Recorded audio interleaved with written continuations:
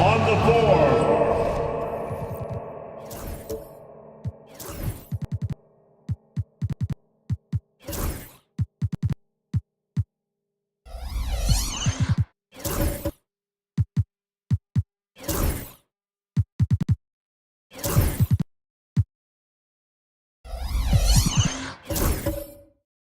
for the business.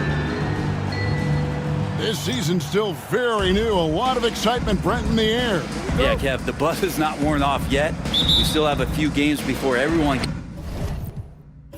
gets settled down. We always talk about that 25-game mark, but man, fans, players, it's exciting. Somebody's going to make a statement here early.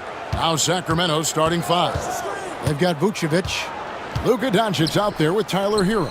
And it's Highsmith in at the three, the small forward. Here's Adebayo.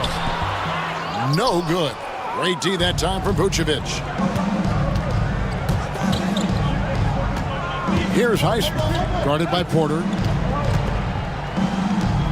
Highsmith the pass to Vucevic. 6 to shoot. Pass to Doncic. No good with the triple. And it's Porter with the ball for Utah. Conley with it. About a minute played so far here in the first. Kicks it out to Gordon. On the wing, Porter. Here's the three. Bangs home the trifecta. Porter's got the opening field goal of the game for the Jazz. Porter so developed with that long-range shot. Beautiful form on it.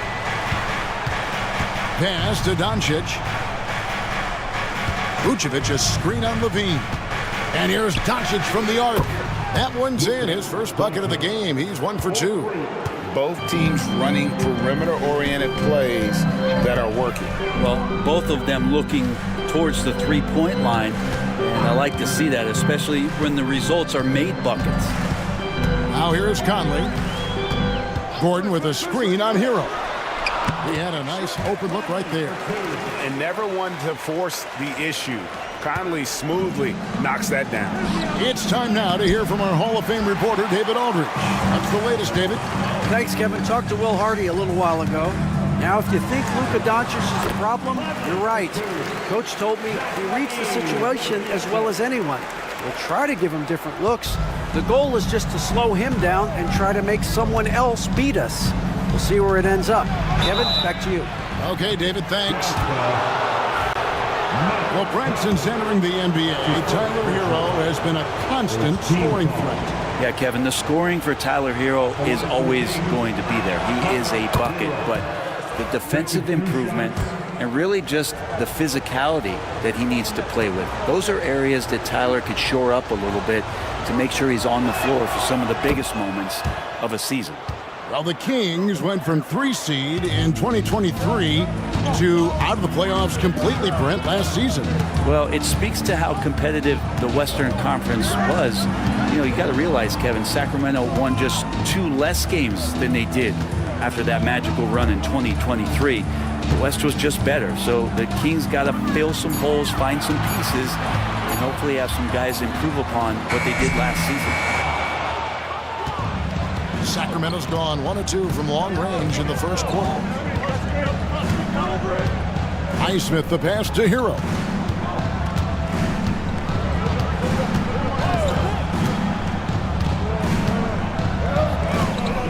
Pass to Highsmith.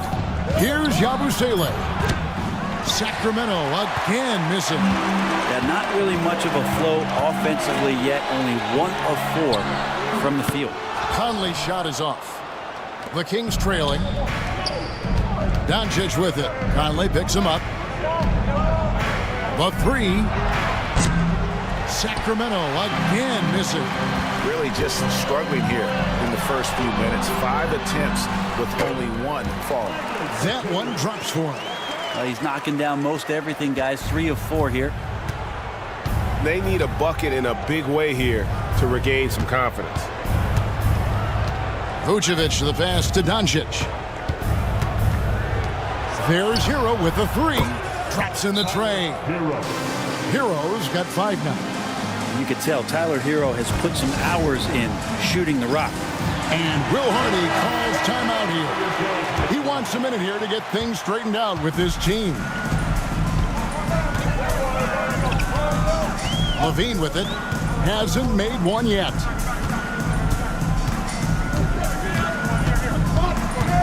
Adebayo with a screen on Doncic.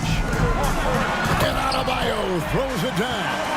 That time Bam just shifted the D over and found the bucket all by himself. The Kings trail by 3. Hero kicks to Yabusele. There's the pick. Doncic outside.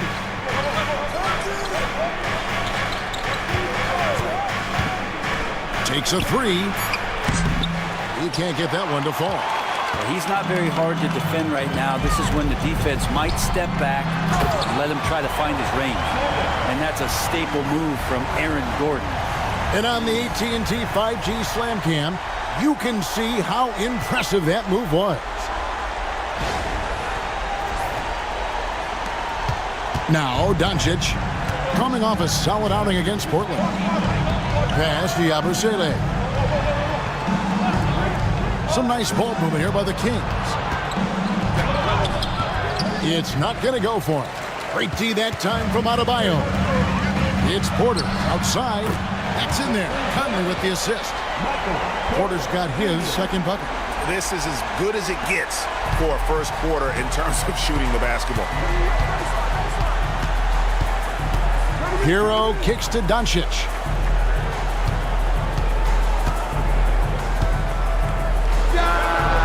Feet away and he knocks it down.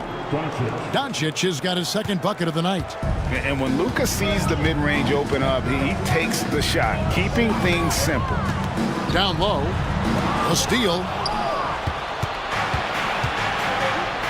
Here's Highsmith. Still scoreless. Pass to Yabusele. Levine against Doncic. Vucevic setting the pick for Doncic. Shot clock at 5, and slam dunk by Vucevic. The orchestrator. Doncic knows where everyone is at all times and completely dictates the pace. Conley, the pass to Adebayo. Back to Conley. Gordon with a screen on Hero. Here's Conley. It's hauled in by Hero. The Kings trail by 4. And he gets the basket. Officials blowing the whistle, so a chance at the line for one more. Well, it's one thing to stay balanced, but you really have to stay concentrated. That's a tough bucket by Tyler Hero. So Utah ends up going with the new group. This will be his 3rd free throw shot of the game. And when you shoot 86 from the line like he did last season, you usually cash in on those opportunities. Well, Greg, over the last few seasons, one area of consistency for the Jazz has been their rebounding. Yeah, and they have some size, and they make controlling the boards a focal point. When you're playing Utah, you better be ready to put a body on somebody. Jackson Davis with it. Lopez covering, and he gets the whistle for the 3-second call.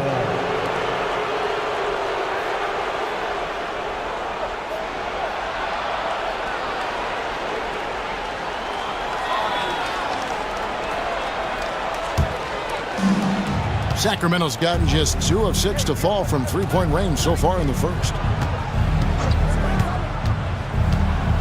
Outside, Hero.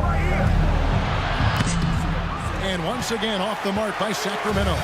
Just doing the job on the backboard. 2 free throws coming up, and they call the shooting foul. Brent Coulibaly got a lot of minutes last season, and it's paid off. Well, Kevin, I think this guy is hungry. I think he's hungry to prove that he can be an elite wing player in the league. His work ethic is top-notch, and this guy, if he goes at it defensively, can be on those all-defensive teams by the time his career is done. Hey, Greg, one thing that the Kings have had work for them over the last few seasons is their depth. And have made some shrewd moves to fill out their bench. Got great contributions from their 6 through 10 players. It's been a big part of their recent success. Back to Hero. Shot clock at 6. In transition, here come the Jazz. Walker the pass to Shepard. Coulibaly with it. It's good. He makes his first shot of the game. Here's Carrington. He's defended by Coulibaly. Lopez outside. Lets a floater go. Hero no good. And so it's Jackson who brings it up for the Utah Jazz. 6-point game. They want to keep it rolling here following the win against Dallas. Yeah, those road games are tricky, but they had a good strategy going in and stuck to what they do best. Yeah, watching that game quarter to quarter, they sped up, they slowed down, but they executed in every facet. Pass to Shepard. Lays it up off the glass. And now a 10-point Jazz lead. When you find yourself up double digits in the first quarter, you know you're doing something right. Well, dominant so far, that's the responsibility of the starters. Now let's see if everybody else who plays in this game makes the same kind of high-level contributions. Timeout is called. First of the game for Sacramento.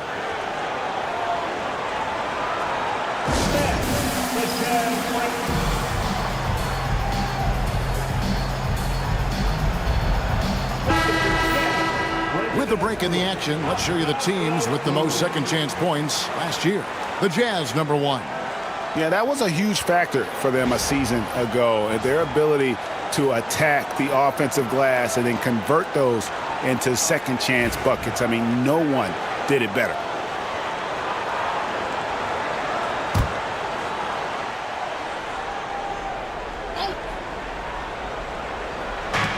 We've got 1:28 left in the first quarter. Back to Lopez. They need this. Yep, it counts. And making it look effortless. Great job by Lopez finishing through the contact. Jazz leading by 8. Now Shepard. 11 points for him in that last game against Dallas.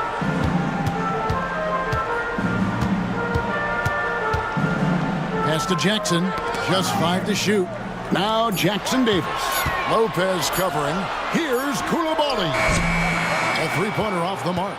They've been sensational on the backboard to start this game. Here's Carrington. Lopez outside.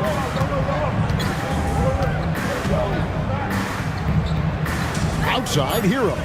Lets the three fly. Sinks the triple. Now just a 5-point Utah lead. Feels like the other 4 guys have disappeared at this point. He wants to be the one to get them back. Here's Shepard. And he can't answer back. The three-pointer offline. Pass to Hero.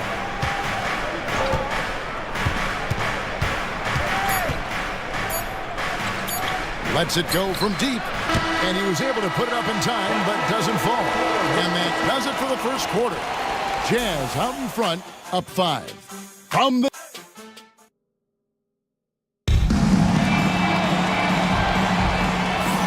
And if you're just joining us, we've played through one quarter in this one. What do you guys think about the Jazz here in this one? Well, they've been aggressive from the beginning, particularly on the offensive end. Well, if they wanted to start well, this would be it. They seized momentum right away, and they just didn't let it go in that quarter. We've got Johnson. Michael Porter's out there with Koulibaly. And there's Gordon, and it's Levine at the 2-guard spot. That's the 5 on the floor for the Jazz. Greg, you think about oversized point guards, and the gold standard has always been Magic Johnson. Now you look at Luka Doncic, and he's certainly big for that position. Definitely some positive similarities, right? But the big difference is one of those guys has 5 rings, and that's not a knock on Doncic. This is a team sport, but Magic's ability to affect winning was right there with another MJ, Michael Jordan. The first free throw is good. Brent, one thing we've seen these days, 3-point variance. Can you explain it? Well, Kevin, who's hot and who's not? That's basically what it comes down to. Look, coaches are going to have strategies against teams. A lot of teams are taking a lot more threes, but on a night where they are knocking down shots that you're willing to live with, that's when you just tip the cap, take the loss, and move on. Eye-popping talent from Doncic. We don't see many players with his size and skill set. Here's Koulibaly. Right side, Gordon. Over Lopez. And it's Gordon missing. Yeah, I have no idea why he went with the fadeaway there. The defense was nowhere near him, and he should have just kept it simple. Pass to Carrington. Lopez, a screen on Johnson. Here's Carrington. That one off the back iron and out. Jazz leading by 3. Koulibaly with it to the inside. Gordon kicks to Levine. The Jazz working the ball around now. Here's Gordon. Shooting foul as the whistle blows. He'll shoot 2 free throws. That's on Brook Lopez. Well, Aaron Gordon is a guy that you really value on both ends of the floor. He's capable of scoring. He'll attack the rim. He's shown that he's improved his three-point shooting. But on the defensive end, him being long and switchable, that helps out. So the more and more guys get used to his versatility, the more he's going to shine. And the Jazz making a change here. Adebayo's checked in, and the Kings also making a change. Vucevic checked in for Brook Lopez. Yeah, we can talk about the insane dunking, but Aaron Gordon is such a great glue guy. All the little things and willing to sacrifice his numbers for the good of the team. The Kings have only 1 missed free throw. They've had 5 attempts and made 4 of them.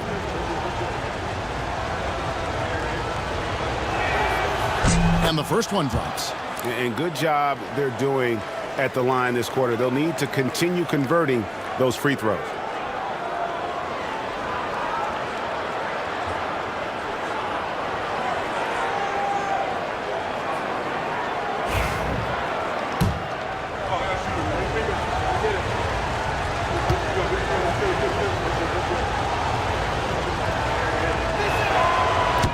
good on the second, so he makes them both.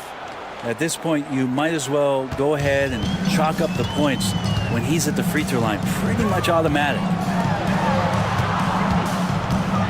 Here's Gordon. That one falls. His second basket of the game. He's now 2 for 3. And Aaron Gordon not hesitating because the defender was close. He just kept going. Here's Carrington. He's guarded by Johnson. Here's a look at what's coming up now for the Sacramento Kings. On Friday, they'll be matching up against Gordon Hayward and the Atlanta Hawks. And then on Saturday, they'll be matching up against Giannis Antetokounmpo and the Toronto Raptors. And, you know, nobody loves playing on the road, but it does offer a good chance to see exactly what your team is made of. This team is going to find out a lot about itself over the next stretch of games.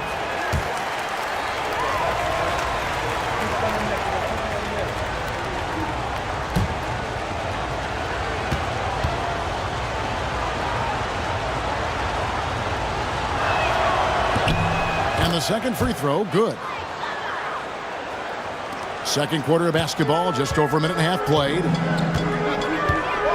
Levine passes to Porter. Back to Levine.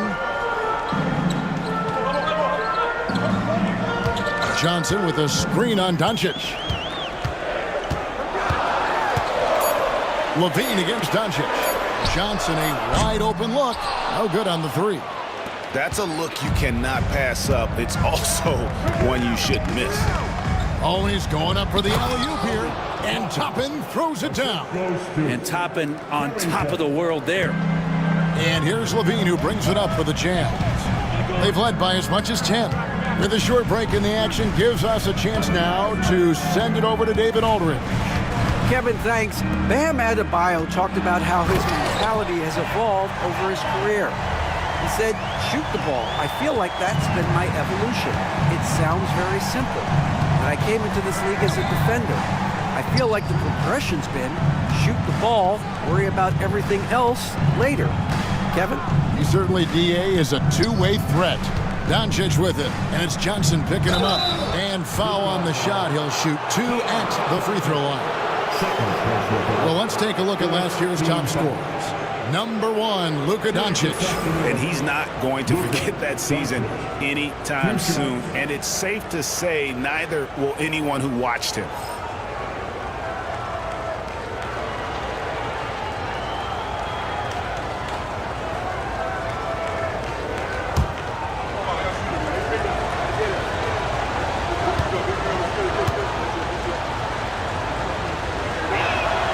First one falls for him. And Utah making a change here. Zhang's checked in.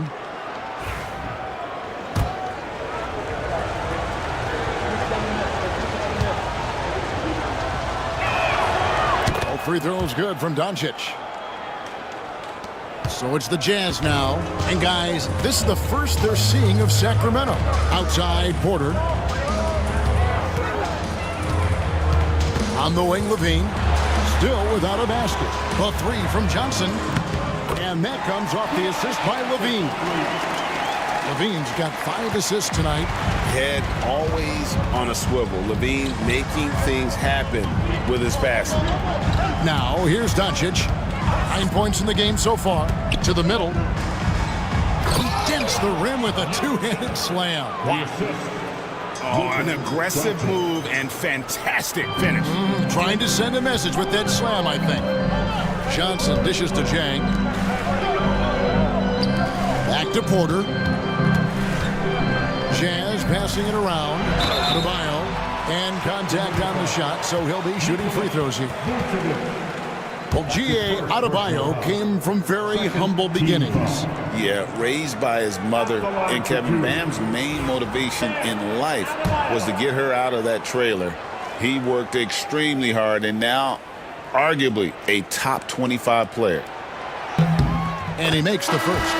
You know, Brent, when you wonder why GMs take a risk on project big men, Bam Adebayo is an example of why they do just that. Yeah, Kevin, it's not always about the project working out. It's about teams that have a plan for the project. And certainly Miami was able to do that. And you have to credit Bam. He put the work in. The guy has been solid. He's an all-star. He's continuing to improve, and he gives you everything on both ends of the floor every night. Now here's Vucevic. Pass to Strother. Vucevic, a screen on Levine. Here's Strother. Rebound, Utah. Here's Jang, and finished off by Jang. I love the unselfishness, and you know coaches do as well. Well, not just coach, but you can see it in the teammates, the way that they look at him. They appreciate it when he shares the ball like that. Here's Yabusele. Doncic feeling it out. Fouled on the shot and picks up 2 points, so one free throw coming up. And how about the balance of Doncic on that possession? Amazing at just absorbing the contact and still with the strength to finish. He's had 4 chances at the line, made them all. And the free throw line was a problem spot for him in their last game. Really struggled up there. For Utah, they've gone 4 of 6 from the field here in the second. Vucevic against Adebayo. And that'll be 2 free throws coming up. Officials on the call with the foul.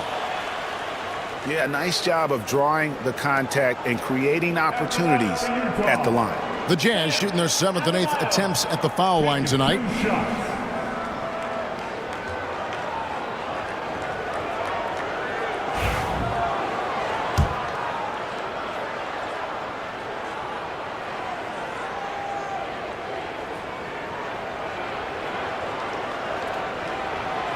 Free throw good, Adebayo. Hard to tell coming out of college what it was that Bam Adebayo was going to hang his hat on offensively, but for sure you knew relentless effort was going to be part of his game.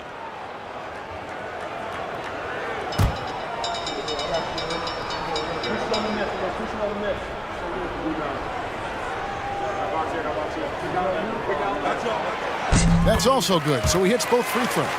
Adebayo is by no means an ordinary big in this league. He's just one of the few players in the NBA who can legitimately guard 1 through 5, a true defensive anchor. Now, here's Doncic. He's got 12. The 3. Oh, Doncic with a confident 3 ball. And obviously his momentum from the last game has carried over here tonight. Yeah, and the coach pretty smart for zoning in on him and giving him opportunities to stay with that confident play. Conley finds Adebayo. Levine with it, launches it. And once again, off the mark by Utah. Pass to Highsmith. Now, Doncic. They grab their own miss.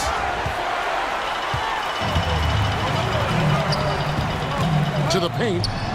It's stolen by Vucevic. Inside. Here's Yabusele. Can't cash in from close range. Utah's gone 1 of 3 from way outside since the start of the second quarter. Porter kicks to Zhang. To the paint. He's looking for Levine. He finds him. And foul on the shot, so he'll get a chance at the line. It's on Luka Doncic. And one of the strengths of Levine's game, that ability to lure the D into fouls. Get into the wrong position, and he'll make you pay. So Utah going with an almost entirely new group here. Trace Jackson-Davis is checked in for Bam Adebayo. Walker comes in for Jang. Jackson, he's checked in for Porter. And Shepard subbed in for Mike Conley. Now a veteran in this league, Levine wants to compete for championships at this stage of his career. Good on the shot. Heroes got 12 in the game. Now, what a great option he gives them on every possession. And Will Hardy calls timeout here. He wants to make some adjustments to the game plan, clearly. Koulibaly, he's checked in for Levine.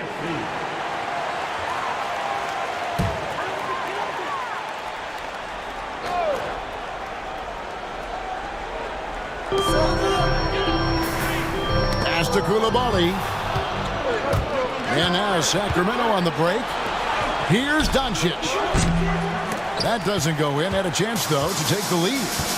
More good work on the glass there. When it's all said and done, I think rebounding might tell the story in this game. Great Kentucky native Reed Shepherd followed in his dad's footsteps and stayed local for his college years. How cool was that? His dad winning 2 national championships for the Bluegrass State, was named the MVP of the '98 college tournament, and he even had a brief stint in the NBA. Reed, the 3rd overall pick of the 2024 draft, blazing his own trail. You really like the intensity and focus Shepherd brings to both ends of the floor. Highsmith the pass to Lopez. And here's Doncic from the arc. He's now made half of those 10 shots in the game. That's his 5th basket.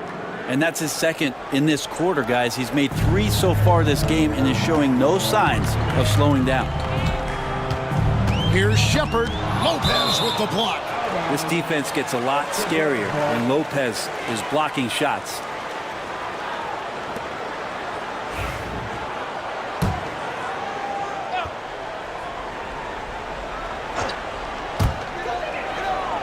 Koulibaly finds Walker. Jackson Davis with it. Jackson, that's good. And the Jazz lead by 2. I mean, the number of points they've scored in the paint already here is eye-opening. Hero passes to Doncic. 3-pointer. It's hauled in by Jackson Davis. Here's Jackson. Nice D from Doncic. He creates such a great opportunity right at the rim, and he just can't get it to go, even with the defense not really a factor. And that one's good by Lopez. Lopez is a big guy, which gives him a huge advantage on the interior. Jazz have gotten exactly half their shots to go down here in the second, 5 of 10. Shepherd with the ball. He's covered by Hero. Pass to Koulibaly. Throws it up high to stuff the alley-oop. And you could see him give a little nod and then just burst to the rim for the alley-oop slam. A pair of teammates, Greg, with a terrific feel for each other. Now, here's Doncic.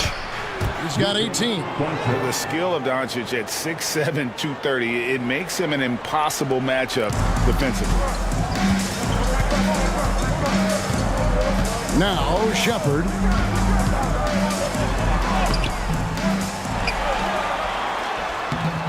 It's rebounded by Doncic.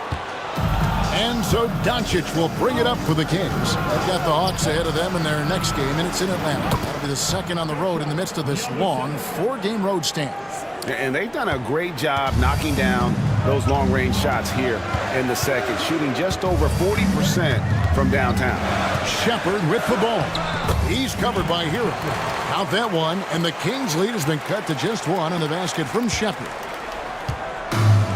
Sacramento's gone 6 of 14 with the 3 ball tonight, just a little over 40%. Timeout called by the Kings.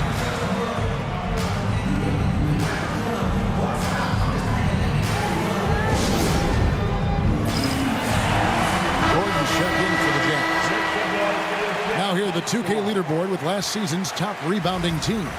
In third, the Jazz. And they were so awesome last year on the boards, blocking out, maintaining position, and finishing off possessions with the rebound. They are physical, and that effort afforded them a ton of extra possessions.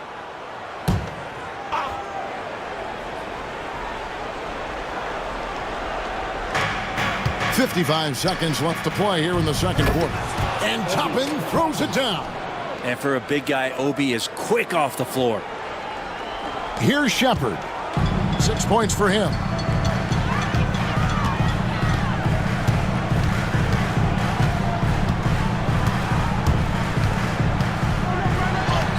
Played in with a nice touch off the glass.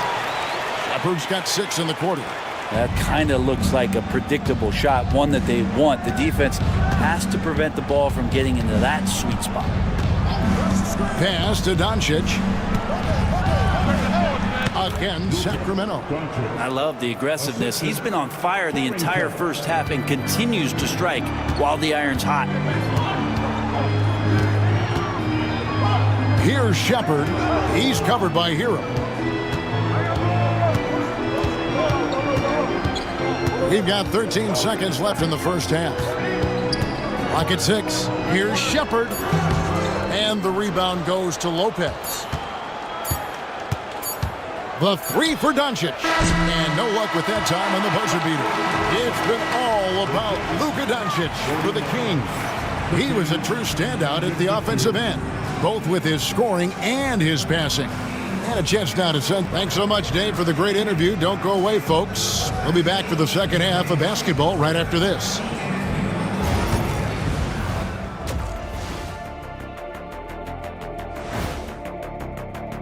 Their focus on defense has been inconsistent. Tough to win with lapses at that end. Yeah, they got to clamp down in the second half, man. Better communication.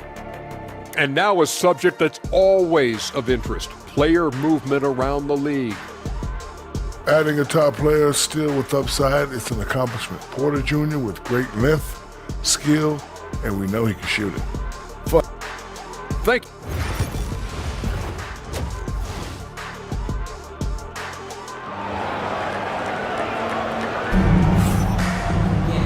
And as we get into this third quarter, as we've seen so far, neither team able to create much separation on the scoreboard yet.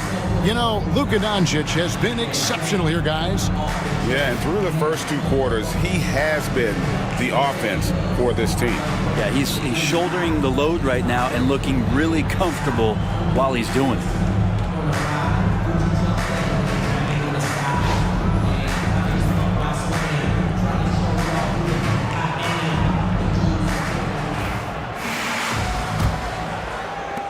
Sacramento leading by 3.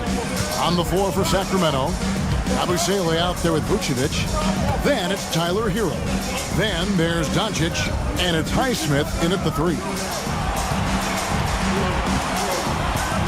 Here's Abusele. Defended by Gordon to the inside. Here's Hero. It's hauled in by Bam Adebayo. Adebayo's got 5 rebounds tonight. And the layup's good off the glass. Porter's got 8. Porter showing just great body control that time, taking the hit, but he keeps his eyes on the rim. That helps him score and finish. Highsmith the pass to Hero. Here's Yabusele. Here's Highsmith. No scoring in this one. And Nikola Vucevic is going to pick up the foul. That's foul number 2 for him. Utah trailing here. And about a minute of action so far in the third quarter. Here's Adebayo. And the call on the shot that sends him to the line. Bam's size along with his athleticism, that could be a big problem on the interior. 3 trips to the line so far for him in this one. And last season, he made good on about 3 out of every 4 free throw attempts. And last time I checked, I think that's 75%. And it's tied up with that one.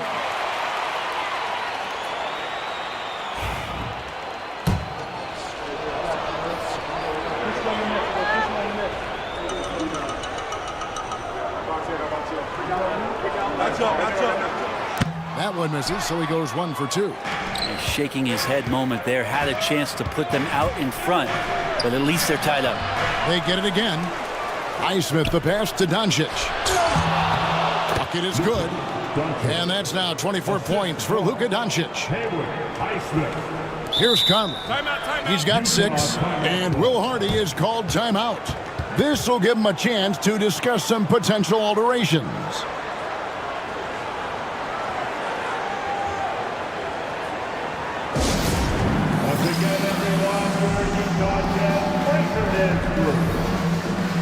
The Jazz making a switch here. Johnson's checked in.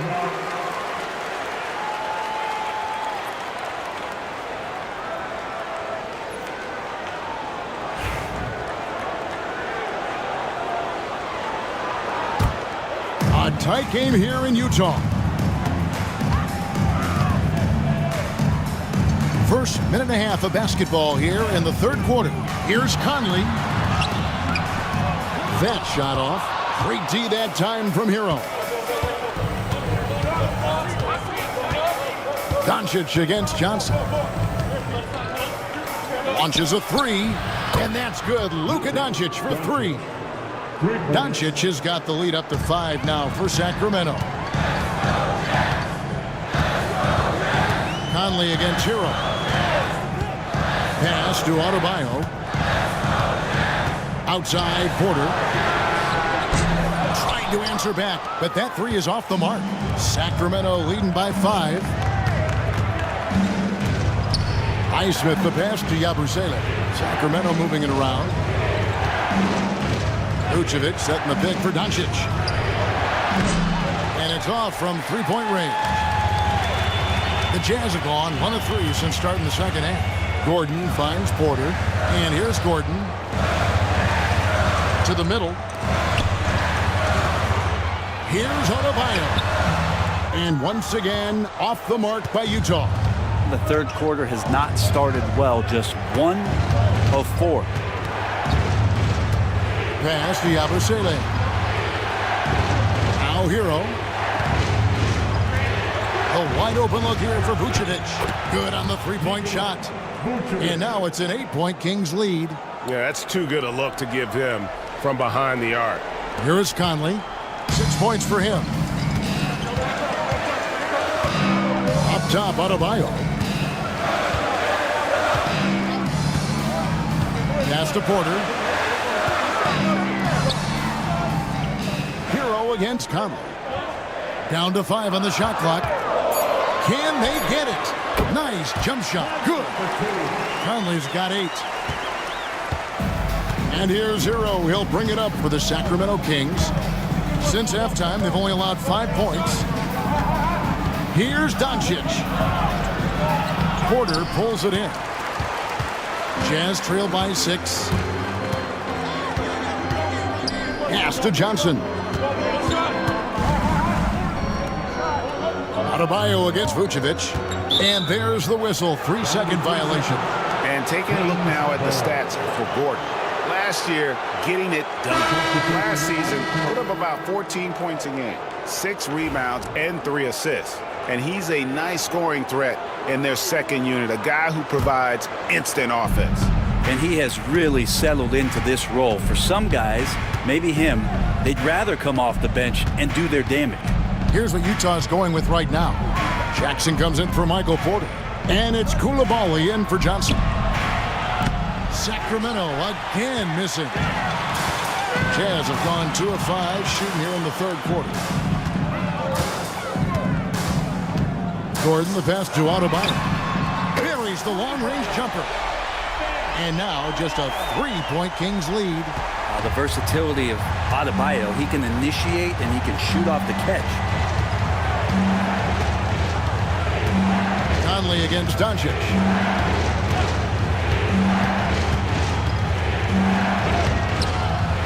Utah with the rebound. Adebayo's got rebound number 8 now on the night. Conley kicks to Adebayo. Takes it off the glass. Adebayo's got 6 points in the quarter. And as Adebayo's career is moving forward, he's developing into a more consistent scorer. Doncic against Conley.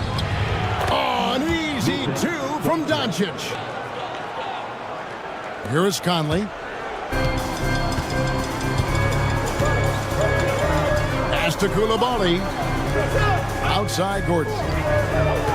Adebayo with the ball.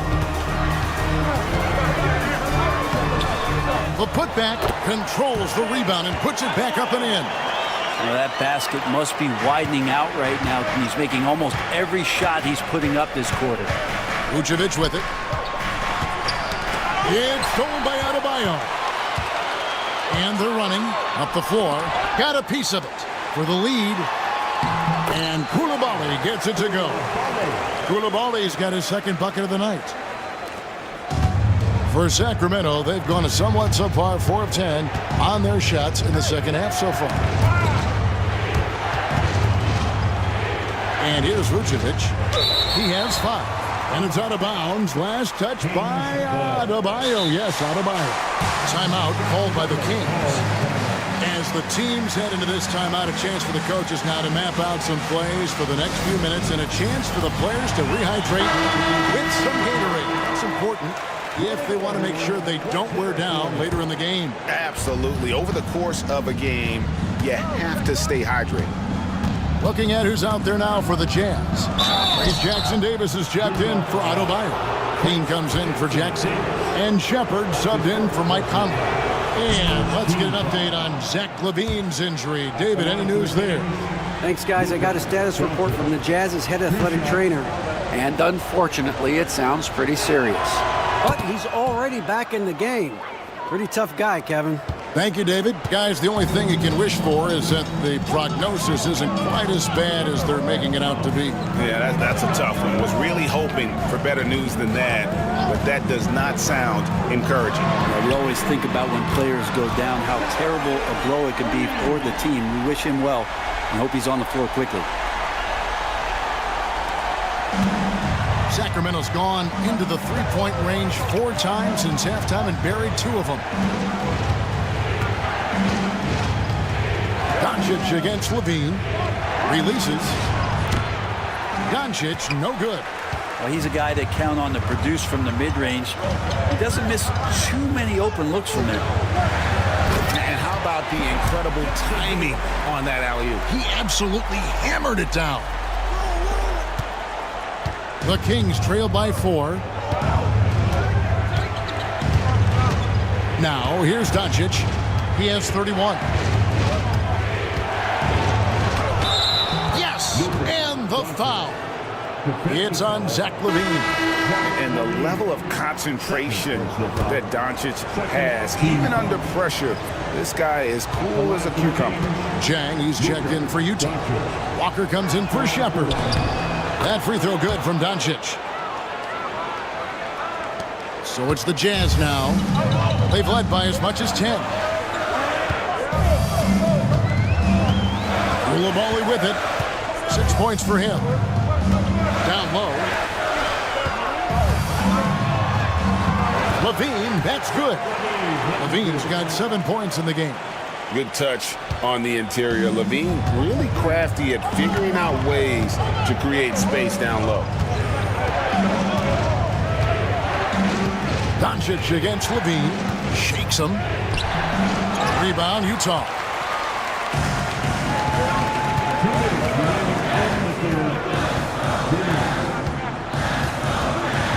.157 left in the third quarter.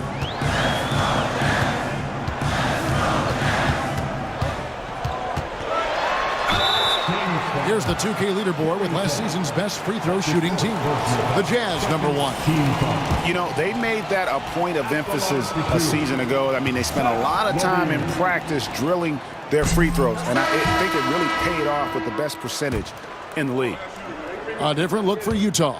Porter comes in for Walker. And Mike Conley subbed in for Koulibaly. Good on the second free throw. There's 1:47 left to play in the third. Here's Carrington. Stolen by LaVine. And here we go. Fast break. LaVine's got it. Doncic with the steal. Pass to Carrington. Here's Highsmith. Hits the three-point bomb. Highsmith's got himself on the board with 3 there. Well, Toppin trying to gain his confidence by sharing the ball. He gets an assist.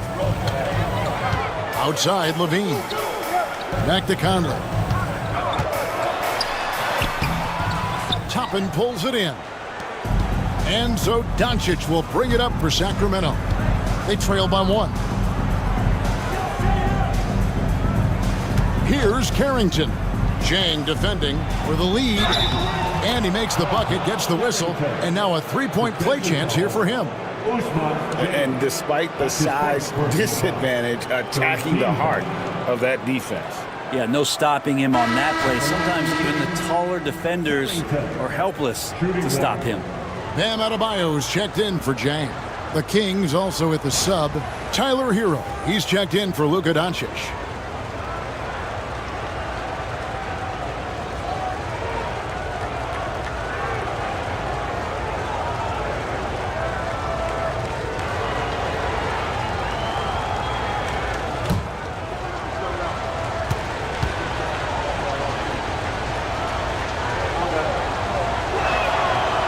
And that one misses. They have a chance to go 2 for 1 here. But let's see how they play the clock. Conley kicks to Adebayo. And 2 free throws coming up. Unable to get that one to go with all the contact. That's on Brook Lopez. And the power of Adebayo. Get off me. And it'll be his 4th time going to the free throw line in the game. Adebayo taking 2 shots. First free throw is good.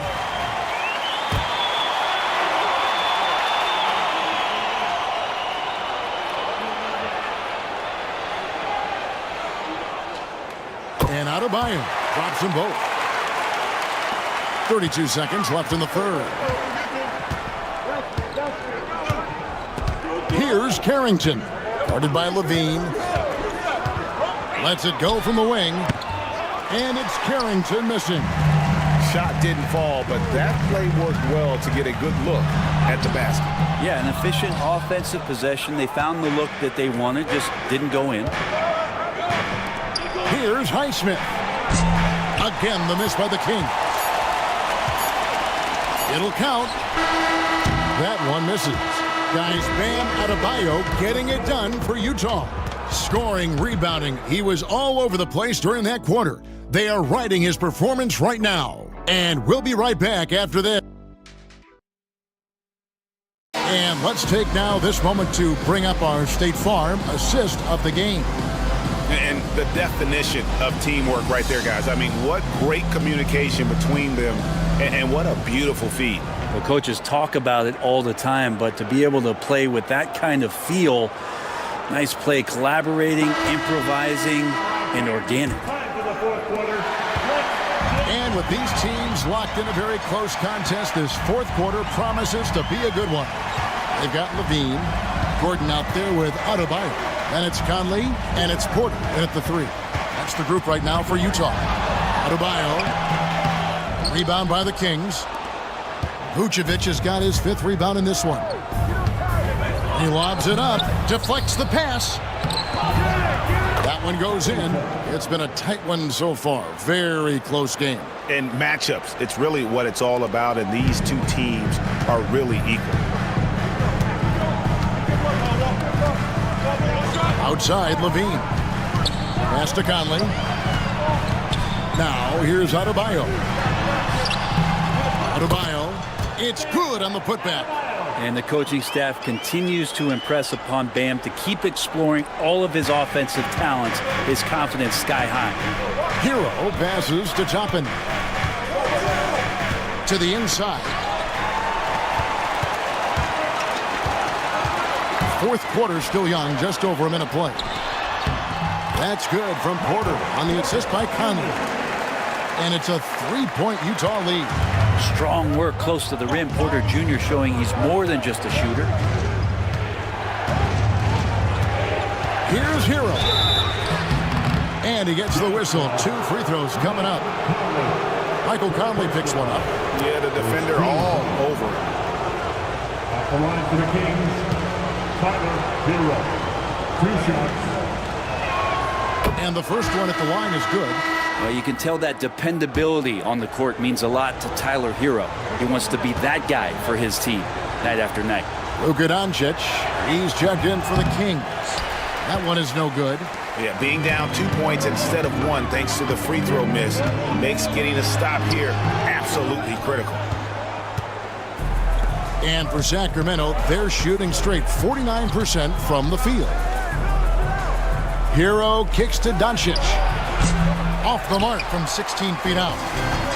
Jazz have gone 2 for 5 on field goal attempts in the 4th quarter. Loads it up for Adebayo, and Adebayo throws it down. And Bam with great hands there to leap up and time that one. The Kings trail by 4. Pass to Toppin. It's Adebayo with the rebound. Adebayo's inside. It's stolen by Vucevic. And the Kings pushing it up now. Here's Toppin. Terrific assist. A nice finish. Solid play all around. Changing ends quickly. He's rewarded with a high percentage look. Yeah, the defense trying to do their best to slow him down, but when he gets room like that, you got to look out. Yeah, that's the third bucket in a row from the paint. This defense needs to clog those lanes in the middle. Doncic against Levine. Doncic outside. Lets it go with the three. It's hauled in by Gordon. Jazz leading by 4.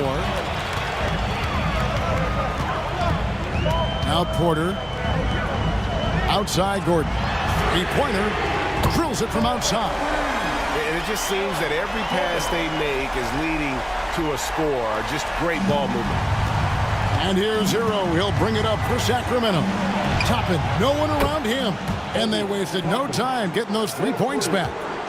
Nice answer back there. Love to see the competitive. Yeah, both teams finding ways to the three-point line and trying to take advantage from distance. And Will Hardy is called timeout. He has decided it's the right time to talk.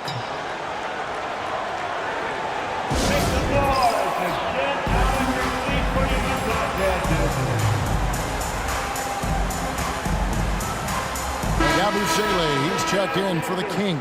Getting the latest now from our sideline reporter, David Aldridge. David, it's all yours. Take it away. Hey, guys, now during that break, Will Hardy with some good words for his team. Now they've been happy with the way the team is shooting. He reminded players to keep taking those threes, that they've had some clean looks. And when that three goes in, it's always a welcome sight. Guys? Thank you, David. Porter passes to Adebayo. Back to Porter. Gordon deciding where to go with it. 5 to shoot. Adebayo with the bucket. Oh, man, this would be a different ball game if they didn't have this type of scoring to rely on. Pass to Ebfl. Levine against Doncic. Doncic drops the hammer. And sometimes defenses sleep on Doncic's ability to elevate. He is capable of throwing it down. Here's Adebayo. Vucevic defending. 2 points. That one goes. Adebayo's got 27 points. And all quarter long, he's been zeroed in and knocks down big shot after big shot here in the fourth. Back to Doncic. And so it looks like the Kings will retain possession here. A split second late, but almost came up with a steal there. Real close, and I'm sure next time you might time that a little bit better and get a hand on it.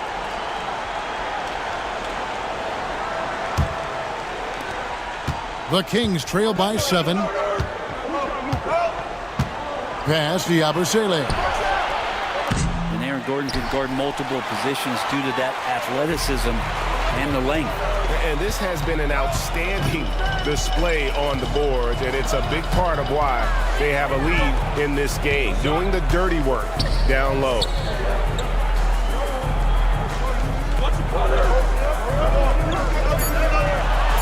Outside Conley. A 3-ball. Vucevic with the rebound. Vucevic has got his 6th rebound on the night. And there's the drive. Knocks it loose. It's stolen by Adebayo. Levine inside the 3-point line. Good, and a nice assist from Porter. And it's a 9-point Jazz lead. Without a doubt, one of the game's most graceful athletes. Levine just seems to glide down the lane. Outside, Hero. The long-distance 3 is buried. Hero's got 4 this quarter. No way he's going to pass that shot up. The D is way too far back and relaxed in getting out on it. Pass to Porter. Adebayo down low. Vucevic defending. Second chance shot. And Adebayo with the lay-in. Adebayo's got 29 in the game. Pretty easy right now. Clear out, give him some space, let him get to work. Here's Yabusele. Back to Doncic. From deep. It's hauled in by Bam Adebayo. Jazz leading by 8. Right side, Porter.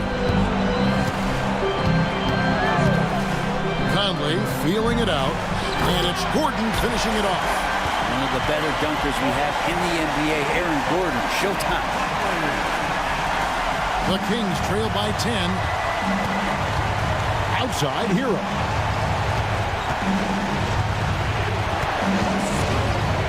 Doncic trying to get open. Shot's good by Hero. Now that's how you draw it up right there. A screen to shed the defense, a quick move to the bucket, and you get the lay-in. On the wing, Gordon.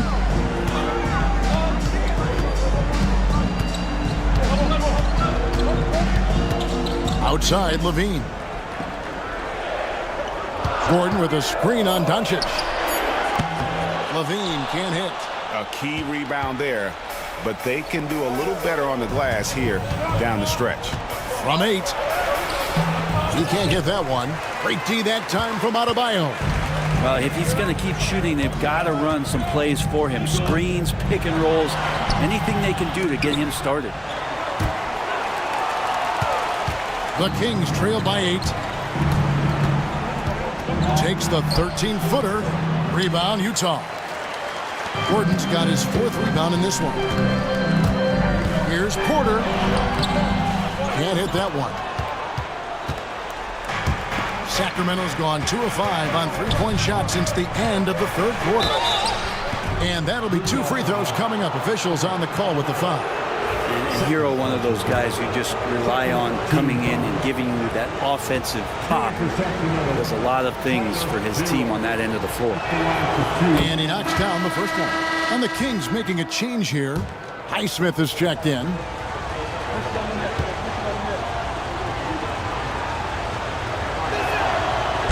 And so he hits both. The lead's not looking as comfortable after those free throws. Nice job. And it's Conley with the ball for Utah. They've led by as much as 10. Here's Adebayo. 2 free throws coming up, and they call the shooting foul. Bam invites so much contact inside. That's how he earns that trip to the line.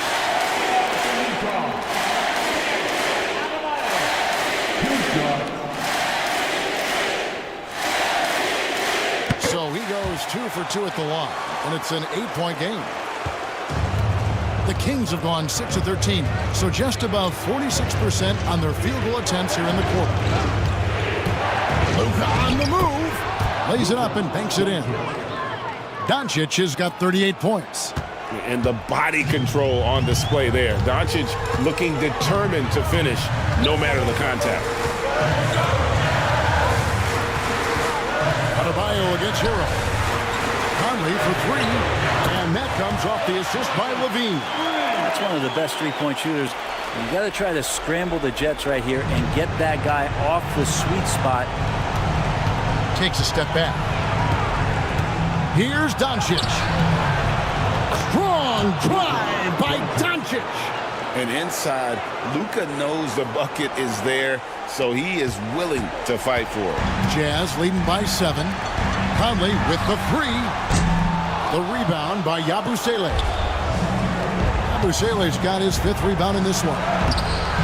And it's Doncic missing. Utah's gotten 3 of their 6 3-pointers to fall here in the 4th. Hero against Conley. Pass to Adebayo.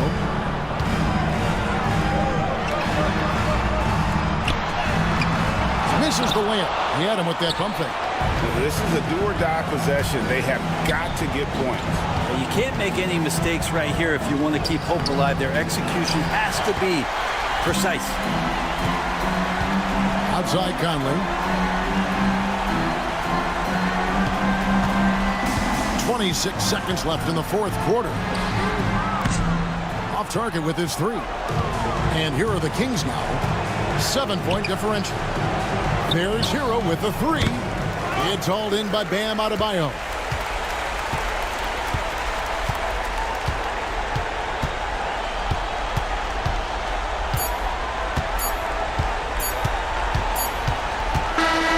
And so it's Utah with the win.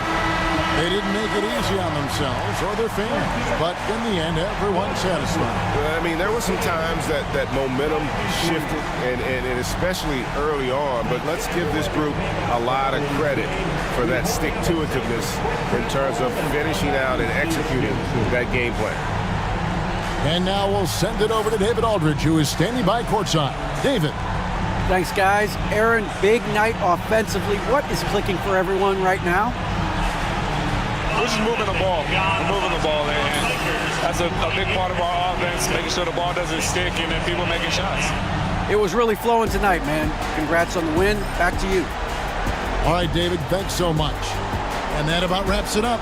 For Brett Barry, Greg Anthony, and David Aldridge, this is Kevin Harlan saying thanks for watching. But first, let's reveal our player of the game, Bam Adebayo.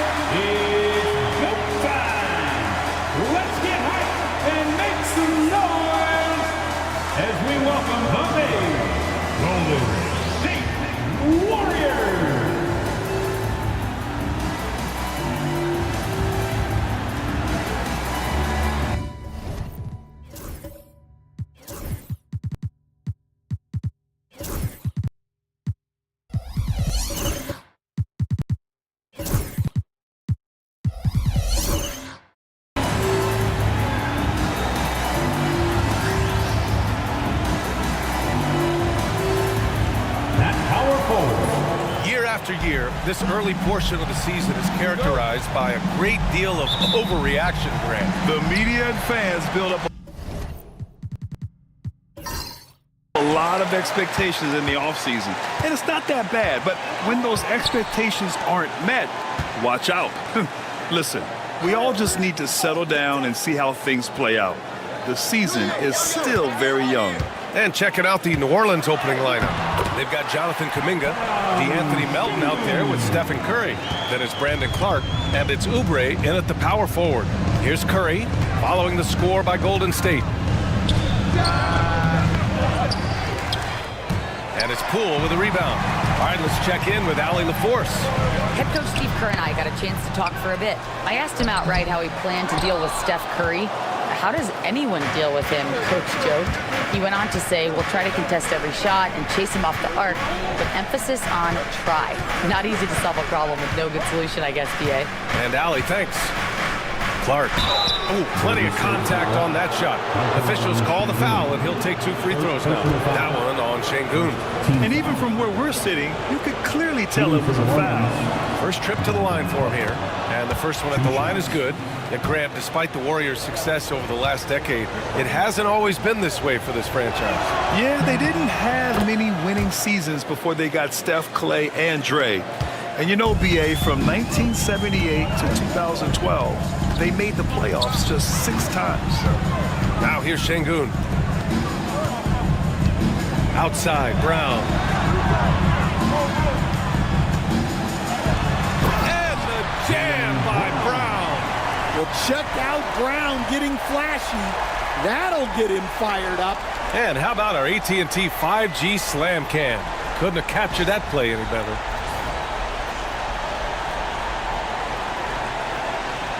And here's New Orleans now. They're coming off that loss against Portland. I'll tell you what, once things started to go downhill, their performance plummeted. It wound up getting pretty ugly. Yeah, they just committed too many mistakes at both ends. But credit their opponent for being disruptive. The Warriors have gone just 2 for 4 from the floor. It's good, and he drew contact on the shot, so he will go to the line. A 3-point play opportunity. Grant, you talk about NBA length. Alex Sarr has it in spades. So many young bigs we're seeing these days. He combines that length with some guard skills as well, and that's a very intriguing package.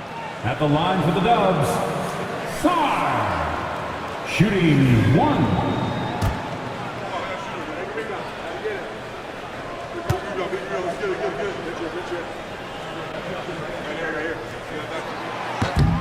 And last year, Coach, the Pelicans winning 49 games, their second most ever. Yeah, Brian, but despite that, they got swept by OKC in the first round, and that just tells you how difficult the West is. New Orleans was the 8th seed. In the East, they get the 3 seed. Now here's Kuminga, coming in off 12 points in his last outing. Always a nice way to start, makes his first one.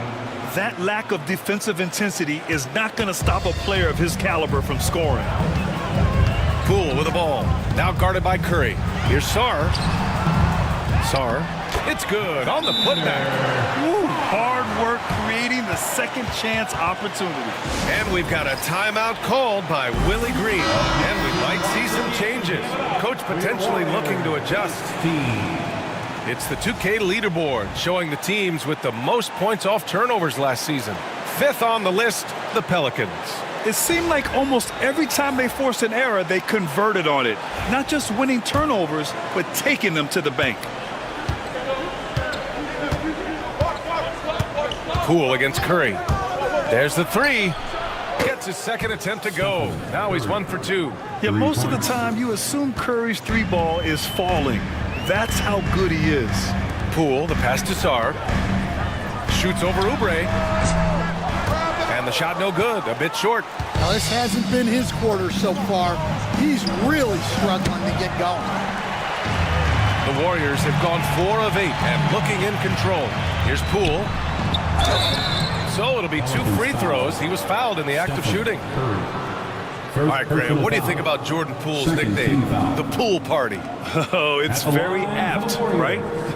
because when he's on, everyone is having a good time. But it also speaks to his relaxed attitude. He's out there to shoot and have fun while doing it. And he drops a first. Well, last season, New Orleans finished with their best record since 2009. Stan, they went 49-33. Well, you have to credit their roster construction. They've got 3 guys who can average 20-plus points, along with a lot of very solid young defenders, and these guys are only getting better. Good work there as it goes. Using the mid-range area of the floor, Curry, an offensive mastermind. Poole outside. To the inside. Kick out to Brown.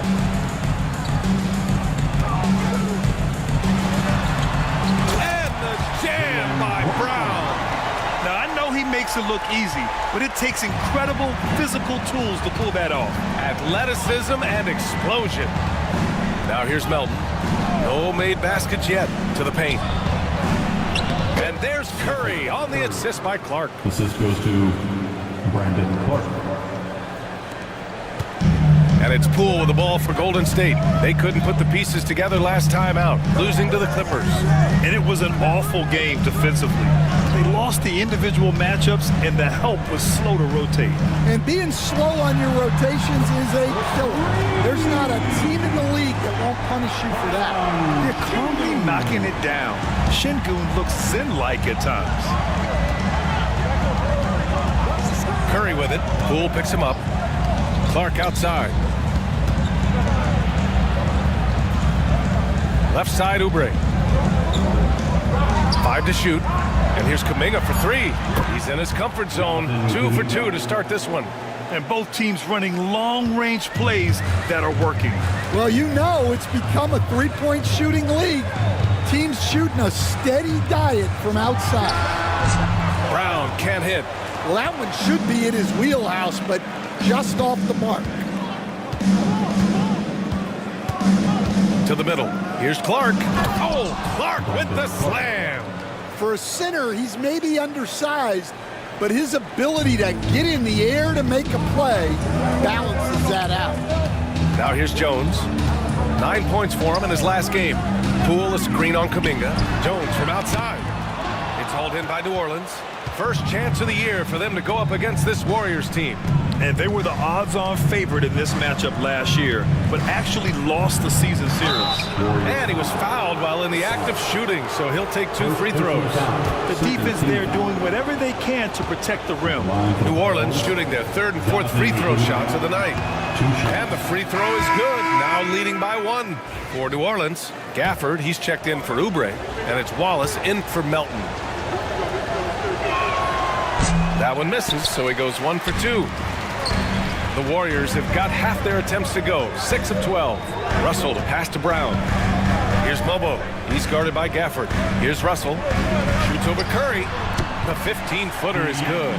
But some guys just have a feel for how to score the ball. Russell is firmly in that group. And it's Willie Green calling the timeout here. He wants to make sure everybody's on the same page.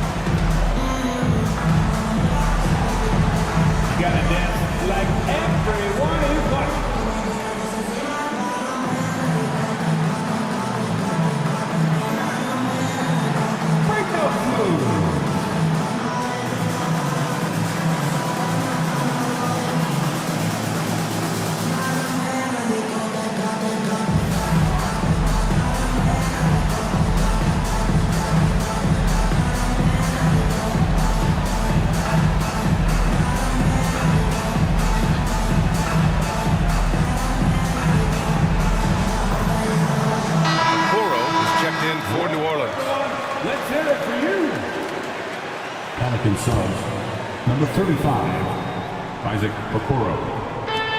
Gafford passes to Okoro. Curry with it. Stolen by Russell. And here's the fast break. And that one goes out of bounds. Last touch by Trent.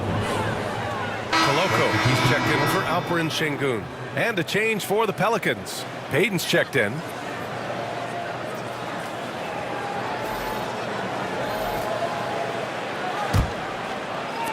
And here's New Orleans now.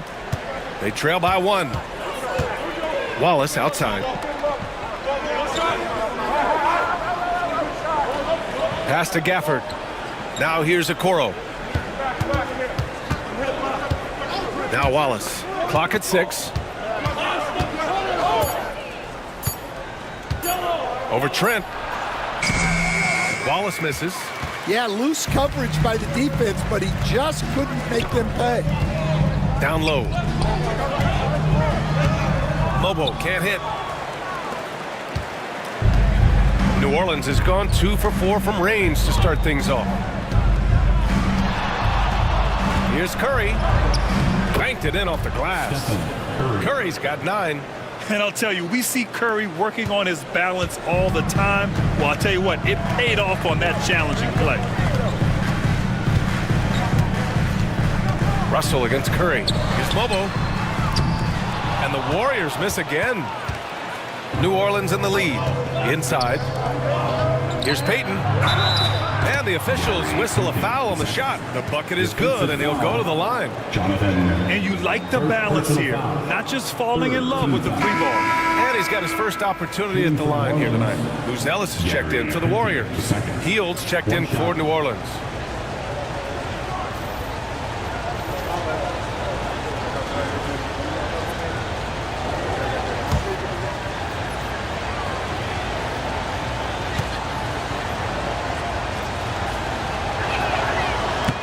Free throw, no good. And you look at Matas Buzelis. Size, touch, feel for the game too, Grant. Oh, B.A., he's a connector. We all love seeing those offenses where the ball doesn't stick. He's a guy who'll keep things moving. Now here's Russell. Not a good performance from him in that loss to the Clippers. Offensive board, Koloko. The layup off target. Well, the defense was right where they needed to be to stop the layup. Great awareness and effort. Gafford with a screen on Russell. Wallace outside.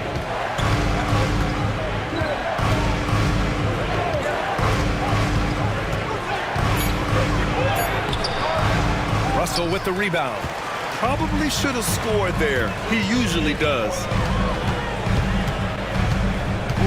Pass to Trent.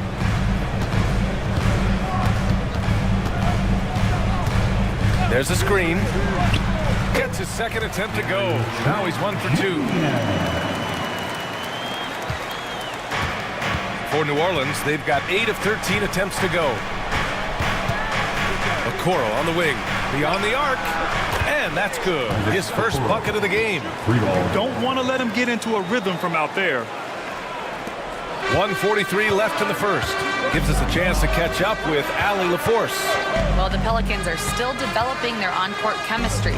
Coach Willie Green said this group is still pretty young in terms of being on the floor together. We're starting to figure it out. We just have to stay committed and continue to be elite on both ends of the floor, and it starts with our defense. EA? They've really got something, Allie. Thanks. Wallace misses. He'll probably hear about that shot selection when he gets back to the bench. Maybe not their best option now. Pass to Trent. Here's Koloko. Here's Mobo. Yet to see a basket. Just 5 on the clock. Trent from long range. Counted from distance. Well, those go down for him in his sleep. New Orleans has gone 3 for 5 from deep so far in this matchup. Hield from outside. And it's Koloko with a rebound. The Warriors trailing. Pass to Trent.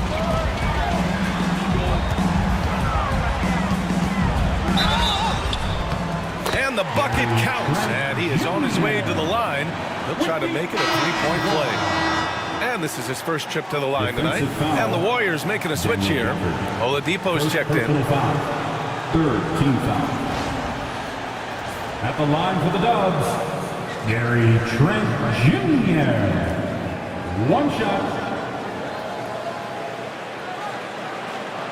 One shot.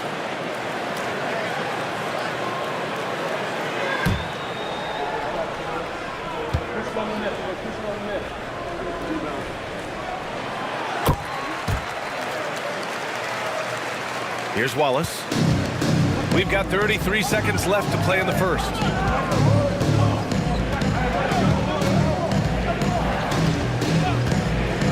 Pulls it. And it's good as he snugs it right through the net. Easy look when the defender isn't fighting over the screen. Yeah, it's certainly worth it to disrupt the offense. Coaches notice that extra effort. Oladipo against Hield. And here's Oladipo. The three is up. Some great action here early as we end the first quarter in a tie. We'll get right back to the action when we return.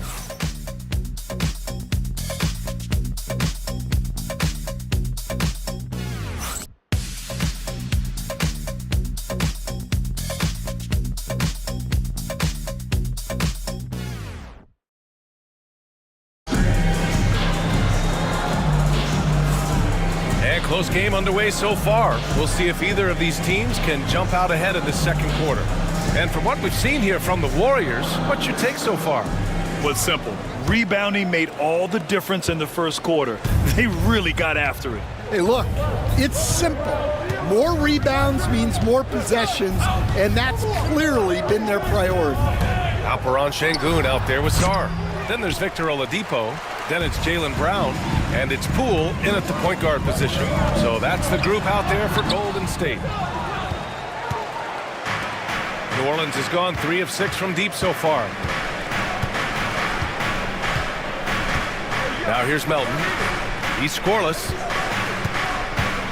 And it's Clark on the take.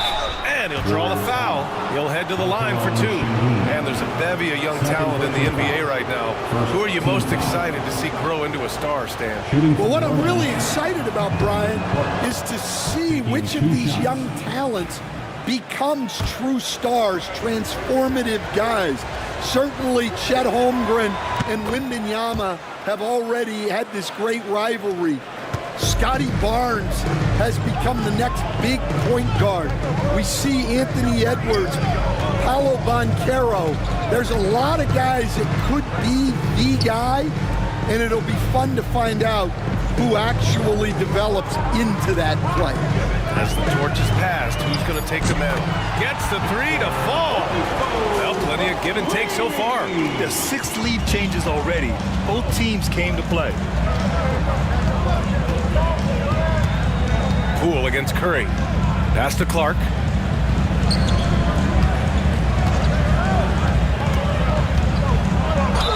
And there's a whistle. He'll head to the line to shoot 2. That one on Şengün. And what do you guys think so far about the offensive approach for the Warriors? Well, their game plan has been very effective so far. They're working the ball inside, putting constant pressure on the defense. Another thing that's gone well for them is the mid-range jumper. It's been falling with ease so far. First free throw is good.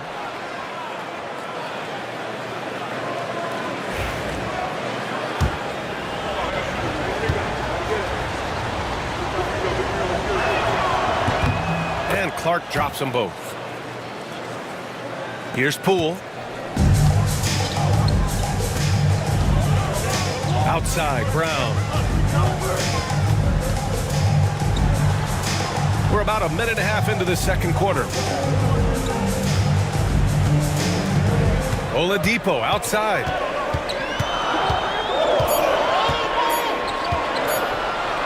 A deep 3. Hauled in by Curry. We all know he's a good shooter, but from that distance, I don't think so. Yeah, it seems like everybody's jacking him up from way out there these days. You want guys to stay within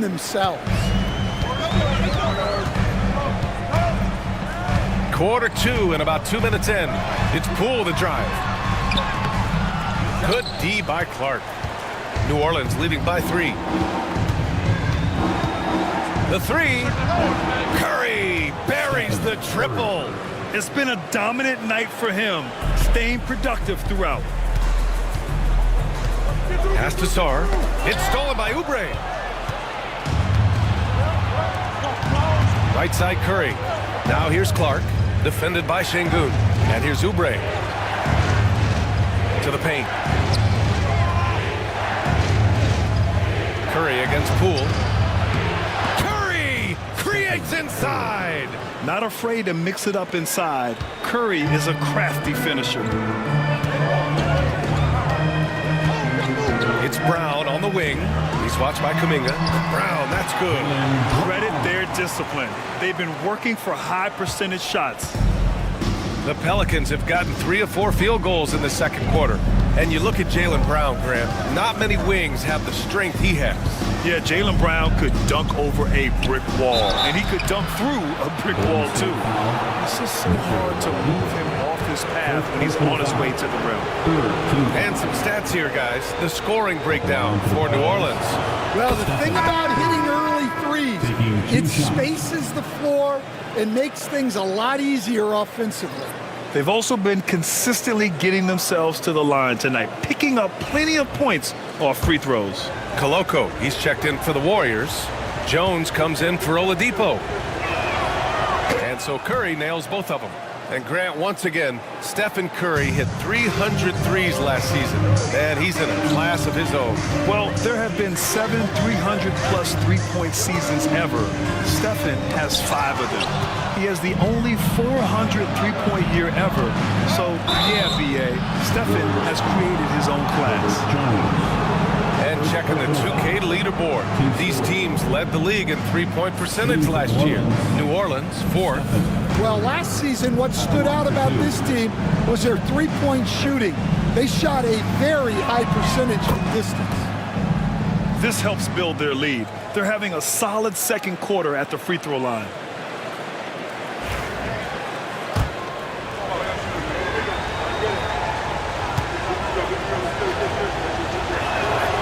And so Curry nails both of them. And Grant, we know the importance of the veteran leaders on a team, but not every vet wants to accept the mentorship role. Very true, B.A. In your later years, that role becomes a blend of playing and kind of coaching. Not everyone is cut out for that. That one goes. Count it. Brown's got 8. Well, you got to know the scouting report on Brown. He's solid cashing in from the mid-range. Curry against Poole. Here's Clark. That drops, and it comes off an assist from Curry. Curry's got 3 assists tonight. See, now that layup isn't possible without the help of the pep. Curry against Poole. Pass to Jones. Now here's Brown. And Brown rising high for the finish. Flashing his athleticism there. Once Brown gets solid interior positioning, he's focused on jamming it home. Clark with a screen on Poole to the inside. And as it goes out of bounds, New Orleans will keep possession. Almost had the steal. You have to love the pressure defense. Yeah, deflections are a stat that a lot of teams track, disrupting the offense's rhythm and flow. Wallace, he's checked in for the Pelicans.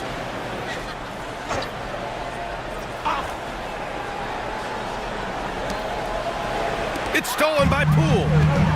All alone on the break. Wow, Poole up the floor in the blink of an eye. And that's a nice effort by Poole. He's tough in space.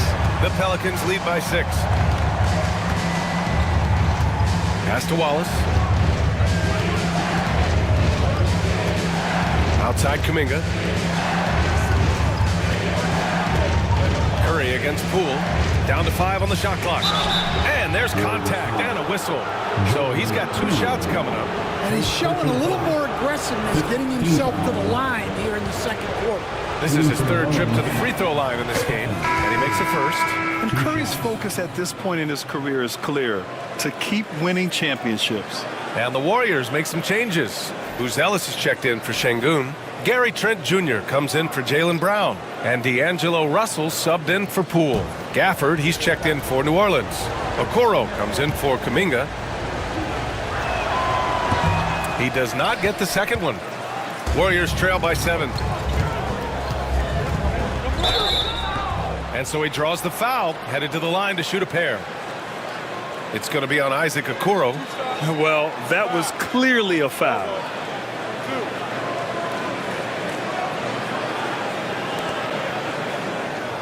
This is his second trip to the line in the game.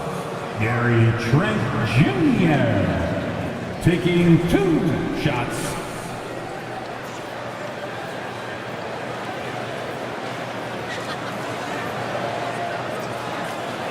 Take a break. Take a break. 2 shots.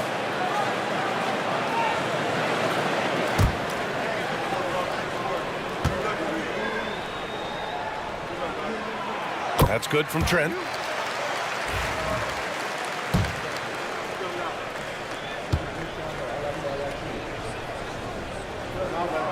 Trent hits them both. We expect nothing less. He's generally been very good at the line. Curry passes to Gafford. Here's Oubre. Booz Ellis grabs the board. Warriors trail by 5. Outside Jones. Pass to Russell.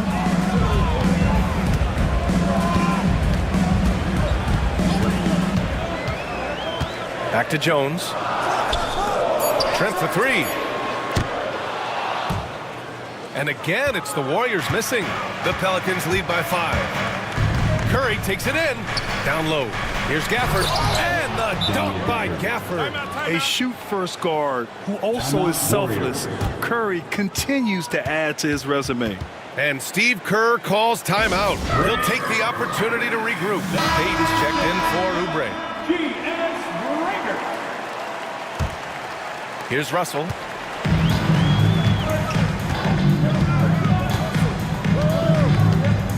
Pass to Mobo. To the middle. Russell deciding where to go with it. Jones from outside. It's hauled in by New Orleans. They've led by as much as 10.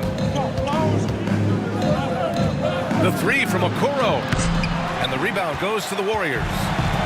Booz Ellis has got his 4th rebound in this one. Outside Russell. Here's the 3.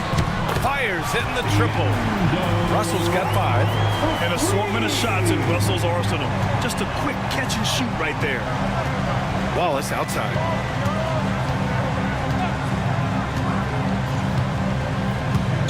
Back to Curry. Lets it go from deep. And Curry with the answer. I like this trend. He's hit 2 triples this period, has 3 for the game. Curry against Russell. Pass to Mobo. Oh, and there's the whistle on the shot. So 2 free throws for him coming up. And, Coach, you've been lauded by some of your former players for your pregame preparation. I've seen it myself in the broadcasting world. Well, I've also been cursed by some of those players for my pregame walkthroughs, Brian. People thought they were way too long, but I just wanted to be as prepared as possible and was one that always believed I'd rather do too much than too little.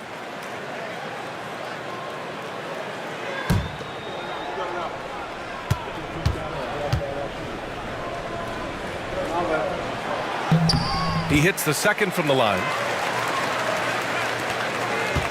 The Pelicans lead by 6. Wallace outside. The 3 from Okoro. Booz Ellis grabs the board. Booz Ellis has got 5 rebounds in the game. Outside Russell. Trent outside. On the wing, Jones. Clock at 4. Back to Trent. Pulls up. That's in. coming off an assist from Jones. Trent's got 4 points in the quarter. Yeah, for still being fairly new to the league, you gotta love the vision Jones brings. Pass to Gafford. On the wing, Curry, guarded by Russell. From 13, Curry, no good. This has been a close game in a lot of ways, but they do have an edge on the board. The shot by Buzel is no good. New Orleans has gone 2 of 4 from the perimeter in the second so far. Okoro passes to Curry. Over Buzelis. Second chance effort. Payton's shot is good. Payton's got his second basket. The defense getting out-hustled on the putback. Can't let that happen. And I can tell you from experience, these are the types of things that drive coaches crazy. Jones with a screen on Curry. The 3 from Russell. 3 shots, 3 baskets. Great efficiency so far. Yeah, the limitless range of Russell. He's got the green light. Curry against Russell. Curry passes to Payton. And the 3-pointer goes. Payton's got 7. Exchanging buckets from downtown. That's been a staple of tonight's game. Yeah, sometimes you get in a shootout like this, but you just hope that you can get a stop first. It's hauled in by New Orleans. Those are precisely the looks this team is trying to create. Yeah, quality offense will serve you well in the long run. It can't settle for bad shots. Now here's Gafford. And he's headed to the line for 2. He gets the whistle there. Heating up from the line this quarter, helping their cause for sure. They're right around 80% now. First trip to the free throw line for him in this one. That free throw good from Gafford. And the Warriors make some changes. Sarr comes in for Jones. And Victor Oladipo is subbed in for Trent. And the Pelicans also making a change. Heald's checked in for Okoro.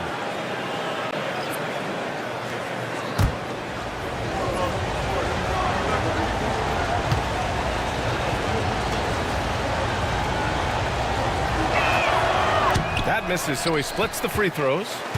Warriors trail by 7. Oladipo outside. There's 25 seconds left to play in the half. Off target at the rim. Left side, Payton. Pass to Curry. Back to Hield. Gafford with a screen on Oladipo. Inside. And the dunk by Gafford. Nice one-handed jam. Simple and effective, B.A. Hey, with the lead, I'm surprised he didn't come up with something a little more creative. Stephen Curry getting it done for the Pelicans, helping them space the floor. 2 triples in that quarter. 3 for the game. Well, now we have some time to check in with Allie LaForce. Allie. Thank you, Allie. Good stuff. We will be right back after this break for the beginning of the third quarter.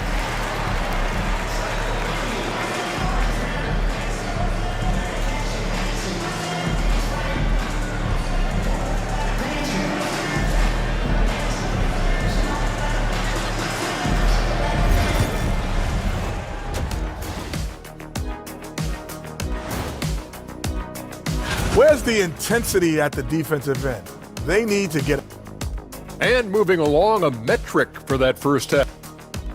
And that's a wrap on halftime. Thanks for watching as we send you back to BA to call the second half.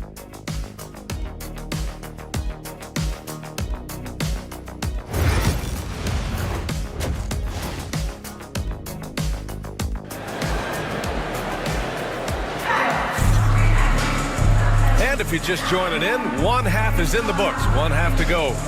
Stephen Curry having a dominant impact in this game. He's been excellent at cutting through the defense and giving them fits around the basket. Well, I just love his fearlessness so far. He's charging inside like no one can stop him. So for New Orleans right now, they've got Stephen Curry, Kelly Oubre out there with Brandon Clark. Then there's DeAnthony Melton, and it's Kuminga in at small forward. On the wing, Jones. Still without a bucket. Here's Şengün. And the shot is good. Drop it in off the front of the rim. Along with everything he can do in the paint, Şengün's mid-range game provides some pop as well. You know, there's so much to like about Herb Jones. It's hard to know where to start with this guy, Coach.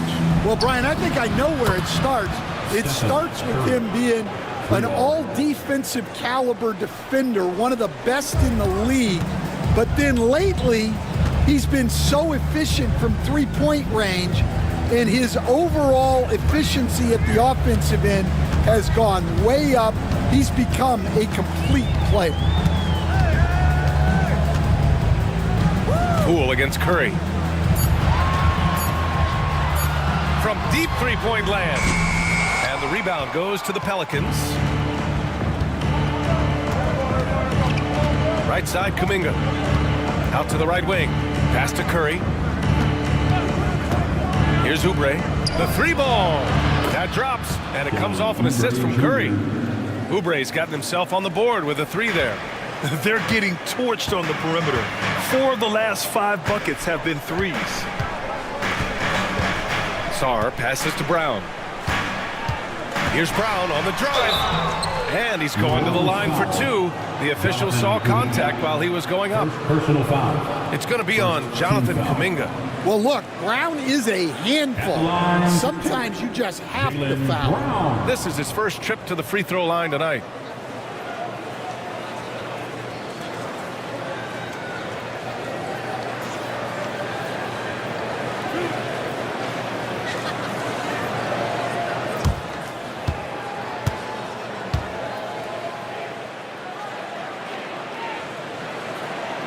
First one falls for him.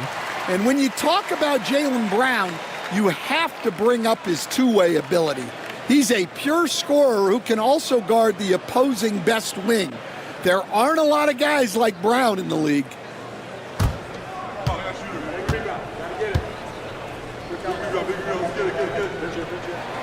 And both free throws good for Brown. A talented scorer and versatile defender. The athletic Brown is a vital piece for this team. Got a piece of it. Pass to Clark. Kuminga against Jones. And here's Curry. Launches it from deep. No good. He's 9 for 14 in the game.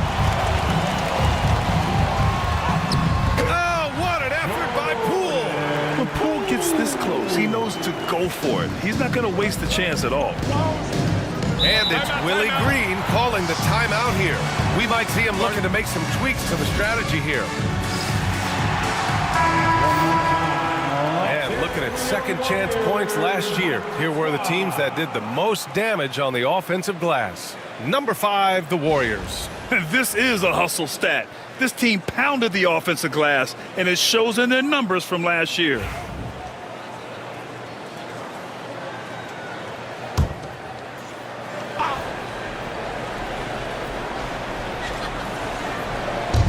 Second half of play here with just under 2.5 minutes passed. Kuminga the pass to Curry. Melton with the ball. Pass to Kuminga. Outside Curry. 6 on the shot clock. And the foul is called. He missed it, so he's got a couple of free throws coming his way. And it's almost like Curry's motor never stops running. This is what forces defenders to overcommit. This will make 4 trips to the line so far in this game. 2 shots.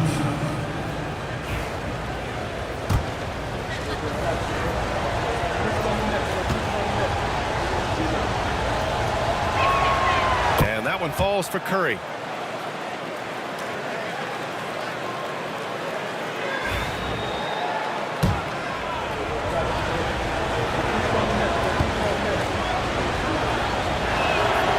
And so Curry nails both of them.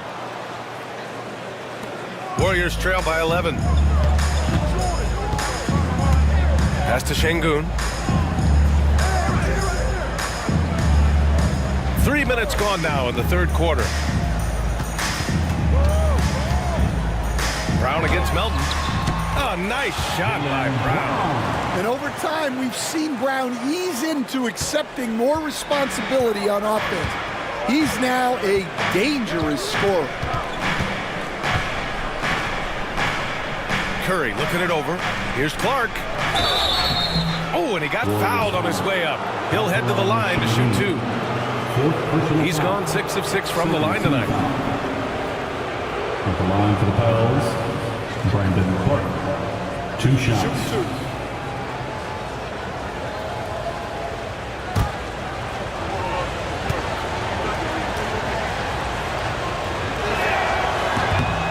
First free throw is good. And some changes here for the Warriors. Koloko, he's checked in for Sarr. And it's Trent in for Jones. And the Pelicans also making a change. Okoro's checked in.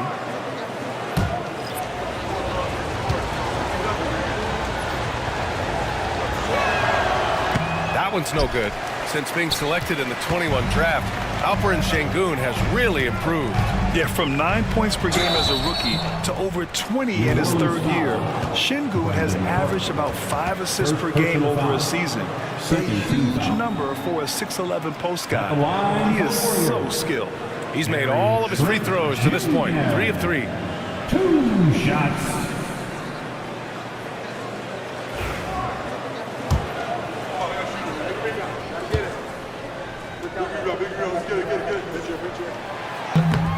That free throw misses. You know, Grant, we've seen career performances in the play-in tournament, but the stats don't count for regular season or the playoffs. You know, that's crazy, B.A. So let's just count them as playoff stats. It used to be only 3 rounds instead of 4, so there is a precedent to adding more games to the official postseason. Melton against Poole. Pass to Clark. Outside Oubre. It's tipped. Trent with it. He's got 13. Here's Koloko. And it's going to be a 3-second call. When you're trying to cut into a lead, you can't afford that kind of mistake. Yeah, that's just a lack of focus. Plays like that can really frustrate a coaching staff. New Orleans leading by 9. Now Melton. Still no points. Kuminga finds Oubre. Clark with the screen. Oubre passes to Clark. And it goes out of bounds. Last touch by Sengun.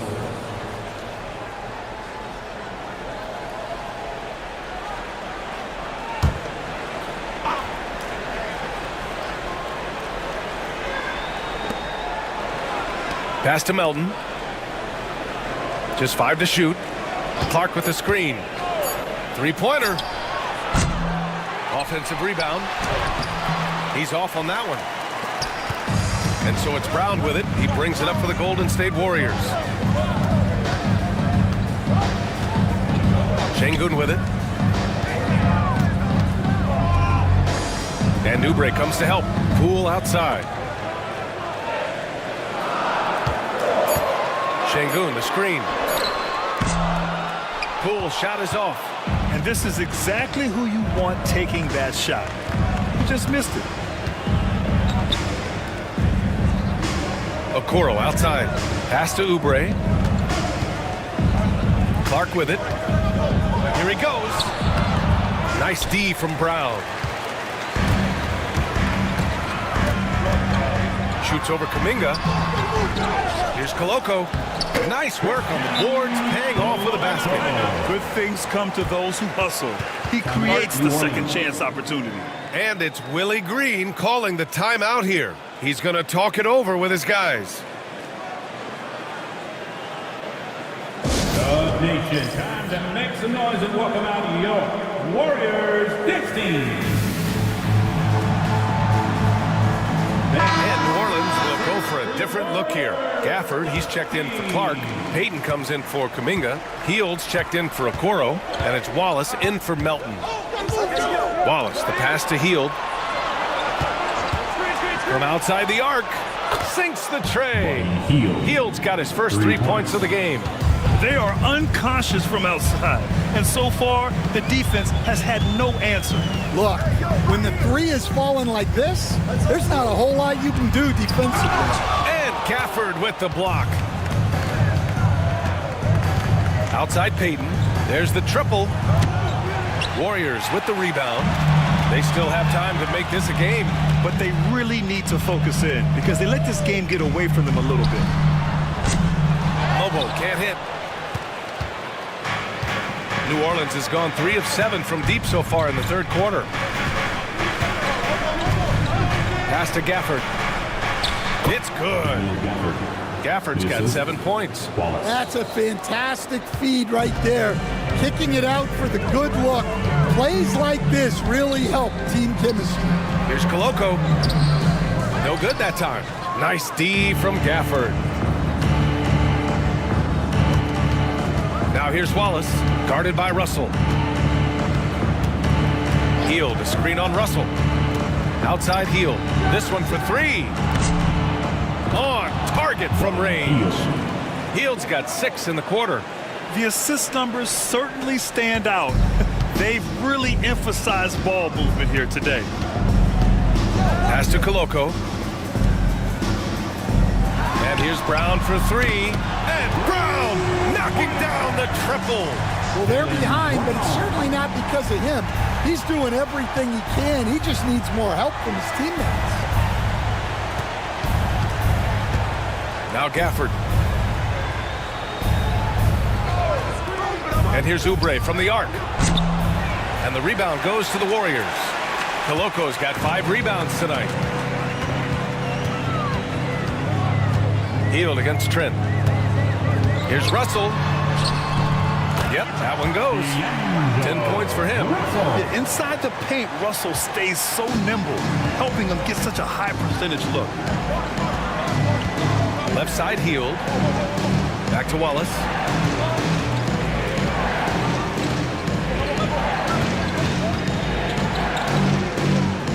Hield on the wing. The 3. Sinks it from distance. Hield's got 9 points here in the second half. Lackluster defense, showing no desire to chase shooters off that line. And Steve Kerr calls timeout. He wants to give them a breather and talk things over.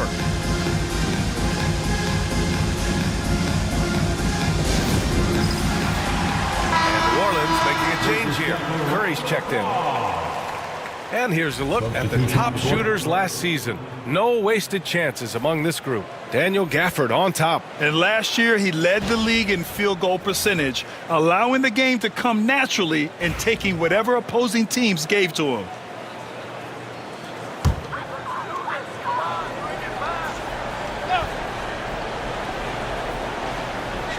Gets stolen by Hield. 2 minutes remaining in the third. 2 minutes. Right side Payton. Got a hand on it. When it comes to contesting shots, Buzelis is showing us that he's got great timing. Russell with the ball. Watched by Wallace. The Pelicans lead by 13. And here's Curry. That's 29 for him. Outside Payton. Wallace outside. Hield from outside. Oladipo with the rebound. The Warriors have gone 6 of 13 to open up this second half. Brown against Hield. Gafford with the block. Payton passes to Curry.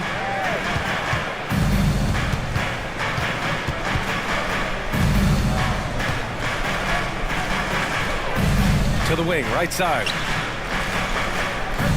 Just 4 to shoot. Hield, a screen on Oladipo. Wallace releases from the wing and drills it. And the Pelicans lead by 15. And this is what you want to do when you've got a big lead. You must stay aggressive. Yeah, they're being absolutely relentless, building this lead in every way possible. So resourceful. When Oladipo's looking for any opening, he puts in a lot of effort on offense. Curry passes to Gafford. Outside Hield from the arc. Knocks down the triple. Hield's got 12 now in this quarter. This defense is getting spaced out. 3 of the last 5 buckets have come from way beyond the arc. Shot clock and game clock separated by less than 6 seconds. Here's Brown. And Brown with the stuff. Terrific finish there from Brown. He goes up strong and absorbs the contact. Russell against Curry.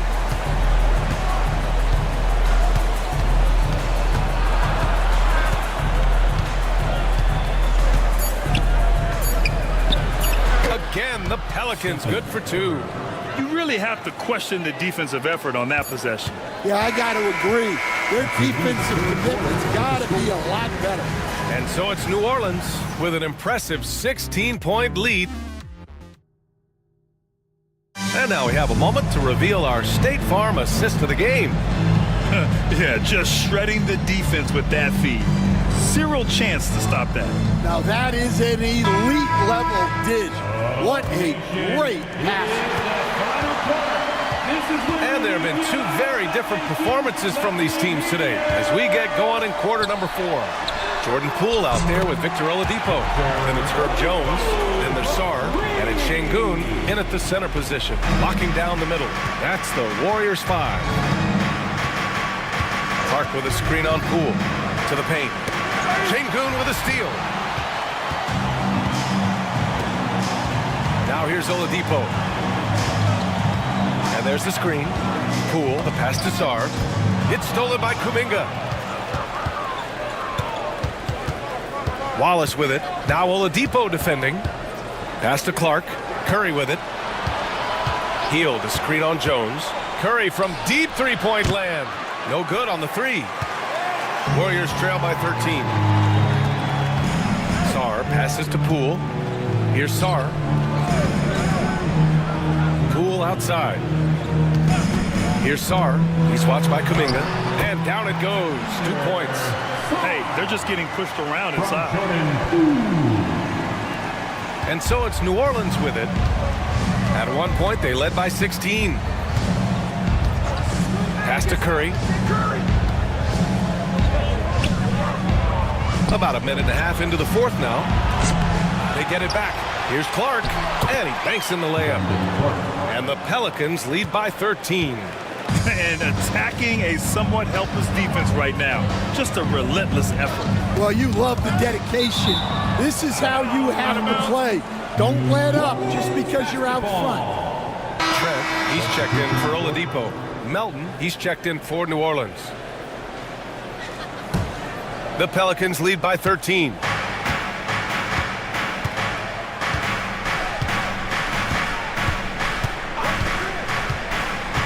Clark outside. Wallace right side. Shot clock at 5. Clark with a screen on Poole. Wallace misses. Well, sometimes it's just not your night. But despite his struggles, they're ahead in the game. Pass to Şengün. 4-3. And they'll get another chance. Sarr passes to Trent. And a miss there on the triple.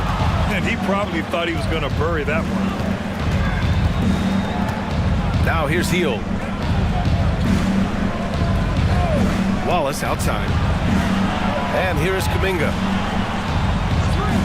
Hield for 3. It's the trifecta. And they keep attacking from the three-point range here in the second half. Here's Poole. And if they're going to make a move, this is a good time to start. And there's still plenty of time, but they definitely don't want to let this game get too far out of hand. Pass to Şengün.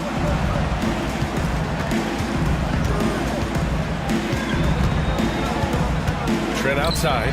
The 3 is up. Yes, and it's Şengün picking up the assist. Exchanging buckets from downtown. That's been a staple of tonight's game. Yeah, sometimes you get in a shootout like this, but you just hope that you can get a stop first. Golden State has gone 2 of 4 from the perimeter here in the fourth quarter. And a foul called on the way up. So he'll take 2 from the free throw line. Well, defensively, against a young guy like Sarr, his size and energy can be overpowering. And a look now at how the offensive approach has been going here so far for the Pelicans.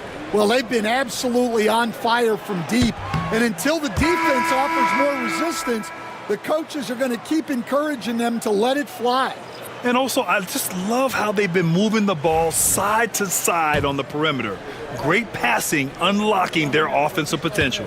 Jaylen Brown, he's checked in for the Warriors. Oubre, he's checked in for New Orleans. And the second free throw is good. Yeah, and the potential Sarr has is enticing. He's a talented, mobile big man who wants to keep improving.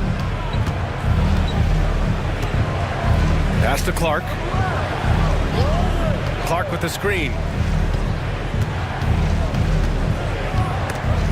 Stripped it away. Sarr passes to Poole. Here's Brown. Brown gets the inside finish. That's just Jaylen Brown putting in the work in close. Wallace outside. Kuminga with a screen on Poole. Here's Wallace. Nails it from beyond the arc. And the Pelicans lead by 13. The defense was just nowhere to be found, and because of that, he adds to their lead. Yeah, look, the truth is, he doesn't need much space anyway. But that one was too easy. Şengün, no good. The Pelicans have gotten 3 of 7 attempts in this fourth quarter to fall. Pass to Kuminga. Now Oubre. Clark with a screen on Şengün. A shot from the mid-range. Good as the jump shot falls. He's a producer. It's part of their plan to get him as many touches as possible. And the whistle blows on a backcourt violation. Went over and back. It's so easy to get frustrated when you make mistakes, but you have to keep battling. Yeah, it's definitely a momentum shifter, but it's time to refocus, make smart decisions, and start fighting their way back. Stephen Curry, he's checked in for Wallace. Clark against Şengün. Hauled in by Brown. And so Brown will bring it up for Golden State. Poole with the ball. Kuminga defends. And he got the whistle on the way up. So he'll be headed to the line for a pair. And the way he can twist and turn, it's not easy to stay in front of Poole when he's at the rim. The first one falls. Gafford, he's checked in for the Pelicans. Taking 2 shots.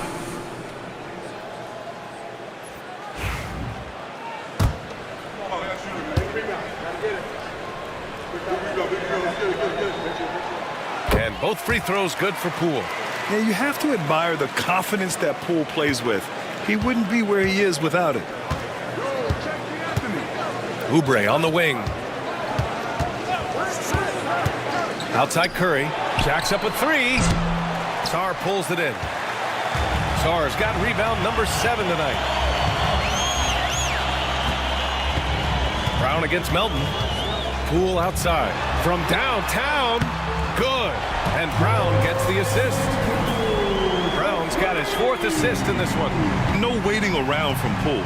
He got rid of it quickly. Curry, a screen on Brown. From deep, Melton.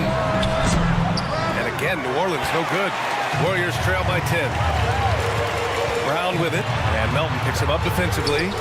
A nice shot by Brown. Terrific energy at both ends to sustain this run.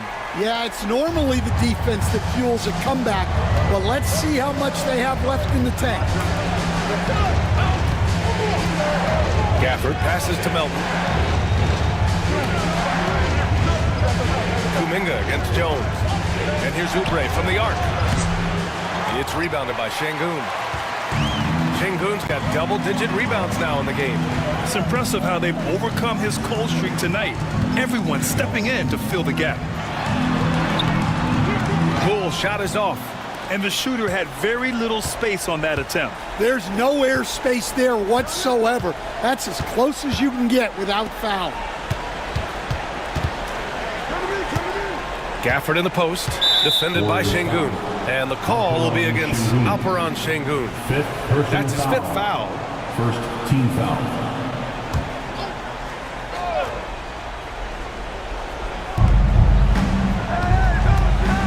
Melton outside. Pass to Oubre. And here's Kuminga, defended by Jones. 4 on the clock. Oubre into the lane. And as it goes out of bounds, New Orleans will keep possession. And we've got a timeout called by Willie Green. He is not messing around, calling them into the huddle.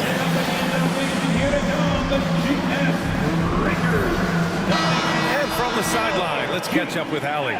Thanks, guys. I was able to hear Willie Green coaching his team during that last break. He said, keep it going, guys. Ride this wave of momentum. We're playing great right now, but we can't let up. Guys, back to you. Thank you for that, Allie. Melton against Brown. Down low. Stolen by Gafford. Melton with the ball. To the inside. Oubre on the wing. Melton on the wing. Defended by Brown. Melton passes to Gafford. That one's off. Still out of sync. Warriors trail by 8. Here's Brown. Oh, Brown! Vicious! You have to love their intensity right now, getting hot at the perfect time. Well, you love their execution to get back in it. This game's very much in reach for them. Curry against Poole. Curry passes to Gafford. Curry with it. Takes the 3. Gets the 3 ball to go. Curry's got 34 points. Yeah, another day, another virtuoso performance from Curry. It never ends. And Steve Kerr calls timeout, looking to get everyone dialed in and engaged.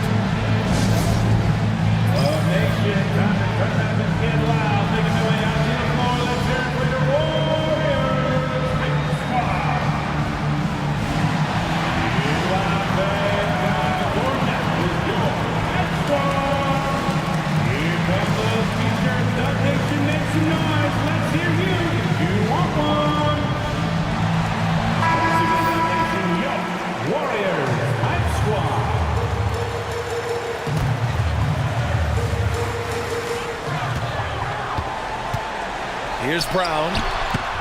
He hits the back iron and sinks it. Brown's got 17 now, just in the second half.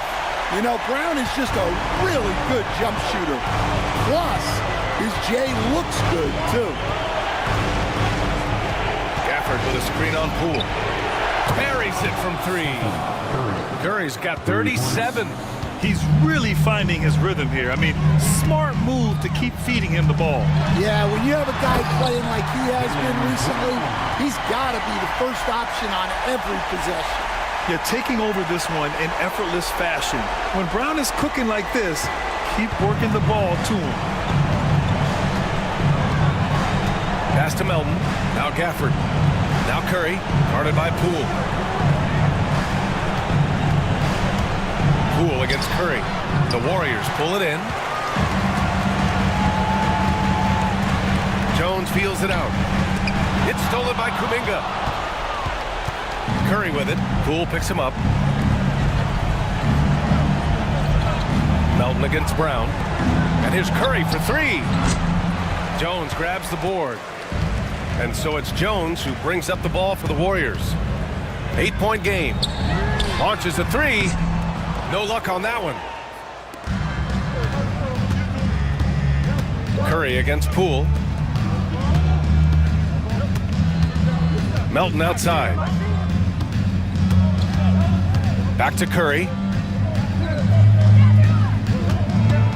5 on the clock. And the shot's good. Curry's got 39.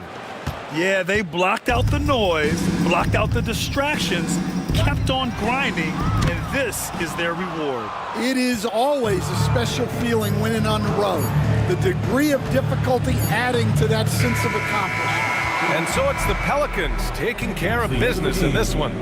Boy, a nice win on the road. By the time this one was winding down, this building was stone cold silent. And that's exactly what you got to do. You have to try to take the crowd out of it. All right, let's send it down to Allie LaForce, who's with our player of the game. Steph, I know it's still early, but how do you evaluate this team and its ability to go the distance? in terms of communicating about our principles and how we're going to be successful, trying to chase another championship. We're definitely on the same page. Just a matter of staying focused every night, giving the best effort we can, and just enjoying the journey because it's a long year. Well, you've been there. You know what it takes. Thanks, Steph. Allie, thank you as always. And that'll wrap it up, folks. With Grant Hill, Stan Van Gundy, and Allie LaForce, this is Brian Anderson saying thanks for watching the NBA on 2K Sports. And let's reveal our player of the game, Stephen Curry.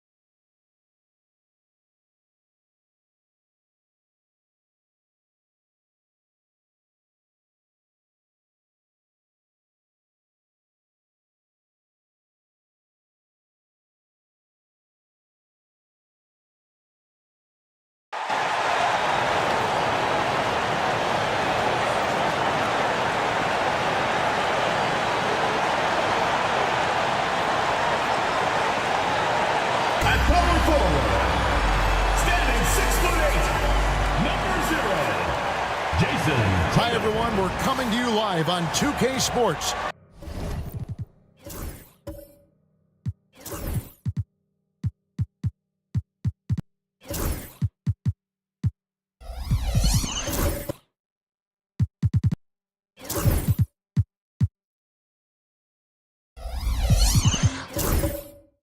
Bringing you the NBA. Well, here we are, Greg, at the very start of the season, and many teams are still figuring things out. And Kevin, you can't take any of these lineups as final just yet. Coaches might keep trying some new things, tinkering a little bit, and these teams are very much works in progress. Here are the 5 for the Raptors. DeAndre Hunter out there with Antetokounmpo. Then it's Fred VanVleet. Then there's DeJounte Murray. And it's Lively in at the 5. Markkanen finds Williams. Just 2 to shoot. The shot by Holiday, no good. VanVleet passes to Murray. And it's Murray with the jam. Leaving no room for error. Murray rises up and finishes with authority. A moment now to hear from our sideline reporter, Hall of Famer David Aldridge. David. Thank you, Kevin. Caught up with Coach Charles Lee. Now he's concerned about a lot of things, but in particular, he's worried about how to deal with DeJounte Murray. Coach said he's an opportunist in transition. Everybody's got to get back after a miss, or he'll eat us alive. Sounds like the same thing we've heard from other coaches. Guys? Thanks so much, David. Be up on the free, go! VanVleet outside. Tatum against Antetokounmpo. And he elevates for the slam dunk. Jason Tatum did not like that one. An amazing athlete. The length, speed, the Giannis is borderline impossible to guard when he is playing downhill. And that last look brought to you by the AT&T 5G Slam King. Tatum against Antetokounmpo. Here's Ivy. Good, and it's Tatum picking up the assist. And he's not going to miss that sort of an opportunity from deep. Murray outside. Back to Antetokounmpo. Pass to Murray. Beyond the arc. And Tatum pulls it down. Charlotte has gone 1 or 2 from long range in the first quarter. Ivy kicks to Holiday.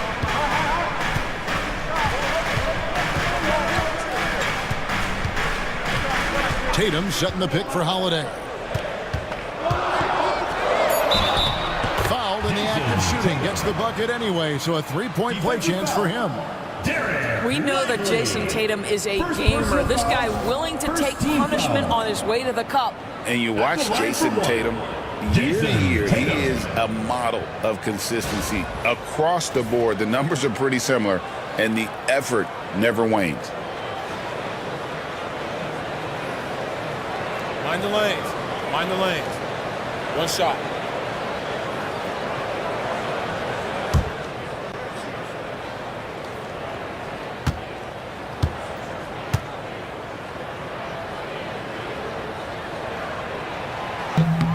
It's safe to say Jason Tatum is a bona fide superstar. He certainly is, Kevin, and really been a big-time star from the time he was 23 years old. Lots of pressure on this young player, but Jason's not only embraced it, he's thrived under it. Hornets have gone 2 or 3 here to start out the game. Shoots the 3, trains the three-pointer. Tatum's got 6. The ball movement on this run has been fantastic and is a big part of why they've been able to get these good looks. And the timeout called by Darko Rajakovic. He's ready to talk things through with the team.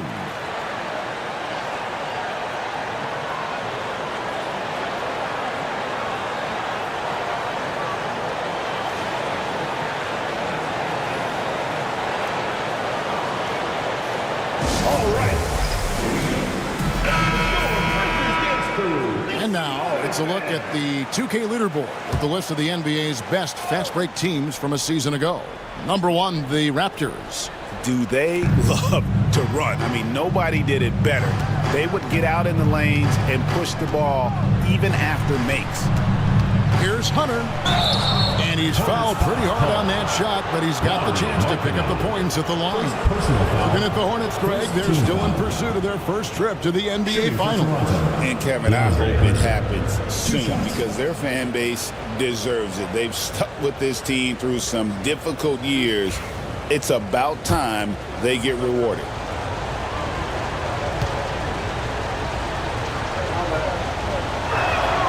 The free throw drops for Hunter.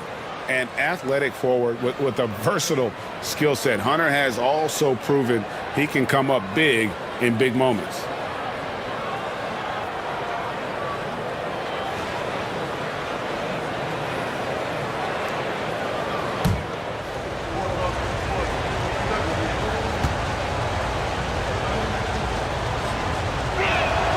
Both shots good from the stripe.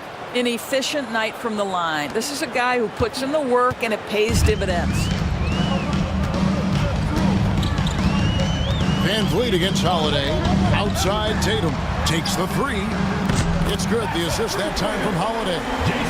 Holiday's got 3 assists now in this one. Yeah, great outside shooting, really fueling this run. Van Vliet against Holiday. Now here's Van Vliet. He's covered closely. Outside for Murray. Fires the three.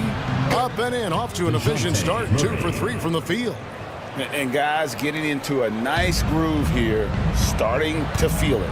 And this is partly what the game has become, right? A matter of dueling three-point opportunities. Holiday dishes to Tatum.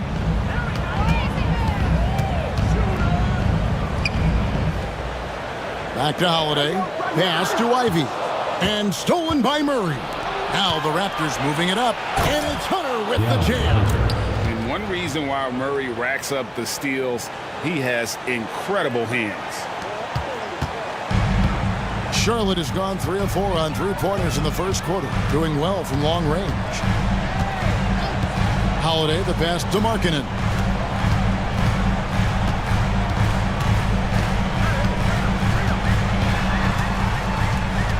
Pass to Ivy. Lets it fly. Markkanen can't get it to go. And it's Antetokounmpo with the ball. He'll bring it up for Toronto. They trail by 1. Now here's Van Vliet. Lively finds Van Vliet. Over Holiday. A miss that time. Would have put him up. Well, certainly not the best defensive effort, but this guy can't make them pay for their laziness. Outside, Markkanen. Pass to Ivy. Charlotte moving the ball around. A wide open look here for Holiday. Charlotte again missing. Toronto, they've gone 4 of 7 from the field, shooting over 50%. And Antetokounmpo, shot's good.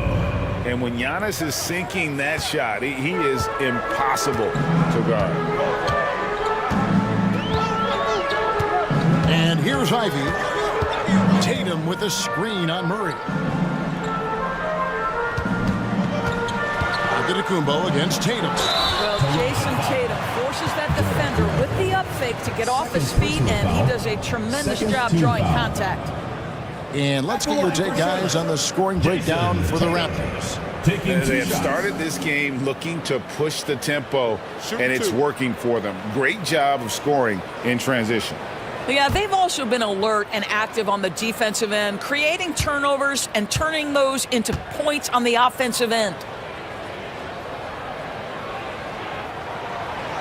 That free throw missing. What impresses me about Jason Tatum are his work habits, his commitment in the offseason to adding something else to his arsenal. We know he can play high-level basketball on both ends. The sky is the limit. Catching up on the changes for Charlotte. Larabia's checked in, and Strus is subbed in for Markkanen. And he sinks the second. The Raptors have gone 5 of 8 from the field, shooting over 62%. Giannis against Tatum. Giannis kicks to Murray. 6 on the shot clock. Over George. Murray, no good. Charlotte's gone 3 of 5 from three-point land so far in the ballgame. Giannis against George. Arabia. You know, Keontae George is an effective playmaker. He always seems to make the right decision with the ball. Toronto trailing. Now Giannis.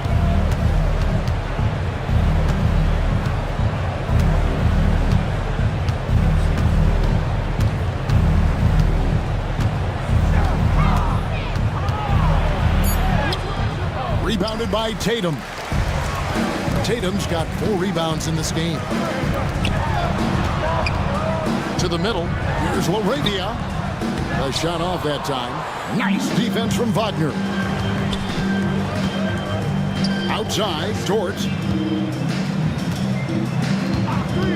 Back to Antetokounmpo. Pass to Wagner. Kick out to Giannis. Offline with his 3. Charlotte shooting 56% in this first quarter. An outstanding start for this offense. And last season, Max Strus hit that ridiculous 59-footer. Remember that, Doris? That was to beat the Mavericks. How could we forget that shot, Kevin? It was the second longest game-winning buzzer beater in league history. And what gets overlooked, Strus was 5 for 5 from deep in the last few minutes of that game.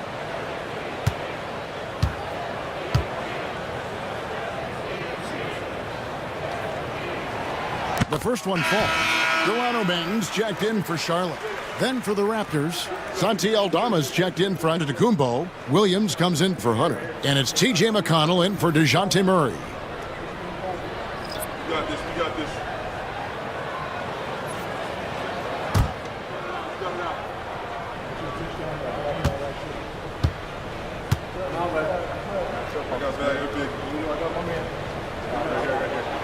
And so Tatum nails them both. Here's McConnell. And the timeout called by Darko Rajakovic. He wants to check in with his team and regroup.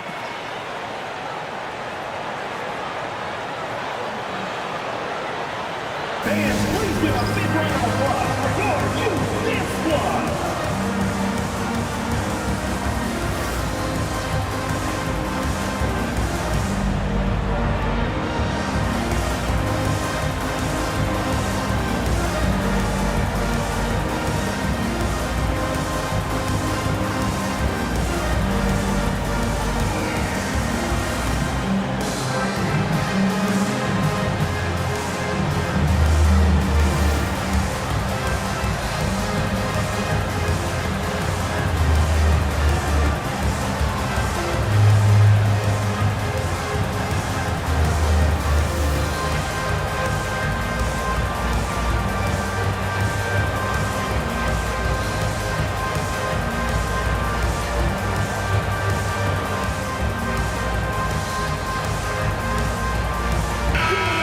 Checking out the numbers here for McConnell.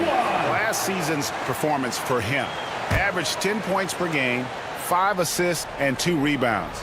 Well, fans of this team will take this kind of production from him without hesitation. I'll tell you, he has been a solid contributor. They have called his number, and he has delivered for them. To the paint. Here's Dort. And foul on the shot. He'll shoot 2 at the free throw line. First personal foul. To me, that's where the frame of Lou Dort helps, right? He's so big and strong from the guard position. He can take contact. And a chance to catch up on some numbers here. The scoring breakdown for Charlotte. We've got a bunch of this game yet to be played, but they're shooting it well from the three-point line. That's got to be a welcome sight. Yeah, and in addition, their ball movement has really unleashed their offense. Boy, they've been fun to watch.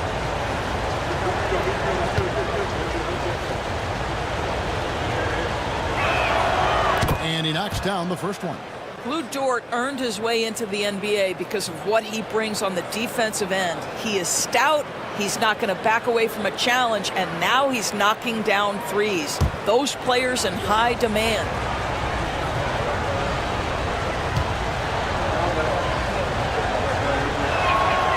All free throws good from Dort. What we know about Lou Dort is this guy is an excellent defender. He's got size, strength, versatility. You can basically throw him at the other team's best offensive weapon night after night. And let's head over to the sideline and catch up with David Aldridge. Kevin, the Raptors are rebuilding with purpose. Coach Darko Rajakovic said, "We're doing a good job at the start of this process, selecting the right people that care and are very committed to each other. That's a good baseline to build on." Kevin, slowly, the pieces are falling into place. David, you're so right. He is great at developing those young players. basket is good. He'll get a chance for one more at the line. Defensive foul. Mo Wagner has a combination of size and skill that's special, and he knows how to adjust to contact. And he's got his first chance at the line here. And I like what he did at the line a season ago. How about 81%?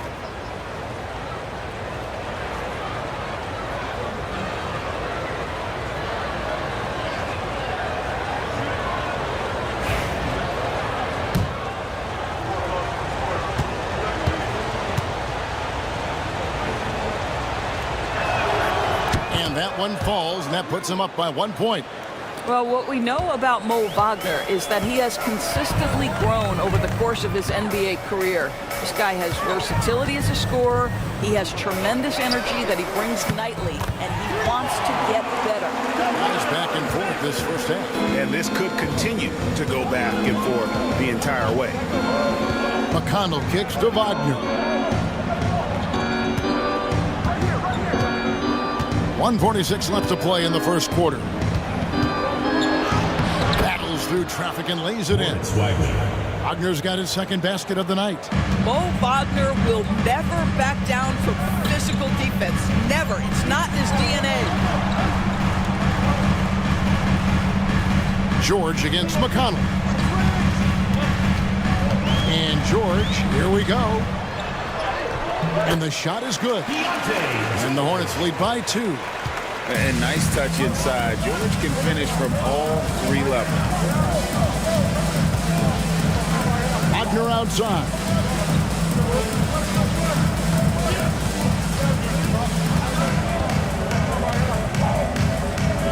Five on the clock. Back to McConnell. Raptors need to get a shot.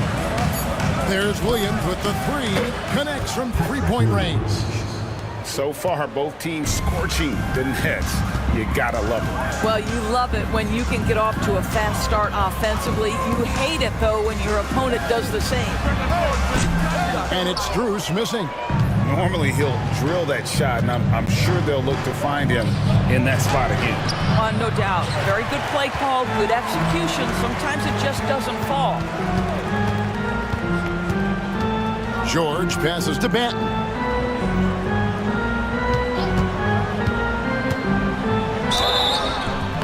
And the basket is good, and he's got a chance here for one more at the line. Well, that's not exactly the most solid screen you'll see, but it still works. And this is his first trip to the line tonight. A 78% foul shooter a season ago. Pretty steady when he's at the line. Shooting 1.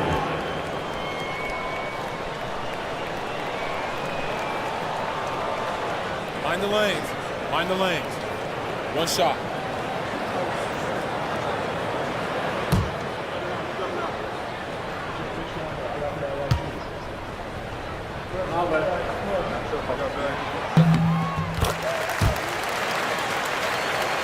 Here's Dort. 11-point game his last outing.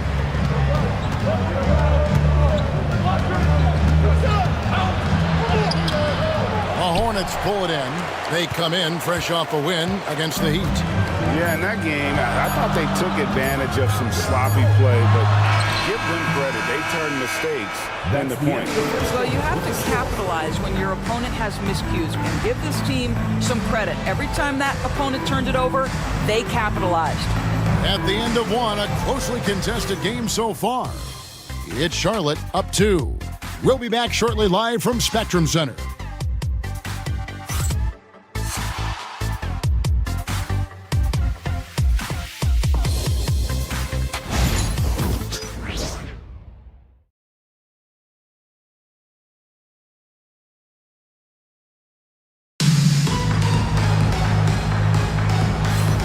And if you're just tuning in, it's been a pretty even game through the first quarter. Looking at what we've seen from the Hornets, what do you think? I know it's early, but all those three-pointers, boy, do they add up. And that's what has them ahead in this game. Their floor spacing has been just tremendous. So on the floor for Toronto to start the second quarter. Marcus Sasser is out there with DeJounte Murray. And then there's Antetokounmpo. Then it's Lou Dort. And it's Prosper in at the power forward. I don't know that anyone covers as much ground in one or two strides as Giannis. Charlotte has gone 4 of 8 tonight from three-point land, shooting 50% on the three-ball here. Strus with it. An 11-point game for him in the win against Miami. And they had some botched coverage that turned into no coverage. You know, you were talking about Giannis. He can put up 30 a game without taking many shots from the perimeter. That's a tall order these days, especially because he gets doubled every single time. Pass to Krejci.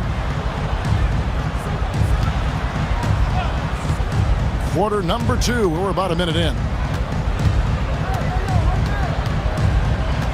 Strus against Murray. Markkanen passes to Williams. From the arc. And Markkanen with the basket on the assist by Williams. Markkanen's got himself going with the triple, his first basket of the game. Pass to Prosper. Off to a good start as he gets his first shot attempt. Just focusing on the task at hand. That's all you can do. Boy, the tide is running one way and then shifts back in the other direction. I've lost count of how many lead changes we've had here tonight. Krejci, no good. The Raptors have gone a nice 3 of 3 to start the second. Murray finds Sasser. Those plays can make a difference in a game like this. Well, you know it's going to fire up, Greg, everybody on that bench. Well, credit him for going for it, not settling, saying, I'm going to attack. Here's Krejci, defended by Dort. Back to Holiday. And a lot of contact on that one, so he'll shoot 2 here.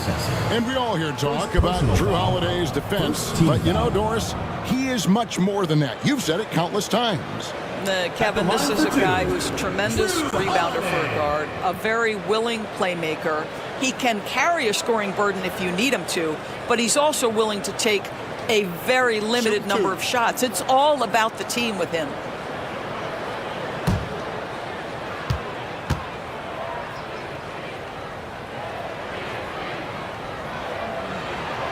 That free throw good from Drew Holiday.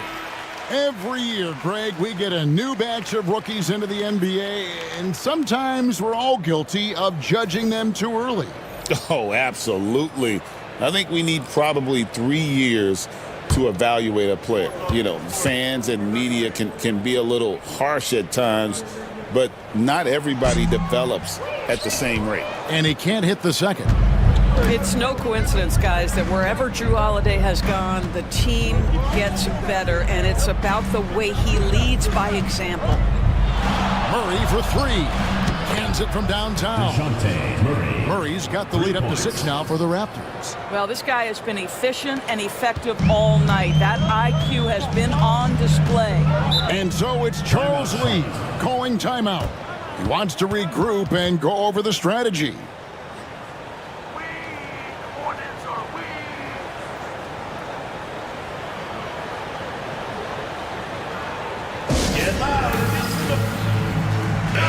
A moment to check out the numbers for Fred VanVleet.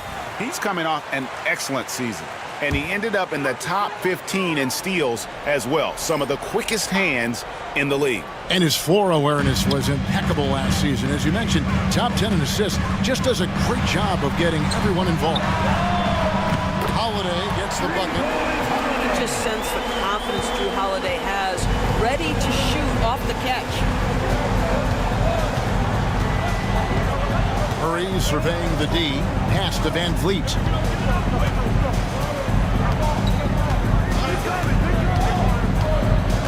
Back to Murray from outside the arc. And again, Toronto with the triple. And they're not afraid to let it fly from deep. They're looking to extend their lead with the 3 ball here in the second quarter. Holiday against VanVleet. The wide open shot from Strus. It's good. The assist that time from Holiday. Holiday's got his 4th assist with that last one here tonight. Ivy against Murray. Pass to Lively. Giannis outside. And the cheat by Antetokounmpo. Giannis will take on any defender. Nice finish that time. Hornets trail by 5. Outside Holiday. Ivy against Murray. Really at the right play defensively. If you can't block, force him to the line. And he's got his first free throw of the game. At the line for your Hornets, Jaden Ivey, taking 2 shots. And that one falls for Ivy. And you have to appreciate the all-out effort Jaden Ivey gives you on the court. He works so hard to find ways to get involved and prove he belongs here. Keontae George, he's checked in for Drew Holiday. The Raptors also with a sub. Wagner's checked in. And Ivy drops them both. The first thing people mention about Ivy is that explosiveness. The first step allows him to get downhill and really makes him effective in those ISO situations. Boy, against so little defensive pressure, you have to convert that. And the Hornets miss again. Toronto leading by 3. Murray outside.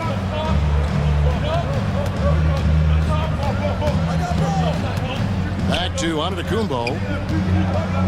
Shoots over Strus. Antetokounmpo can't get it to go. Those are chances. Almost always you can rely on him to get you 2 points, but the D just enough to keep him out of rhythm. A 3 from Strus. Giannis grabs the miss. Antetokounmpo's got rebound number 7 for him tonight. Giannis clean up the fast break. And the lead should be safe if they can keep shooting the basketball like this. George passes to Ivy. And here is Williams. Goes back up. And that's 2 points on the layup. You know, when Williams gets positioned inside, he just looks to dominate physically, and then he shows you the skill set on top of it. Van Vliet kicks to Murray.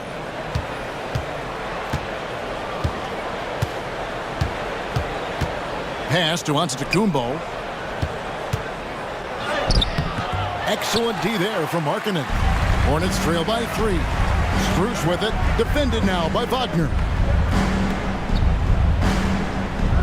Now Markkanen shoots over Wagner. Got a piece of it. A denial by Mo Wagner using his size to his advantage. Here's Giannis. And foul on the shot, so he'll get a chance at the line. First personal foul. It's on Robert Williams. Wow, he got whacked on that one. Shouldn't be much debate there. The Raptors shooting their 6th and 7th free throws in the game. At the line for 2.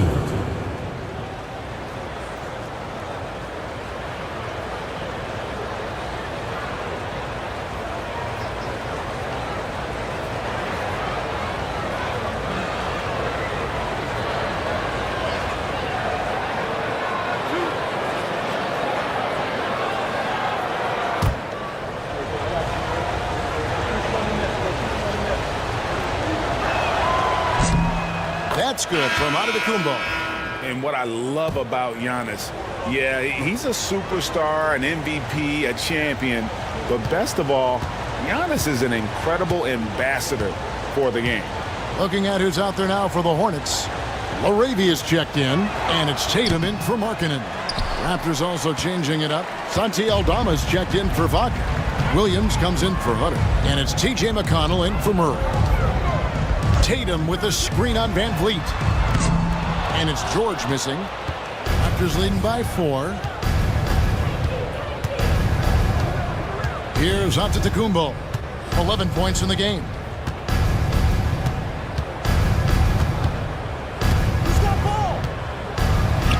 Powers through inside. Giannis.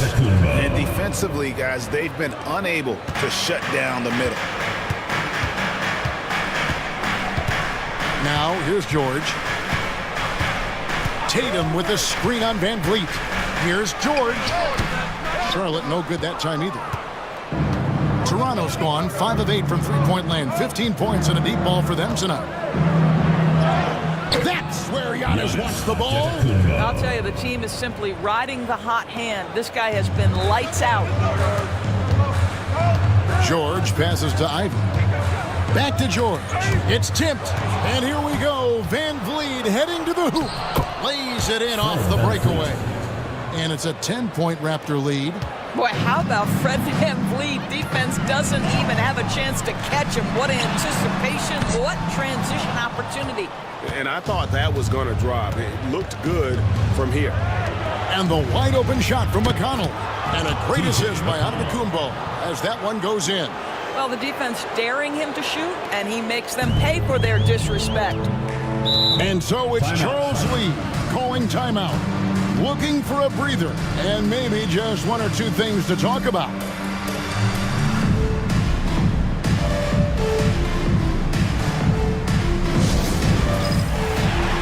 And the Hornets making a change here. Krejci's checked in. Then for the Raptors, Prosper's checked in. And it's Dort in for Fred Van Vliet.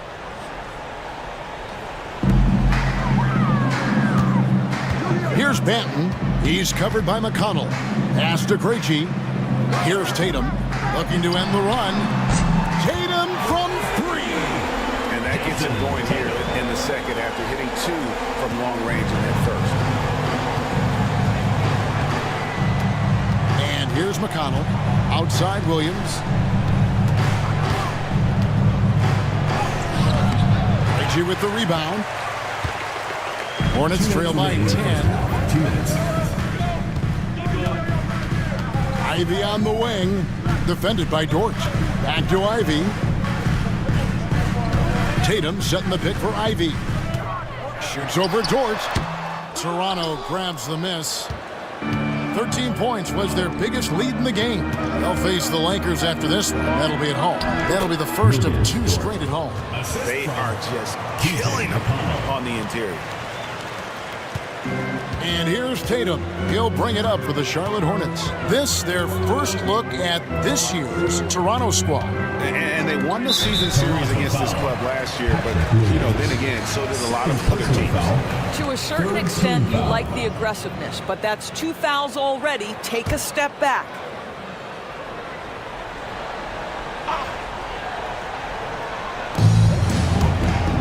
Krejci passes to Ivy. Here's Banton. He's covered by McConnell. 4 on the clock. Shot's good by Banton. Banton's got 8 points. Raptors leading by 10. McConnell kicks to Williams. There's 53 seconds left in the first half of basketball. Up and in on the layup. Williams has got his second basket of the game. And of the last 6 baskets, 5 have come on the interior. This is just smash mouth physical basketball, guys. Tatum on the wing. Defended by Aldama. Throws it down, JT! Well, the increasing strength of Jason Tatum is making it harder to knock him off his path. That is nice. 8-second difference between the shot clock and the game clock. Fires the 3. Jason Tatum grabs the board. Tatum's got 6 rebounds in the game. Pass to Banton. Now Tatum, defended by Aldama. Oh, Tatum won't be denied. And they keep hammering away at him inside, forcing the ball into the paint. Here's Dort. And so it's Toronto holding on to an 8-point lead heading into the break. They've dictated the pace, pushed the ball at every chance, and it's paying off for them. We'll get you back to the action after this break. It's time for your fan half-court shots. Please direct your attention to center court. Drumline.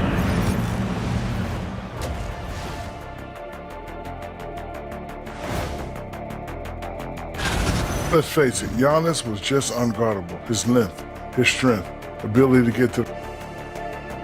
And that's all for us. Now it's time to send it back to Kevin Harlan for the beginning of the third quarter.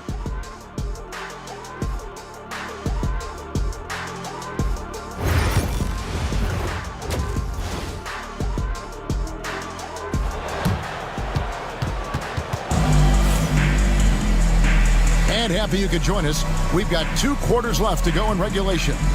And you know, guys, Jason Tatum has really been making it happen.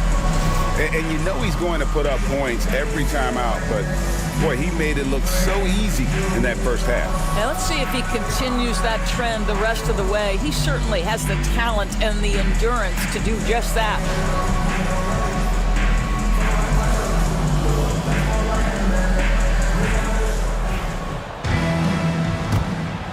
Here's Antetokounmpo. Tatum out there with Williams. Then it's Lowry Markkanen. Then it's Holiday. And it's Ivy in at the shooting guard position. So that's the group out there for Charlotte. Here's Giannis. Markkanen pulls it in. Hornets trail by 8. And now the latest from our reporter, David Aldridge.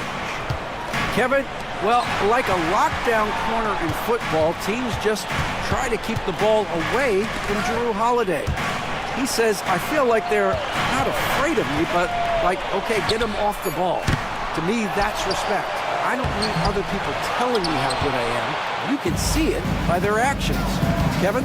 So true. He can be intimidating, David, and we thank you for that report. Back to Van Vliet.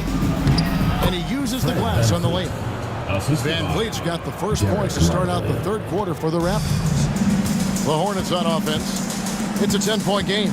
And when we talk about players with great upside, Taurus Derek Lively is one of the first to come up. There's no question about that. This young man has great length and athleticism. He's adding strength every single day. Eventually, he's going to have some go-to moves offensively, but right now, rim runner, rim protector of the highest standard, and plays beyond his years. For Charlotte, they've gone 1 of 3 since starting the second half.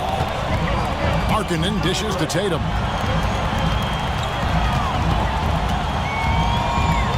Pass to Ivy. Holiday with it. Williams sets a screen for Holiday. Just 5 on the clock.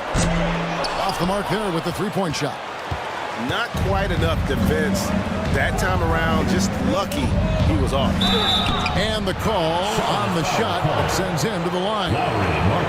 A moment now to see how the schedule is looking coming up for the Charlotte Hornets. On Friday, they'll face off against Jimmy Butler and the Boston Celtics. And that one against the Pistons. That will be the 8th contest of the year for them. The season is young, but they are starting to find their form.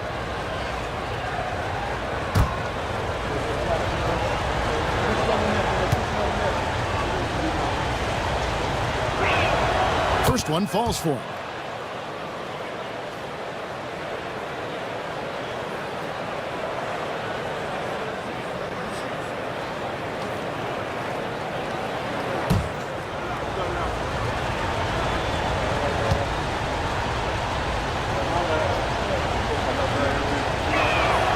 And both free throws good for Hunter.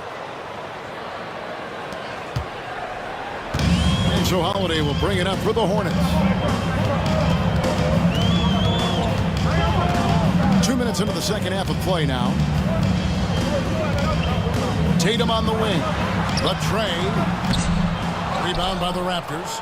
1 for 5 has got to be a frustrating start, and they just don't look sharp right now. Can they find their offensive game? Van Vliet can't get it to go. That's 1 for their first 4 to start the second half. Here's Ivy. Williams trying to break free. And they call the foul, so a chance at the line for one more coming up. And one of the best guard finishers. Ivy relentless when attacking the rim. He's gone 2 for 2 at the line so far. Max Strus has checked in for Markkanen. One shot.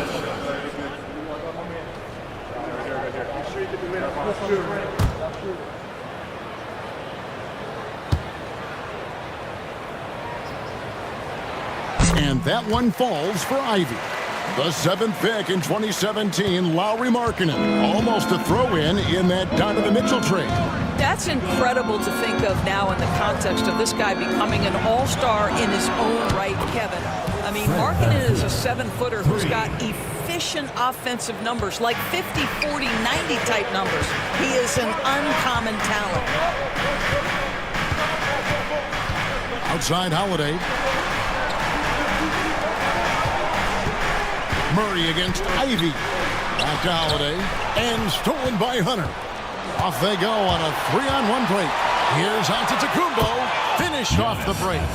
Antetokounmpo's got 17 now. Contact just doesn't matter against Giannis. Once he's inside, he is not to be stopped. Ivy passes to Holiday. Back to Ivy. And DeJounte Murray gets the whistle that time. That's foul number 2 for him. Keontae George, he's checked in for the Hornets. Mo Wagner's checked in for Toronto. Marcus Sasser comes in for Fred VanVleet.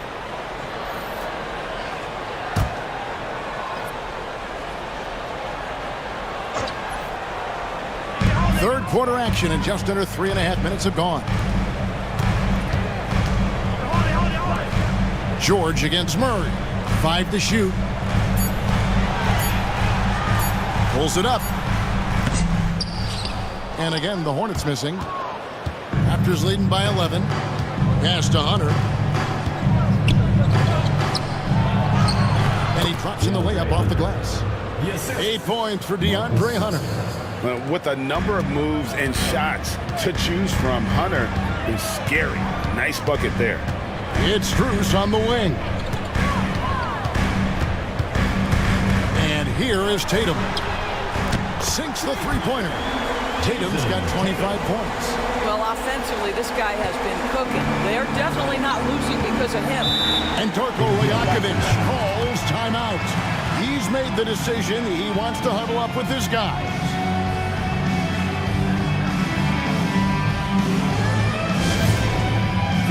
On the court is your home squad. It's time for T-shirts.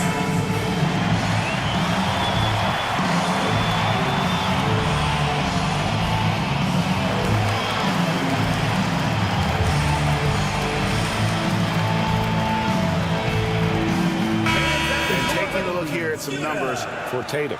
Last season, he played outstanding. He put up about 27 points per game last season.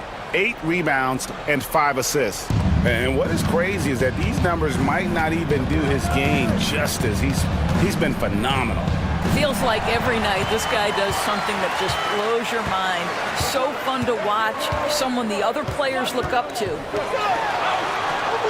And too much time in the lane. They get called for the 3-second violation. A chance to take a look at some stats for Murray.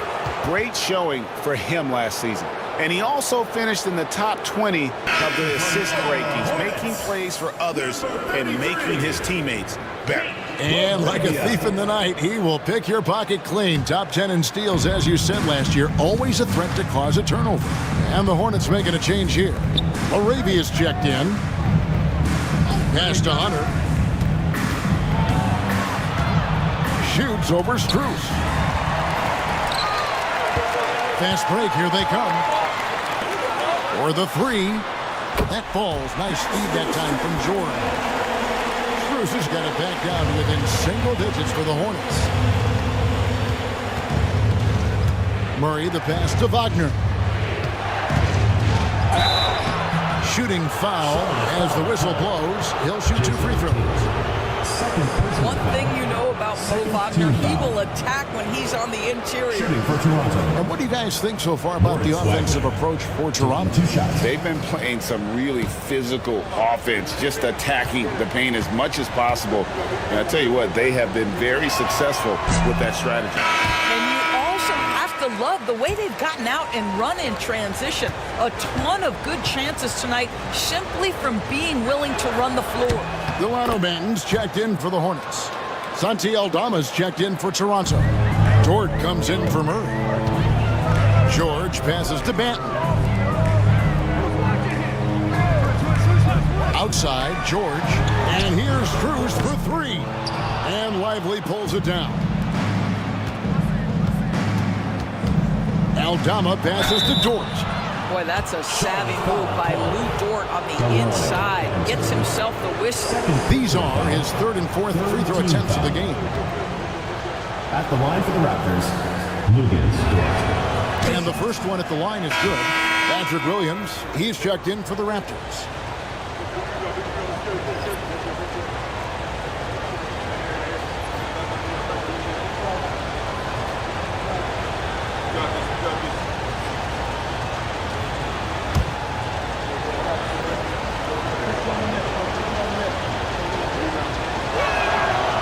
free throw's good from George. Hornets trail by 10. Outside Tatum. And it's Toronto with the rebound. And you're just not going to see him do that very often. Usually when he rises up, there's a guarantee it's going down. Outside, George. No good from outside. Charlotte has gone 3 of 7 from three-point range here in quarter number 3. Tatum, no good. Raptors leading by 10. Now Sasser puts up a 3. And again, no good by Toronto. Tatum against Wagner. Up top, Tatum. He's got 25. Tries again. Tatum gets it to go inside. When you allow Jason Tatum to build momentum offensively, it can be a scary night. And Darko Rajakovic calls timeout. Wants to talk some things over. Might be seeing some things to adjust.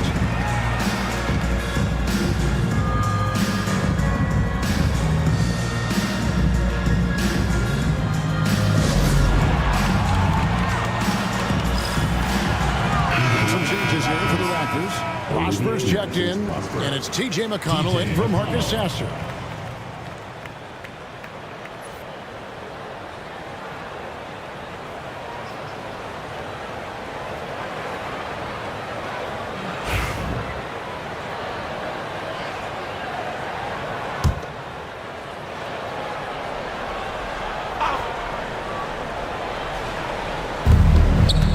Here's McConnell, and oh boy, a lot of contact there, but he gets the call and will shoot 2. It goes on Jason Tatum. Yeah, really strong offensive thrust there, but then how about the defense able to negate that attack? Take a break. Take a break. 2 shots.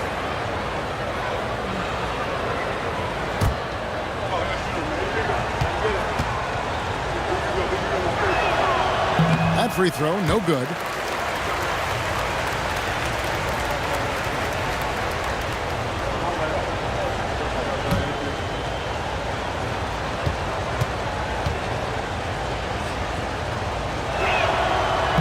That's off as well, so he misses both. Hornets trail by 8. Here's Banton. 8 points for him. No good from 11 feet. Dort with the ball. George picks him up. Stolen. Here's Strus. And contact on the shot, so he'll be shooting free throws here. Max Strus, one of those undrafted players coming out of college, but somehow wills his way by virtue of his shooting and his toughness. You love his story. The Hornets have shot 9 of 11 at the free throw line.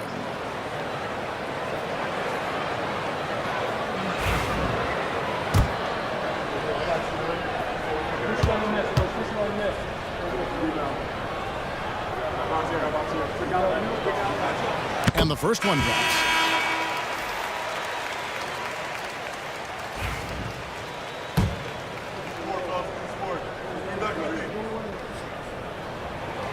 And so Strus nails both of them. And so it's McConnell with it. He'll bring it up for the Raptors. 6-point lead. Right wing, stolen by George. And it's thrown down hard with both hands. Well, and it took a terrific effort at both ends to sustain this run. They found their composure on both ends of the floor, and that is what triggered this run. Pass to Dort. Wagner on the wing. Here's Aldama. Some nice ball movement here by the Raptors. Down to 5 on the shot clock. His first attempt of the game finds the target. Hornets trail by 6. And George kicks to Markkanen. Here's Krejci, defended by Aldama. Here's Laravia, gets it to go from beyond the arc. Laravia's got his second bucket tonight. And they have been relentless from deep. And you see the defense trying to react, but to no avail. Well, that's the whole point, isn't it? If you space the floor well enough, it's almost impossible for the defense to account for everyone. There's Wagner with the three. And it's Strus with the rebound. Charlotte has gone to the three-point shot 8 times already in the second half and hit 4 of them. And that'll be 2 free throws coming up. Officials on the call with the foul. First personal foul. That one on George. Clearly a foul. This is his second trip to the line in this one.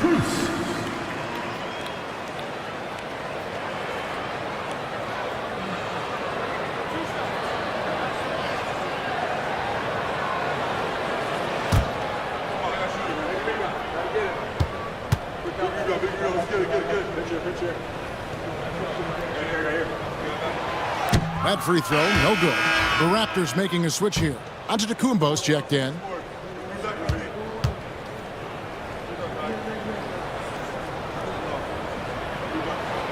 And he's good on the second. And the defense of this Raptors team, Greg, they are built to switch. And it's no accident with their roster construction. They like having wings that can guard all 5 positions. Makes defending a much easier prospect. Dort passes to Antetokounmpo. Wide open, couldn't capitalize. The defense there got away with a major lapse. Pass to George. Markkanen sets the pick for George. Looking for Markkanen, he gets it there. Hammers the alley-oop through. Yeah, Markkanen's a big-time athlete. Set that lob up in the air and he'll finish. The Raptors have gone 5 of 12 from the field since the third quarter got underway. Wagner with it. Dort passes to Aldama. Back to Dort. Low block shot on the way. It's rebounded by Charlotte. Strus has got 4 rebounds in this game. Pass to Krejci for the lead. And it's Wagner with the rebound. Wagner's got his 4th rebound with that last one here tonight. McConnell passes to Antetokounmpo. It's rebounded by Charlotte. Markkanen's got 4 rebounds now tonight. Right side, George. Shoots over Aldama. And no good. Had a chance to take the lead there. From deep, Antetokounmpo. And he got that one up in time, but doesn't go in.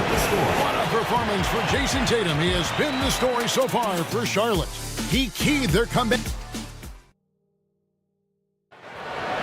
It's the fourth quarter. 3 tenths quarters behind us. One more to go. Thanks for being with us as we begin the 4th.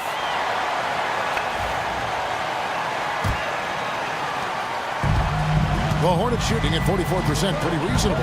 So for Toronto right now, DeJounte Murray is out there with Fred VanVleet. Then there's DeAndre Hunter. Then it's Derek Lively, and it's Dort in at the 3, the small forward. And there's the bucket for Markkanen. Well, this has always been Lauri Markkanen's calling card, right? A 7-footer who can space the floor with that 3-point shooting ability. Ivy against Murray. To the middle. Here's VanVleet. Well-timed pass, and it goes straight to the bucket for the layup. And how about the grit and determination in the post? I mean, essential qualities to have late in a close game. Here's Holiday. Banked in off the glass. Just incredible focus from the veteran guard. Drew Holiday, no stranger to scoring against a big-time contest. VanVleet with the bounce pass. Here's Hunter. Count it. And he'll have a chance for a 3-point play. It's on Robert Williams. You won't see many better finishes than that. Goes under the bucket, takes the defender completely out of the play. And look at how the offensive approach has been going here so far for the Hornets. Guys, the D hasn't had an answer for the 3-point shooting, which is why they continue to just fire away from deep. I think it's also important we mention the number of assists this group has tallied. Their offense continues to just hum along right now. Markkanen kicks to Ivy. Shot clock at 6. Williams up on top. The Hornets need to get a shot off here. The shot by Holiday, no good. And you could tell he thought that triple was going to fall. Good ball movement here by the Raptors. And that's a foul called on Lauri Markkanen. And that'll be his third foul so far. Second team foul.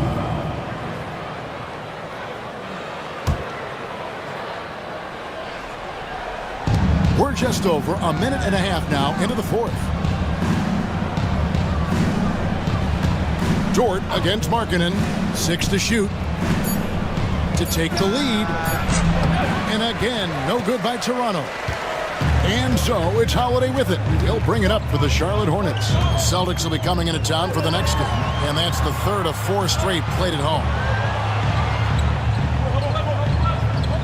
Hunter against Tatum. Markkanen a screen on Hunter. Tatum passes to Markkanen. And they get it back. Just stellar defense from Derek Lively. Uses that length to send it back. Well, he hasn't proven to be much of a floor spacer for them. He had the 1-3, but that was back in the first half. You know, Greg, one thing you notice, we're just talking about this with the Hornets in recent years. A lot of changing lineups. And you expect that with the team, with where they're at. They're looking for any advantage game to game and trying to build that identity as a franchise.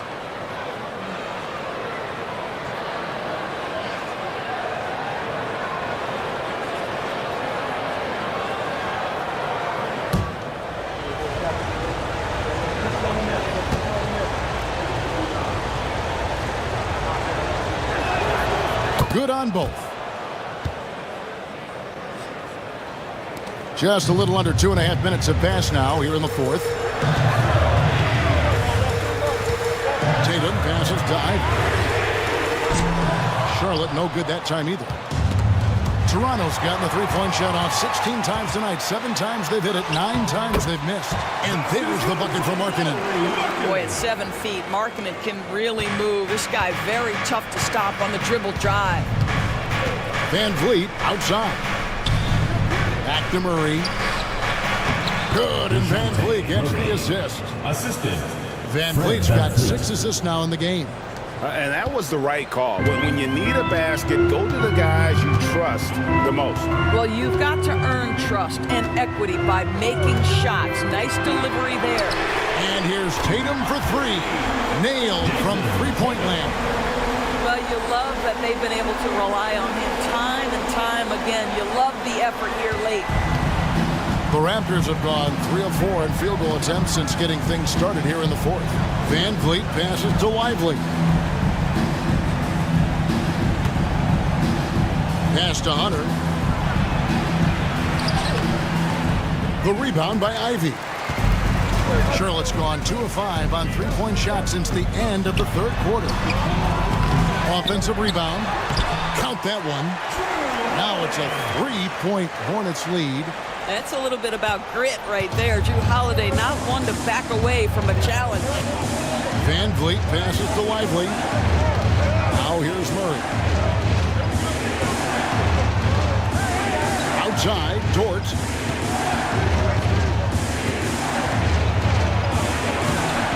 Rebound by Williams.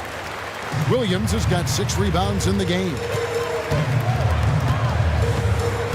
Pass to Ivy from downtown. And again, Charlotte with the triple. And the D has gotten a little bit laxed here defending the triple. Raptors trail by 6.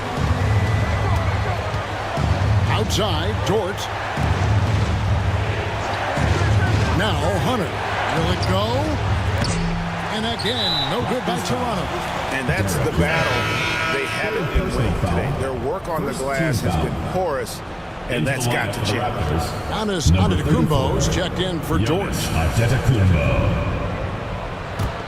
Hornets leading by 6. Ivy passes to Tatum. A three-pointer, no good. And I think that one could have easily have fallen for him. Here's Murray. Knocks down the 10-footer. Murray's got 4 this quarter. And a really impressive make there by DeJounte Murray. And timeout is called by Charles Lee. And clearly an important juncture. He's going to have some choice words with his team.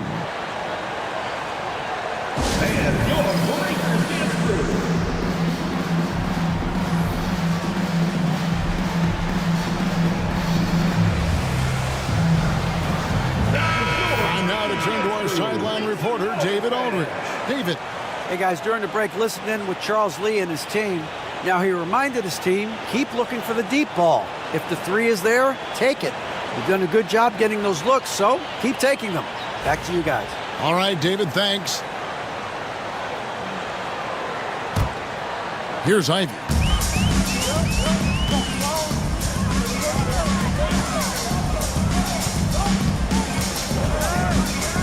Markkanen a screen on Murray.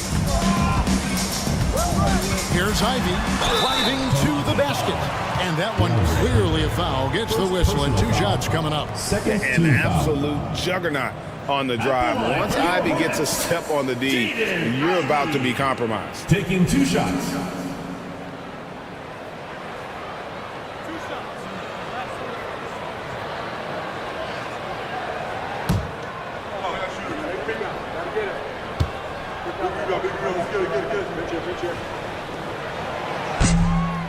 And that one falls for Ivy.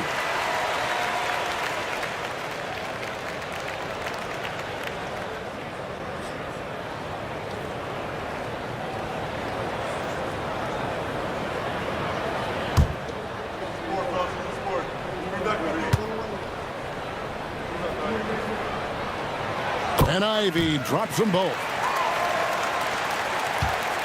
Raptors trail by 6. Hunter, the pass to Lively. Inside, out of bounds. Charlotte takes possession. And we have to take another glance at that powerful rejection. And that block might serve as a spark for this team. We'll see if it can ignite them. Outside Tatum. Pass to Holiday.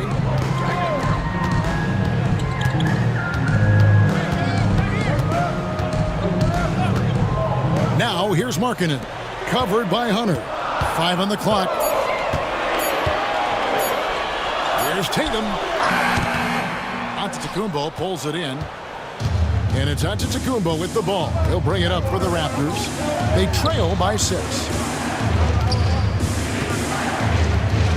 Hunter on the wing. He's guarded by Markkanen. Murray against Ivy. Murray kicks to Antetokounmpo. Fires from deep.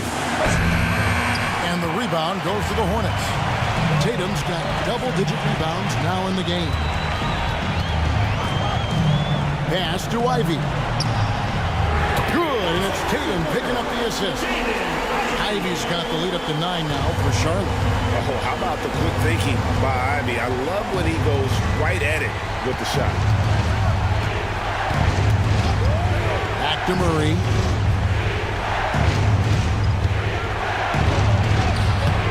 Rebound by Williams. Hornets leading by 9. Tatum passes to Markkanen. It's tipped.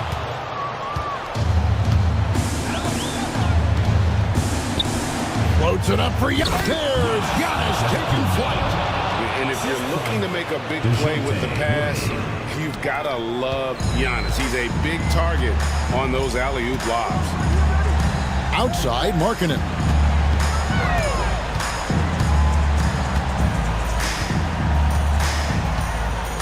Pass to Holiday. Now Tatum. A chance to extend the lead to double digits, but it's no good. Well, this has not been a quarter to remember for this guy. He looks completely flustered. Hunter kicks to Van Vliet.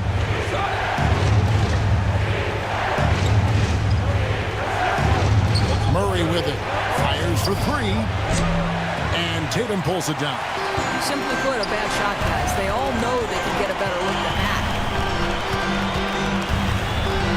picks up a three.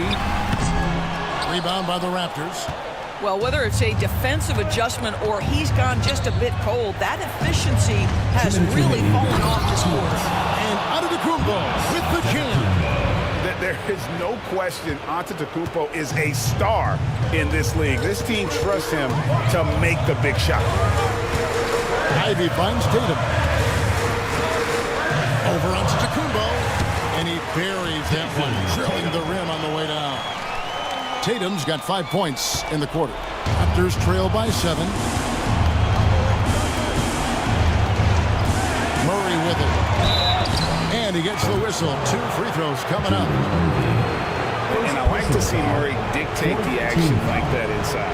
On the front foot, forcing the defender into a foul. At the line for 2.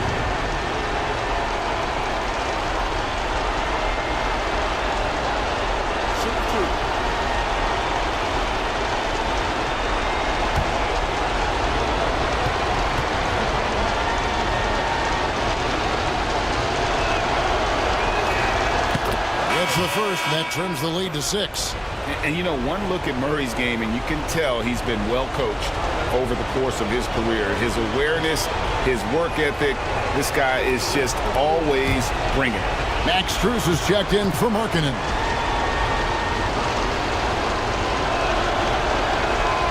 And so Murray nails both of them. Timeout. Crucial that he converts those shots. They've got to keep eating away at the lead. And so it's Charles Lee calling timeout. There was no hesitating. He wants to talk to the team right now. Your Charlotte answers.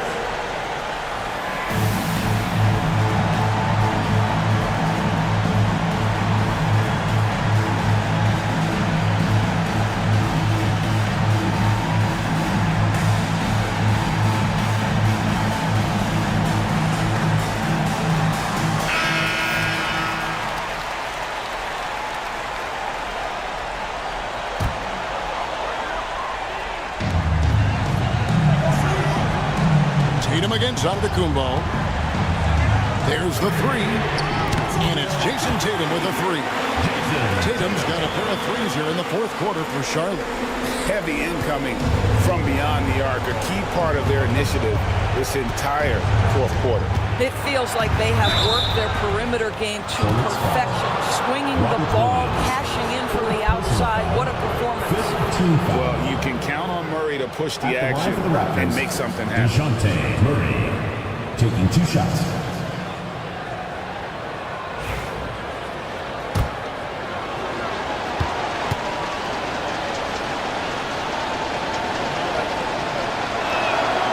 He hits the first one, and that narrows the gap to 7.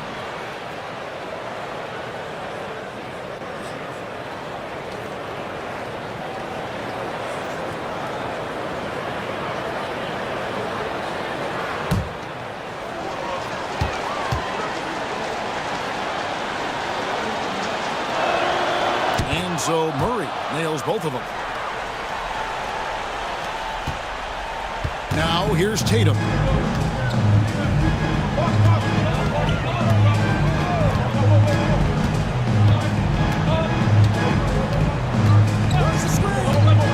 The shot.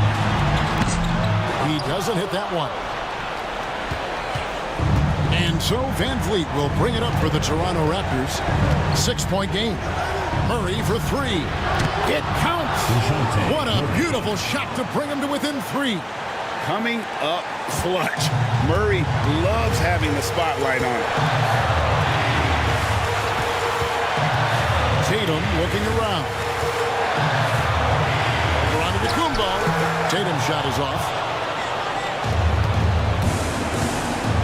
Holiday against Van Vliet. And foul on the shot, so he'll get a chance at the line. That one is on Holiday. Well, Fred Van Vliet is such a crafty basketball player. That size you have to be. Nice job drawing the contact there. First free throw is good, and that brings them within 2 here.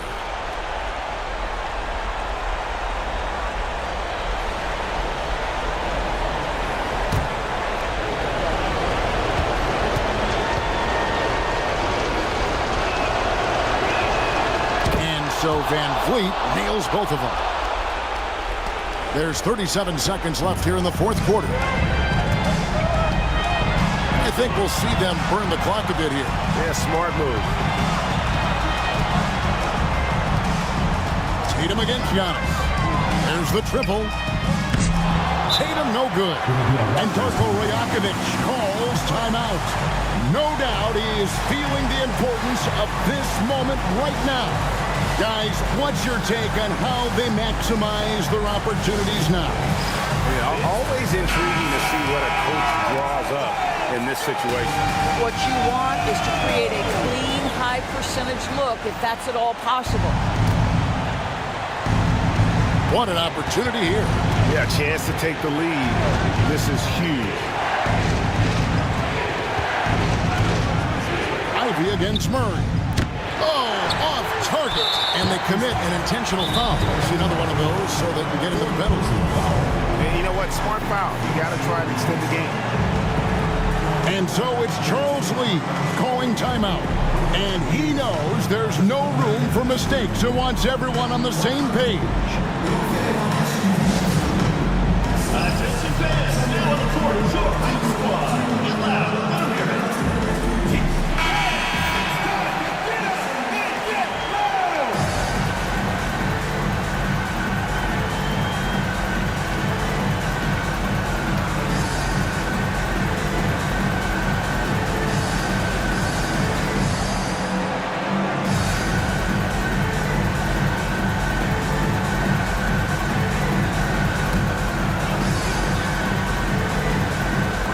And an intentional foul right there.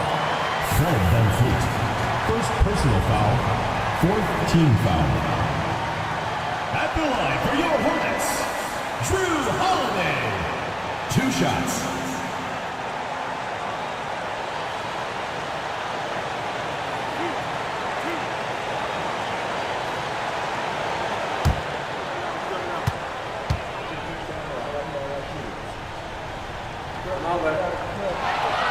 Good on the first, and that will put them up by 2.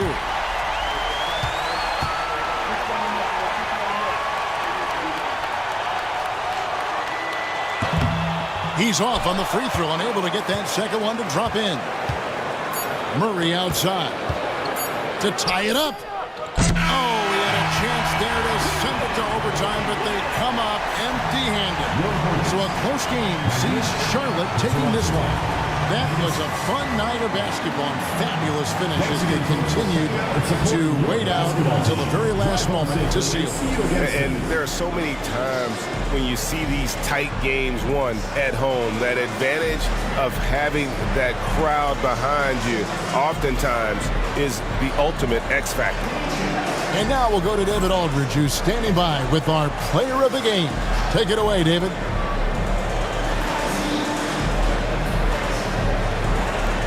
Thanks very much, Jason. It was a struggle last time out, but tonight you were back on track.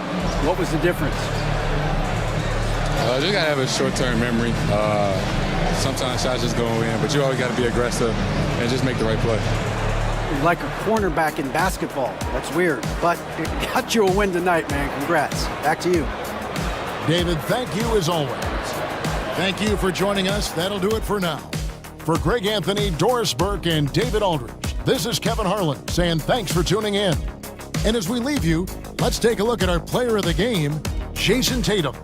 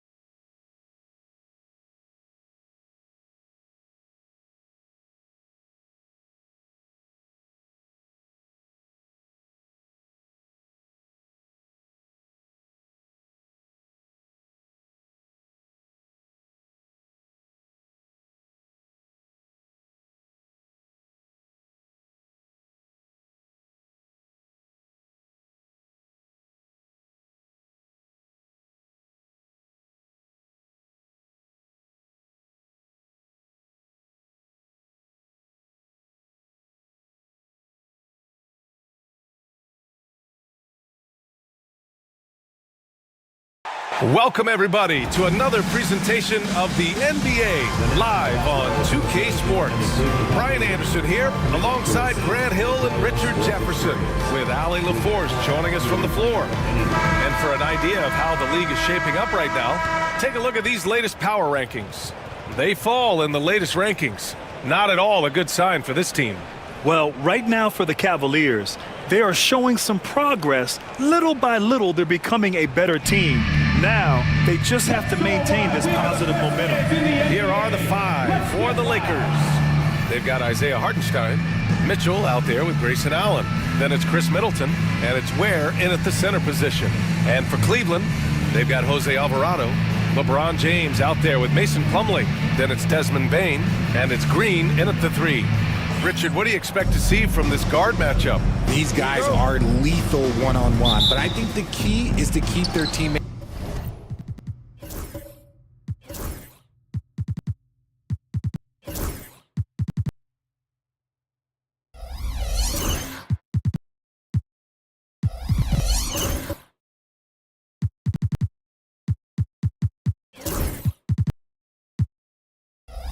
Take some ball.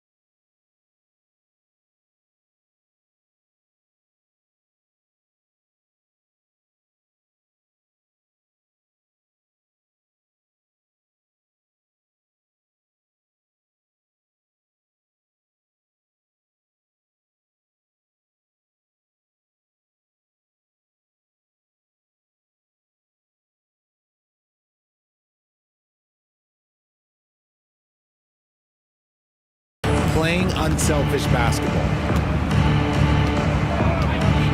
Mitchell, the pass to Hartenstein. Allen outside. Hartenstein with a screen on Payne.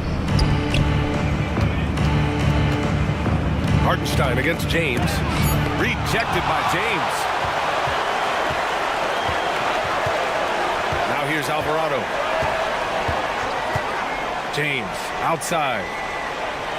Plumlee a screen. Takes a three. James, that's good.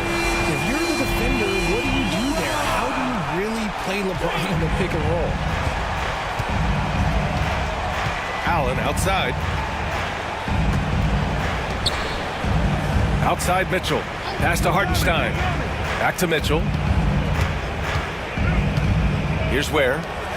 Fires for three. Connects from downtown. This is just fun. These teams are trading threes back and forth. This is today's NBA. Hey, we see this kind of exchange more often than not. Now here's Alvarado.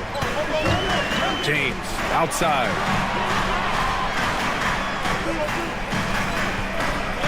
Pass to Bain.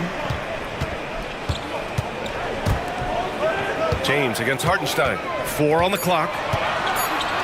Shoots over Hartenstein. James can't get it to go. I don't know if he got in his own head there or what, because the defense can't really take credit for that miss. And Allen gets it to go.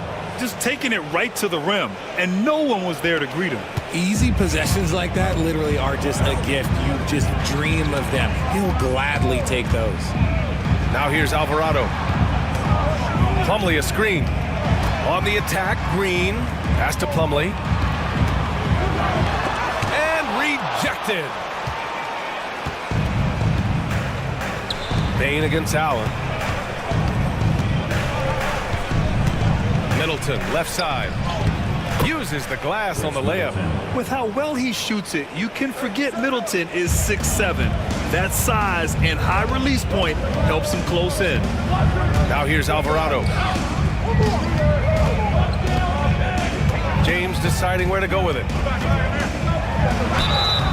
And he's going to the line for two. The official saw contact while he was going up.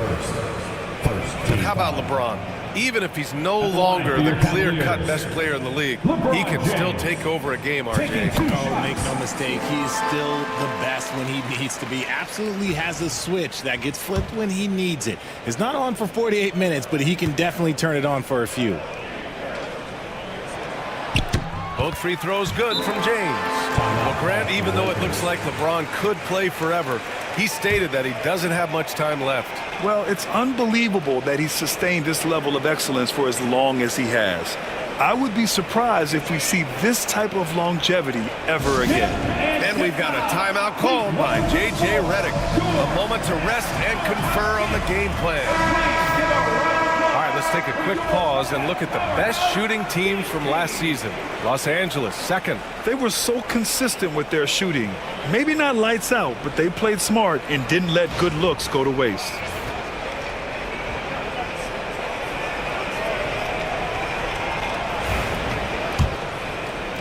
First quarter of ball, almost 2.5 minutes in. Allen outside.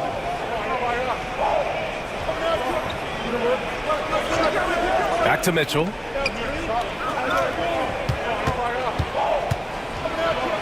Oh, and Mitchell powers it home.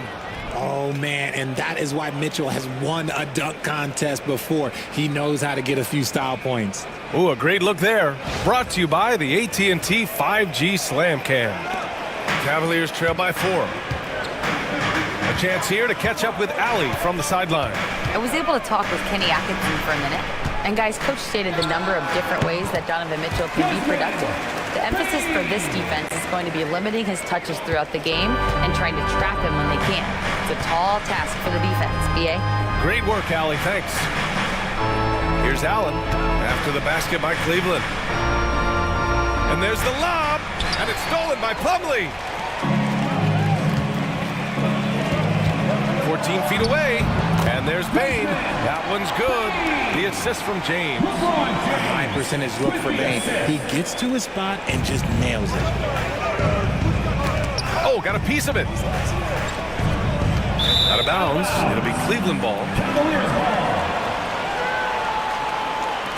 It's time to take a glance again at that superb block. I mean, letting them know up front that he's on the hunt tonight and eager to knock away shots. I love it.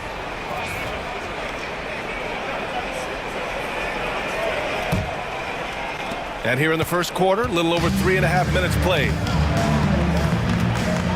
James outside. And that misses. That would have put him up. That's the shot they wanted. It just didn't fall. Tough to watch those miss. I'm sure they'll convert the next chance. Hartenstein, he hangs in there and cashes in on the second chance points. I always love the hard work on the glass. Just great activity.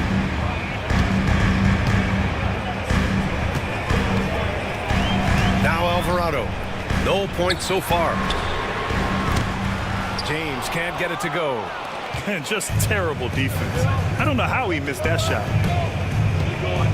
Here's Mitchell, and he makes it on the layup. And their offensive game plan is clear. Get it inside and go to work. Cavaliers trail by 4.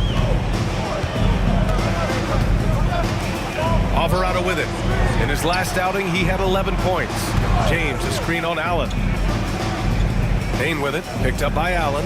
Bain, the pass to James. 6 to shoot. Rebounded by the Lakers. This has not been his best quarter.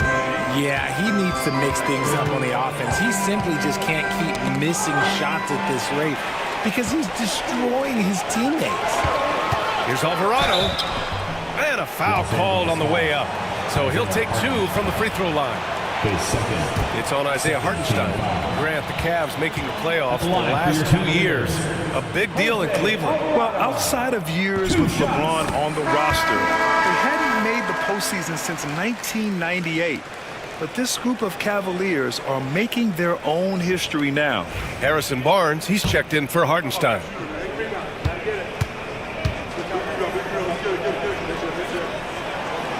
It's both from the stripe. Very early in the season, but a lot of excitement still in the air, Grant. No question, B.A. I mean, the fan base will usually carry it until their team is mathematically eliminated.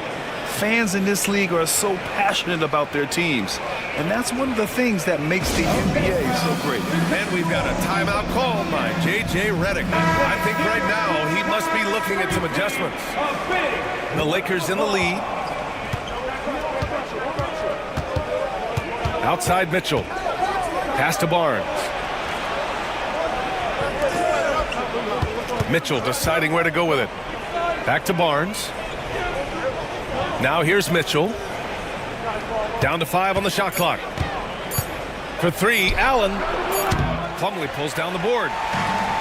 For Cleveland, they've gone 3 of 8 so far. Now James. Here's Alvarado. Back to James. Wide open. Count the basket. James has got 7 points in the game. Just zero hesitation from James, trusting his shot. Here's Middleton. So it'll be 2 free throws. He was fouled in the act of shooting. This is his first opportunity at the line this evening. Shooting for Los Angeles. Chris Middleton. 2 shots.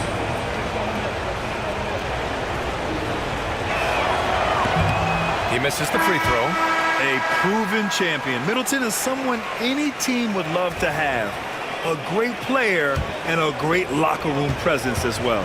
Risache, he's checked in for Los Angeles. Caruso comes in for Mitchell, and he sinks the second. And it's the Cavaliers with the ball. They trail by 1. Outside Bain. On the wing, Bay. Middleton covering. Ayton, a screen on Middleton. Here's Bay. Ooh, a little luck that time as it drops. Yeah, looking agile in the screen and roll. Bay is also capable of creating with his ball handle. Caruso outside. Middleton against Bay. Oh, a clear foul there on the missed shot. So he'll get a pair at the line. Los Angeles shooting their 3rd and 4th free throw attempts of the game. Chris Middleton taking 2 shots.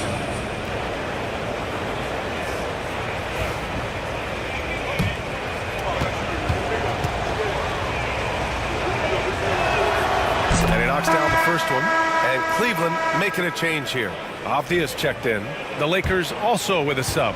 Eubanks is checked in. Both good from the line that time. The Cavs have gotten 50% of their shots to fall so far. They're 5 of 10. Off the outside. Bay outside. Drops in the three. Bay's got his second basket of the night. All about confidence in these moments. Bay able to attack immediately. Caruso outside. The three from Reza Shea. And that's good. His first bucket of the game. Put your head down and go to work. That's what they need to do.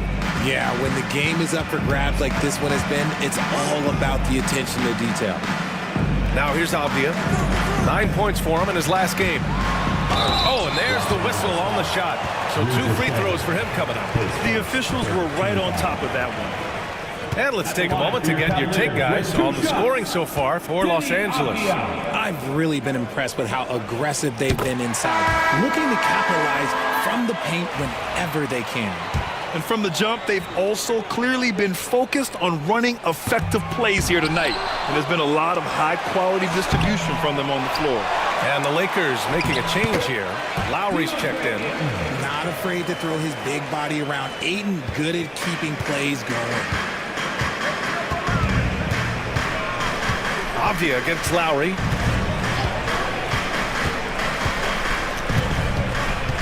Eubanks the screen. And he's going for the oop here. And he jams it home with authority. Ooh, that's a tough spot to be in as a defender. With that height disadvantage, it's very hard to protect the rim. Outside, Green. Pass to Bay.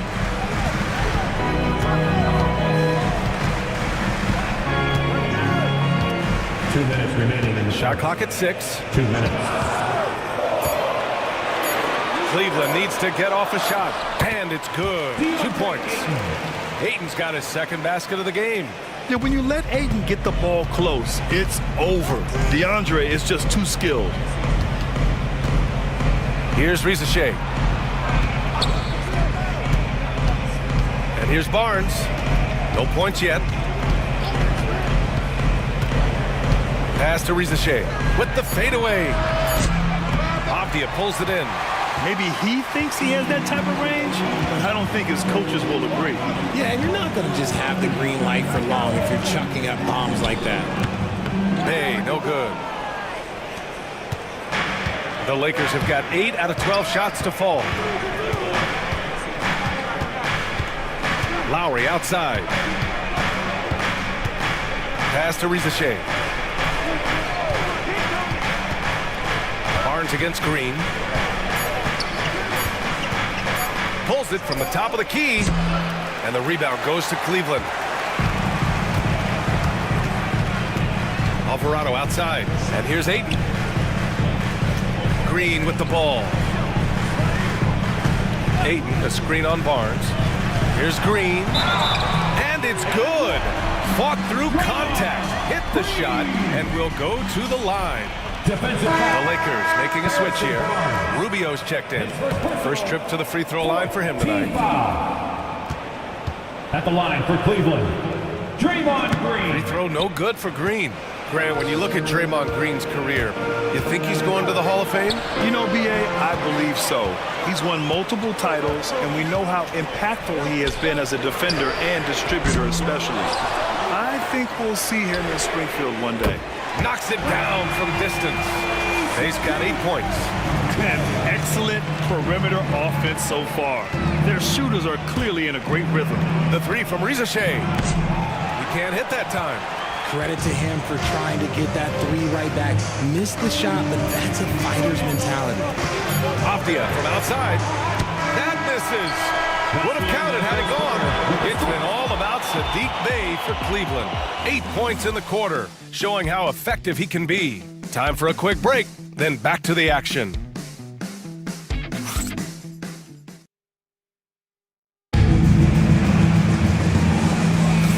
Hope you've enjoyed the broadcast so far, halfway through the first half in this one. And taking a quick look here at the hustle stats for the Cavaliers. From the very start of this game, they have been giving the ball handlers trouble. You using good pressure to force turnovers and get steals. And also their pressure defense is paying dividends tonight, turning them over and getting out in the open floor and running. The Cavaliers lead by 7. So on the floor for the Lakers to kick off the second quarter. Grayson Allen is out there with Isaiah Hartenstein. Then there's Ricky Rubio. Then it's Donovan Mitchell. And it's Ware in at the 5, roaming the paint. Now here's Rubio. Pass to Mitchell. Over Bane. Mitchell misses. See, that miss right there, it's why teams try to avoid the mid-range jumper these days. And slam dunk by James. LeBron, the old man, throwing it down. Not much anyone can do about that still. Up top, Hartenstein. Check by James. Here's Ware. Dunks it hard with one hand. Wow, he makes it look easy. Hey, kept it simple. No reason to get fancy right now, B.A. Yeah, he's just looking to find shots and produce for his team. Now, here's Green. He chipped in with 13 points in his last game. Pure from three-point range.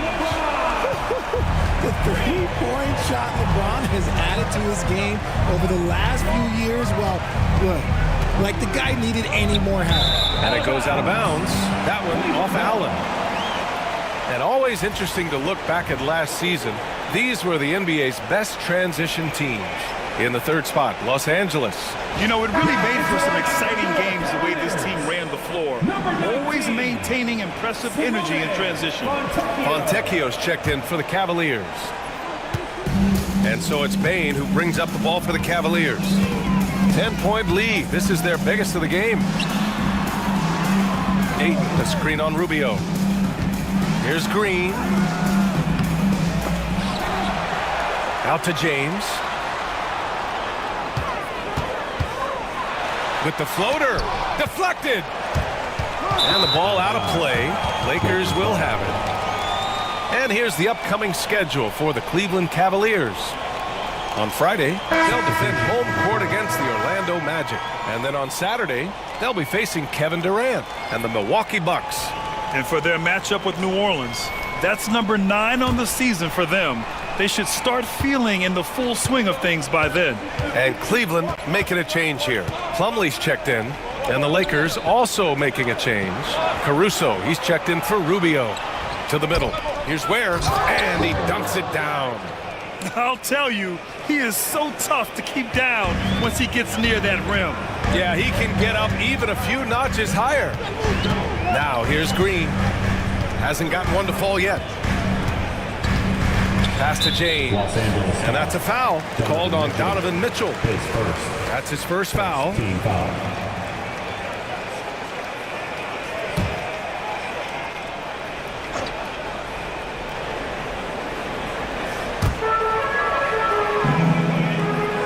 Hartenstein against James.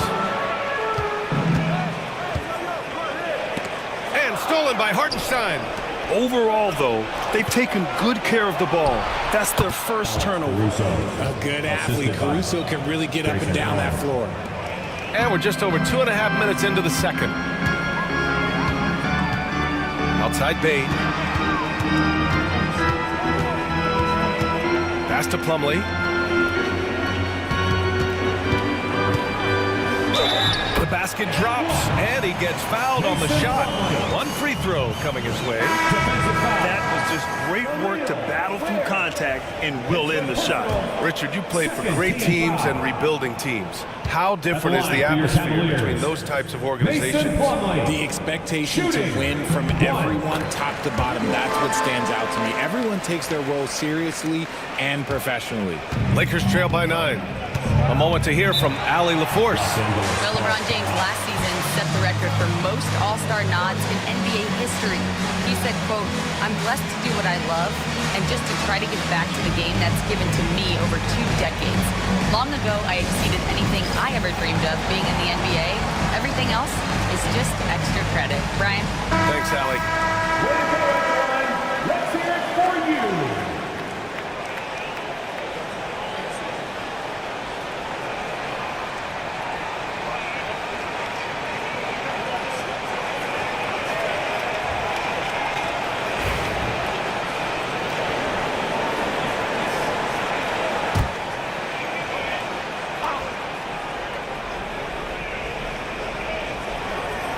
Now, for those joining us now, we're in the second quarter, about 3 minutes gone by. On the wing, Mitchell. Green covering. For three, Allen. That one falls. Nice setup by Mitchell. Mitchell's got his third assist of the night. The game of Mitchell is more about putting up points, but Donovan can dish too. Now, here is James. 12 points for him. Blocked! And it's out of bounds to Cleveland. And that shot was going nowhere thanks to that aggressive swat. Let's see if that block can amp up this team. I mean, they're looking for anything to get themselves going.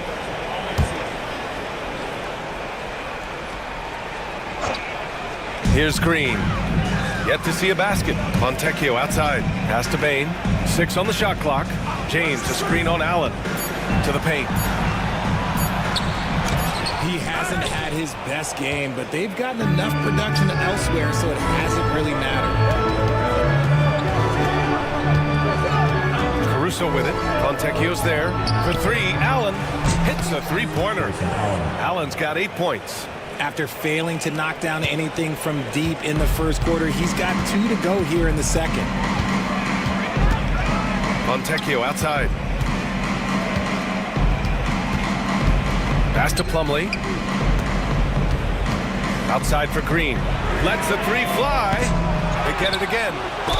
Slam! Dunk by Plumlee. And if you try to block his shot, you risk getting posterized because he is good at using that height to his advantage.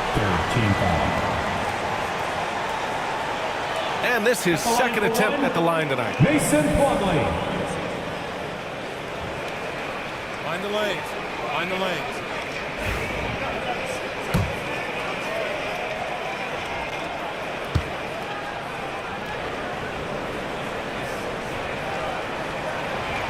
And that one misses. And it's Caruso with the ball for Los Angeles. It's a 5-point game. Allen can't get it to go. And the defense got away with one there. I mean, that's a shot he typically makes. It's deflected. Caruso against Green. It's stolen away. Here's James. The Cavaliers again cannot hit. He just looks off this quarter. It looks like he's forcing it a bit right now, a little bit in his head. Allen, the pass to Caruso. On the wing, Mitchell. Check by James. Counted.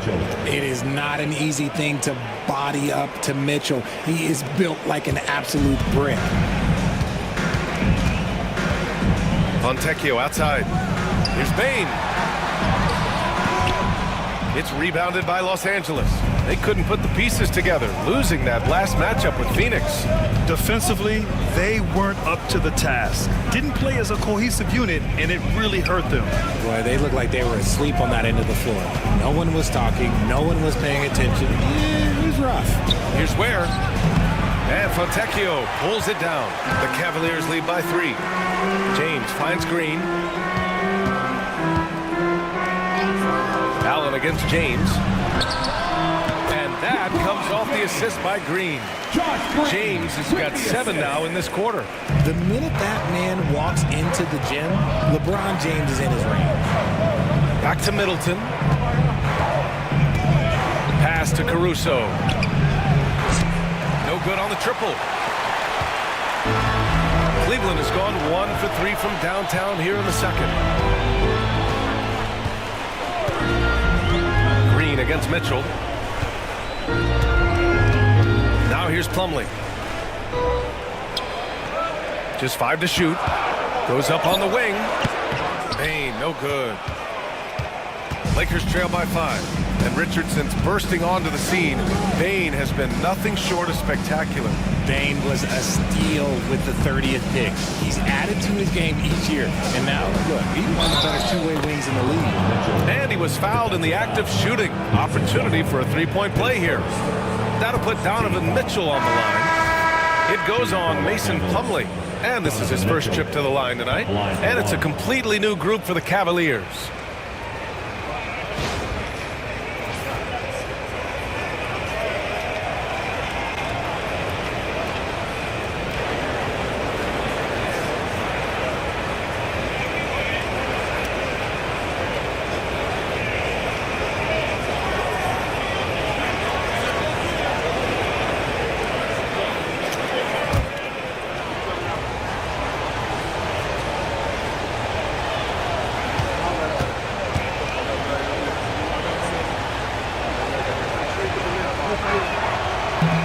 Mitchell, no good on the free throw. We talked about the guys who play bigger than their listed size, and Donovan Mitchell is at the top of that list.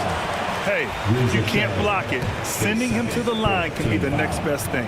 And he'll take his third and fourth free throws of the night. Denny Avdia taking 2 shots. Free throw good, Avdia.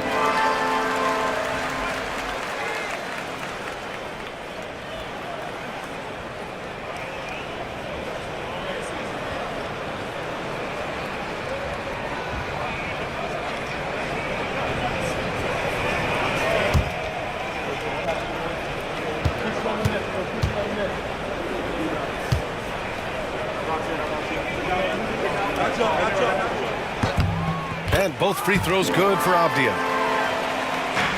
Lakers trail by 5. Now here's Mitchell. He had a 33-point outing in their last game against Phoenix. Down low. Here's Eubanks. And he was fouled while in the act of shooting, so he'll take 2 free throws. It's going to be on DeAndre Ayton. These are his first free throws of the game. Drew Eubanks at the line for 2. First free throw is good.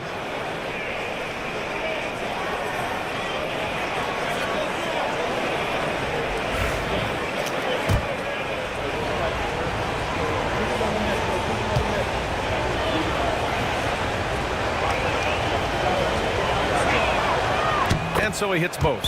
And Kenny Atkinson has called a timeout. He wants a few moments to regroup with his players. And this matchup with Los Angeles, their first meeting of the season. An interconference matchup. Now, last year, they beat this team in both games.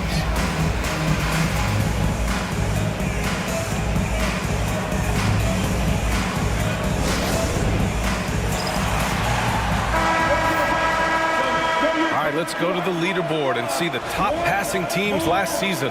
5th, the Lakers.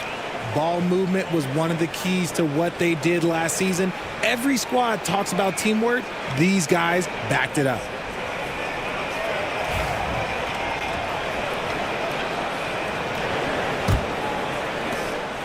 Cleveland leading by 3. Alvarado outside. Bay outside.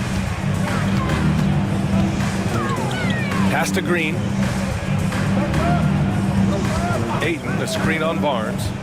Ayton in the high post. Just 5 on the clock. Rebounded by the Lakers. With the defense absent, that was a great opportunity, but no go. Here's Mitchell.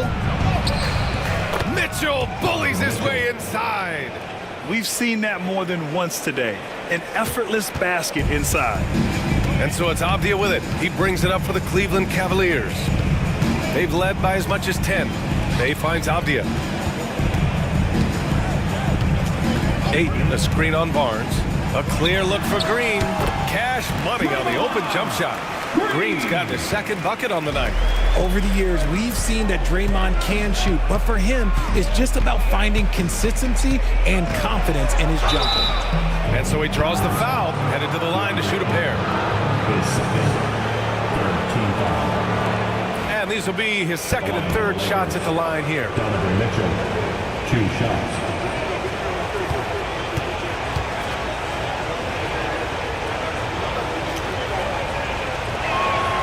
And he drops the first. And the preparation from Mitchell has made him dangerous in every facet of the game.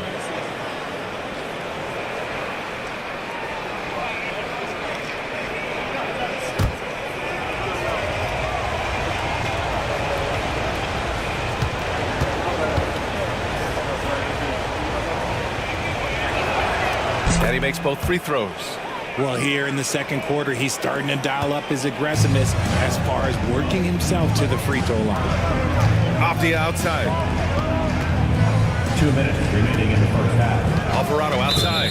They might start using him a little bit more sparingly with 3 fouls already before the half. He's getting his first free throw attempts of the night now. At the line for your Cavaliers, DeAndre Ayton taking 2 shots. Shooting 2.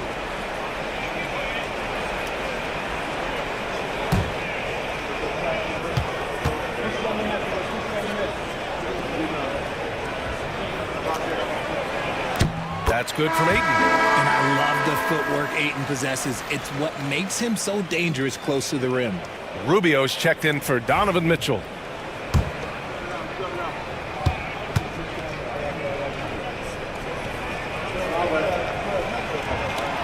And that one goes in. 2 from the line that time. Lakers trail by 3.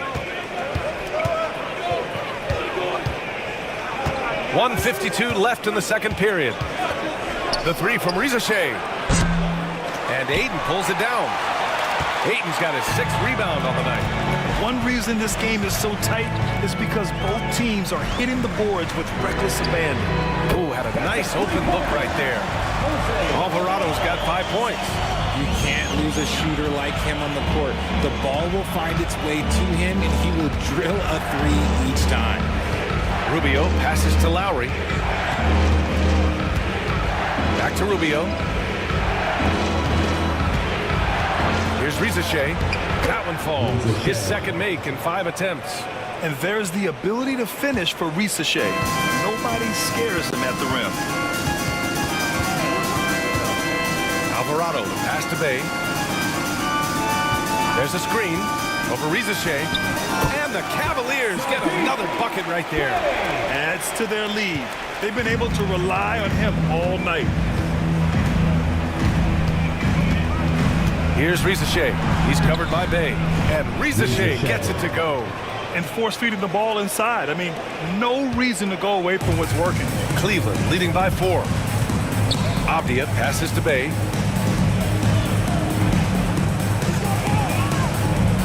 Ayton with a screen. Inside. Cuts off the pass.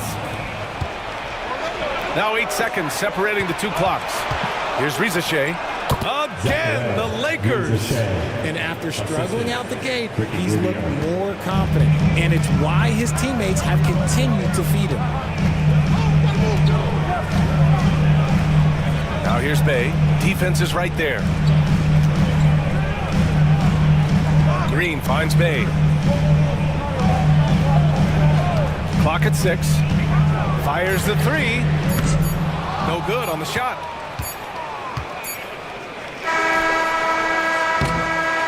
And a pretty tightly contested game here as we end the first half. Cavaliers ahead. They're up by 2. And we'll see you back here after the break. 3rd quarter action in just a bit.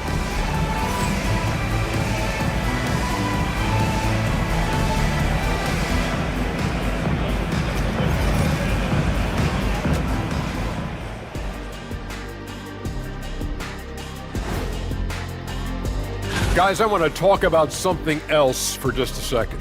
Is it me, or have the alternative jerseys around the league got? And next up, let's take a look at the Cleveland Cavaliers, who seem pretty well matched in their game. Their bench has been strong. Guys coming in, accepting their roles, playing well in the minutes they're getting. I'll take your word on this one, Kenny. You're the backup expert. Thanks for joining us. Time to head back over to the 3rd quarter with Brian Anderson.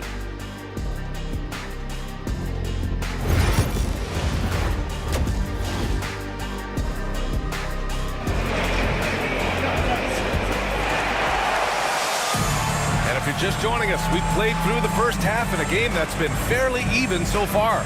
You got to like what we're seeing from LeBron James. Through the first 2 quarters, he's been on fire. Explosive offensive performance. If they don't change their approach in the second half, let's just say his success will continue.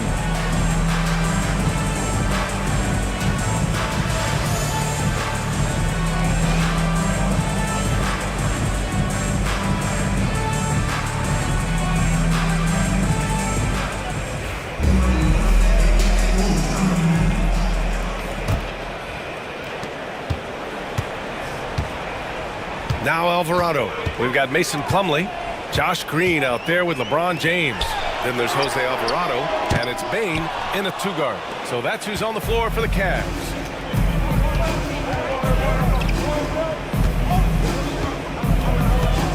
Allen, the pass to Hartenstein. Here's Ware. Misses off the right iron.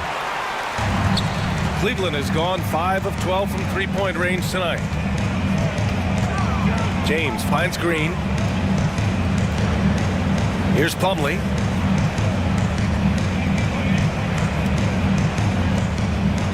Alvarado outside for three. Drills it from deep. Alvarado's got a slow reaction from the D, and it cost him 3. Pass to Ware. Now Allen. Hartenstein with a screen on Bain. For 3, Allen. He drops it from range. 3. That's how you up the ante. Come right back at him. Yeah, I love the competitive fire right there. You drain a triple on us, and I'm coming for my revenge. Now, here is James. 14 points for him. Bain with it. Hartenstein covering. Bain, the pass to Green. Here's James. That shot off the mark. Good D by Middleton. And it's Mitchell with the ball for Los Angeles. Trailing by 2. And he hits it to tie the game. 14 points for him. Everyone knows Mitchell wants to take it to that basket, so the pull-up is so effective. James outside. Pass to Bain. Oh, and he got fouled on his way up. He'll head to the line to shoot 2. It's his first trip to the line. At the line for Cleveland, Desmond Bain. 2 shots.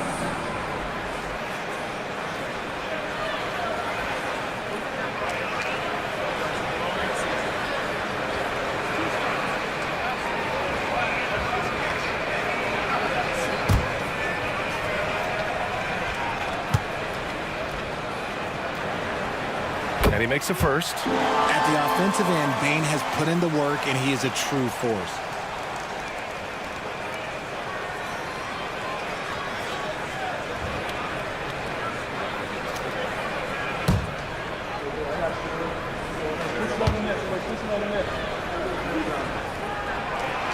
And Bain drops them both.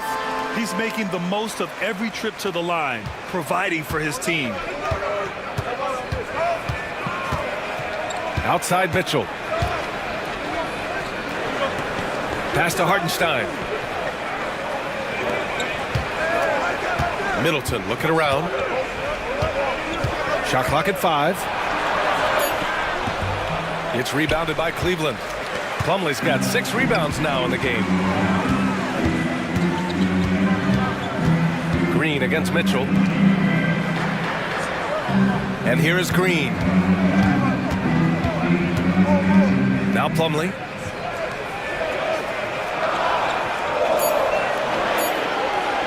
From deep three-point range, the long-distance 3 is buried. Plumlee's got his 3rd basket on the night right there. The way he can elevate over a defender from deep, very tough to contain outside the arc. Back to Mitchell.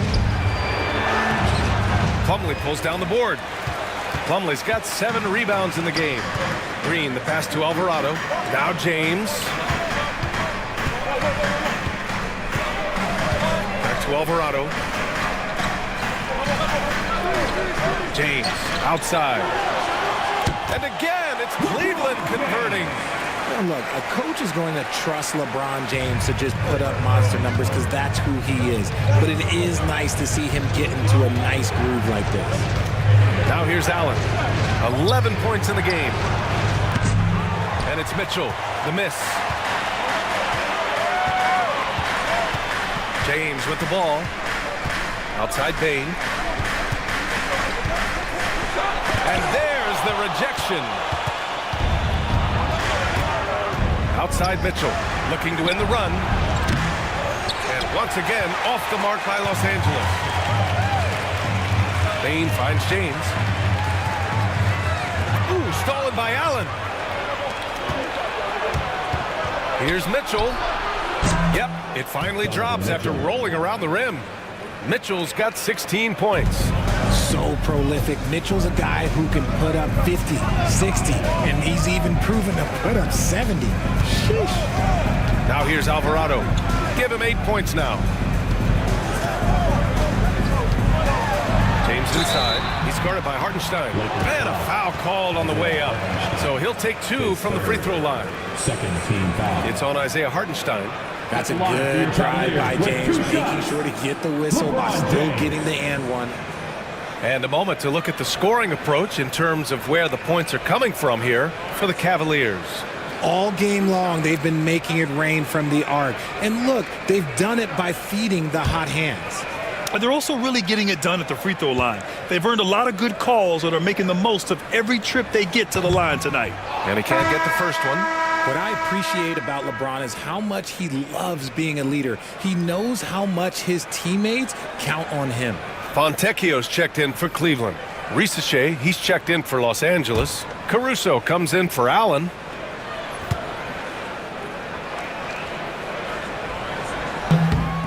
And he's good on the second. I think everybody knows how good LeBron James is, but the thing that makes it remarkable is the longevity of his talent, and he is still leading the way for his team. Now here's Mitchell. He's got 16. Out to the wing, 6 to shoot. Here's Risache. James with the rebound. The Cavaliers lead by 6. Left side, Green. Pass to James. Over Mitchell. And once again, off the mark by Cleveland.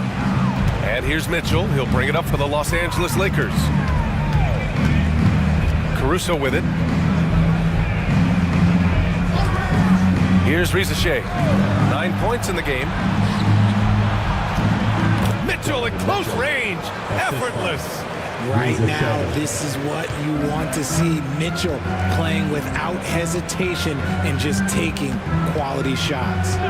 Alvarado, the pass to James. Shoots over Hartenstein. And that one's good.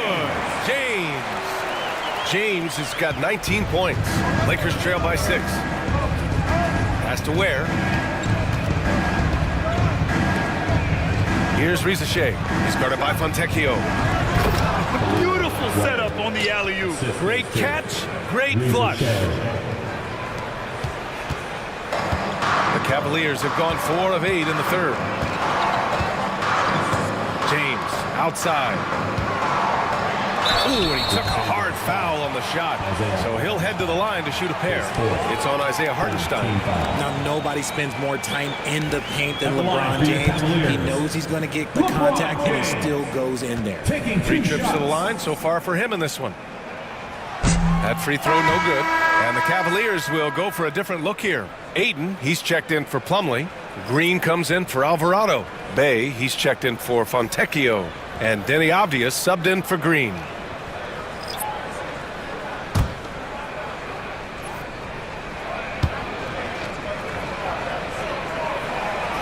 No good on the second free throw. Lakers trail by 4. Here's Risache. Avdia pulls it in. Cleveland has gone 2 of 3 from outside so far in the third quarter. Green, the pass to Ayton. Oh, and the jam by Ayton. I wouldn't want to be that rim. Goodness, Ayton knows how to attack something with force.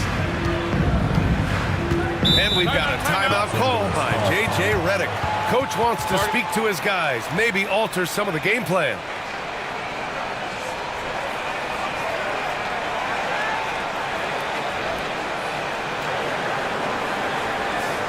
Here they come, fans.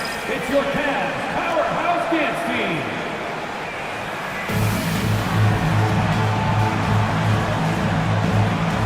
Alvarado's checked in for LeBron.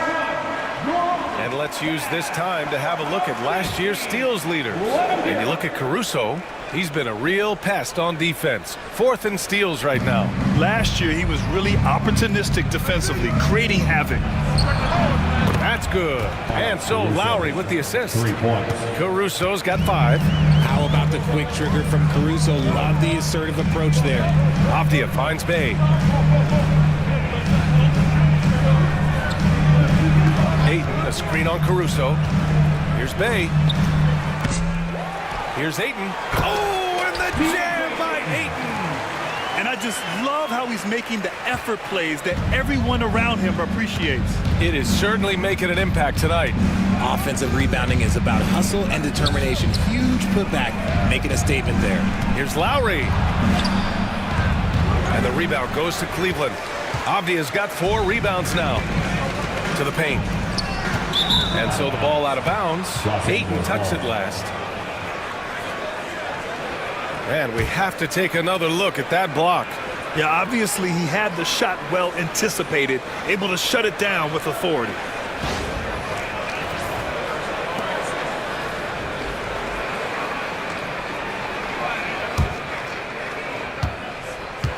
Lakers trail by 5. Here's Rizachet. He's got 9. Pass to Eubanks. Avdia with a steal. Alvarado with it. Green, the pass to Bay. Launches it. Rebounded by the Lakers. He's got to be mad at himself. You won't get a better look than that. RJ, with Harrison Barnes on the roster, a team can count on durability and reliability. Oh, and don't forget about the veteran leadership he brings to the table. You can't underestimate how important it is to have a champion and a veteran like that in your locker room. He's got his first free throws of the night right here.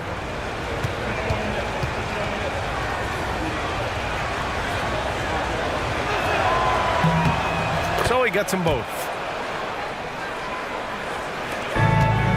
Cleveland leading by 3.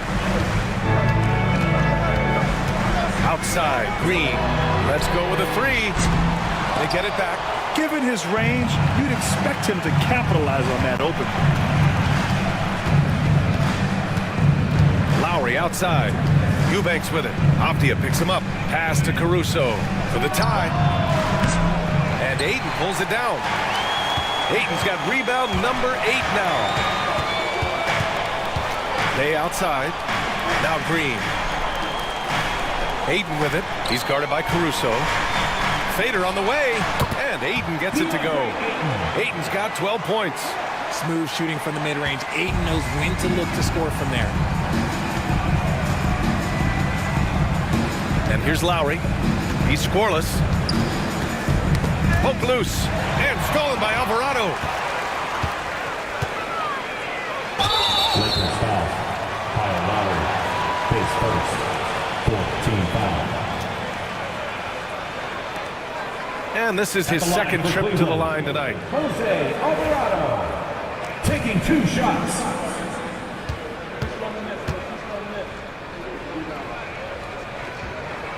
And the first one at the line is good. Allen, he's checked in for Los Angeles.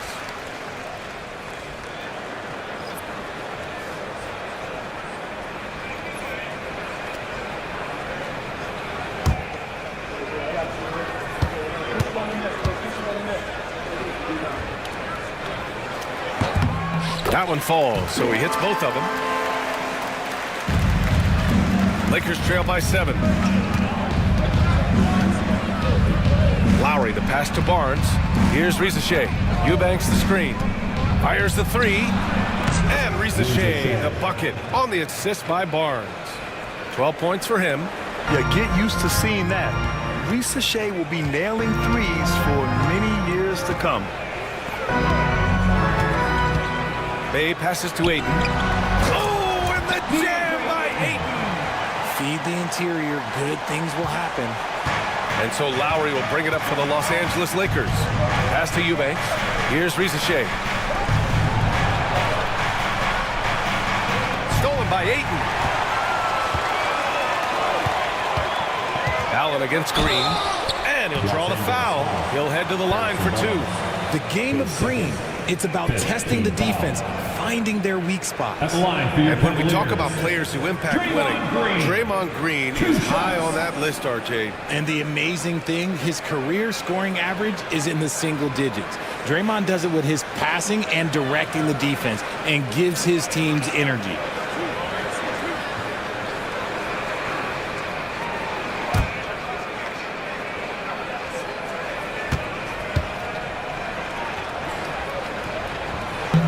No good on that one. The quintessential glue guy. Green does all the dirty work. You need one of these guys on your team because he has such a diverse skill set.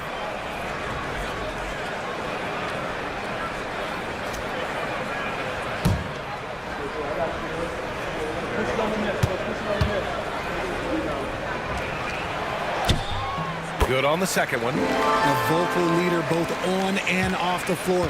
Green plays with a real fire in edge. Here's Rizachet. He's covered by Bay.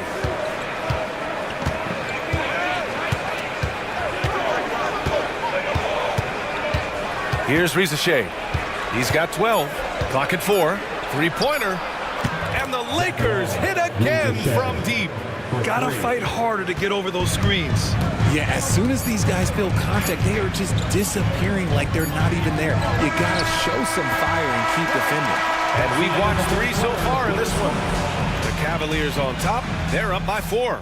And fourth quarter basketball will be coming your way on 2K Sports right after this.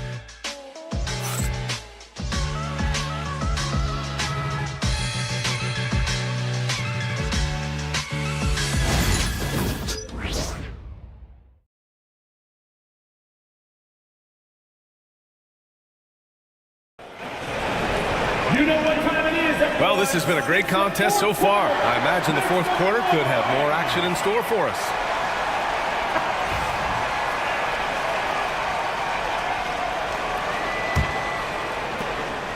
Lakers trail by 4. And so in the game for Los Angeles, Chris Middleton is out there with Rizachet. Then there's Grayson Allen. Then it's Donovan Mitchell. And it's Ware in at the pivot spot, manning the middle. It's the strength of Mitchell, one of the strongest guards we might have ever seen. Avdia against Mitchell. Avdia passes to Bane.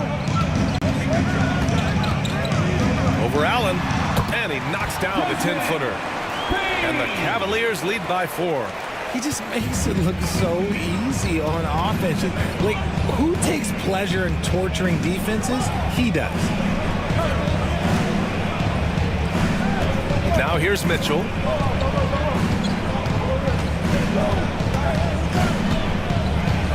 Five to shoot. And it's blocked. Avdia gets Allen. Outside Bane. From behind the arc. Knocks down the long K. And now it's a 7-point Cleveland lead. Well, Bane is an efficient three-point shooter, so you have to turn up your perimeter coverage when he's on the floor. Pass to Allen. And he lobs it up top. And it's stolen by Plumlee. And now the Cavaliers on the break.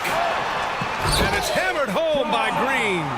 Such a slept-on attribute of his. Draymond can handle the rock. Lakers trail by 9. Middleton outside. Now here's Mitchell. Mitchell gets by inside. You see how smoothly Mitchell gets into his shot. That's elite. Avdia against Mitchell. Avdia passes to Green. And Cleveland another 3. I just love the ball movement. The Lakers have gone 2 of 3 to open the fourth quarter. Allen outside. Here's Mitchell. Against contact. Mitchell. Grayson Allen. And Cleveland has possession. Following this game, they host the Magic. That'll be the second of a 2-game stretch at home. Pass to Bane. Puts up a 3. It's rebounded by Los Angeles. Ware's got rebound number 12 here already in the game. Here's Rizachet. Middleton outside. 6 on the shot clock. They set a pick. Over Green. Middleton, no good. Cleveland leading by 8. Left side, Green. Outside Bane. Back to Green. Three-pointer off the mark. The Lakers have gone 3 of 5 since this fourth quarter started. Middleton against Avdia. Fires from deep. Middleton, no good. The Cavaliers have gotten 4 shots out of 6 attempts to drop so far in the fourth. Here's Payne. Outside, Green. Green able to hit from 3. Green's floor stretching ability, one of the things that makes this offense so dynamic. Pass to Rizachet. Mitchell against Avdia. To the inside, where? Oh, a great 1-2 punch. Beautiful pass and a nasty jam. Mitchell's been a master of the pick and roll for years. With the right partner, he's unstoppable in that set. Avdia finds Payne. Plumlee with it. Lakers foul. Where? And Cleveland making a change here. James is checked in. Hartenstein, he's checked in for the Lakers.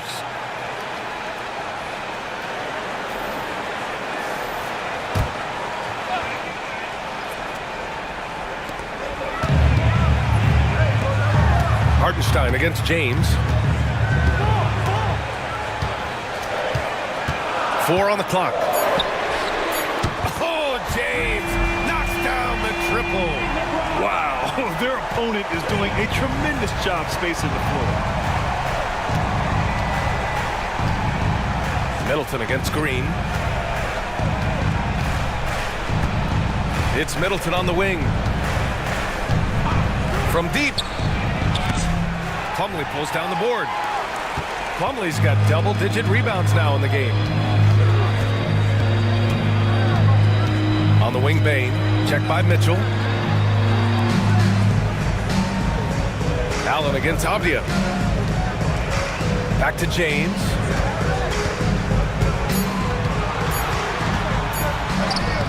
Good work defensively by Hartenstein. They've got numbers. Mitchell, the pass to Hartenstein. Middleton outside. Here's the 3. Plumlee pulls down the board. I think he's gone completely dry. Nothing is hitting. Yeah, and the risk now is that he gets inside his own head. Time to take deep breaths in through the nose, out through the mouth, and let the game come to you. Really thought he had this one, and the defense, they were giving it to him. And he got the whistle on the way up, so he'll be headed to the line for a pair. And the league has made it clear, Grant, it sees streaming at the forefront of basketball viewing going forward. Well, B.A., it's a no-brainer. The internet is the future, after all, and streaming opens a lot more options for engaging with fans while they watch. Shooting 2.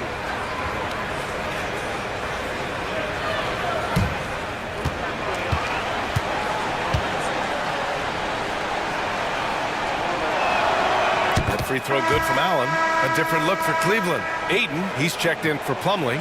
And Alvarado's subbed in for Avdia.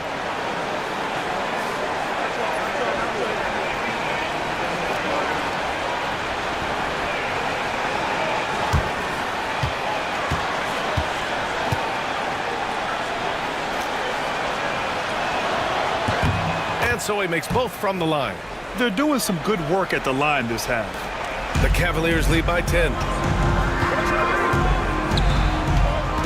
Now James. Outside Bain. Fires for 3. And another miss by Cleveland. Los Angeles has gone 0 for 3 here in the fourth. Middleton outside.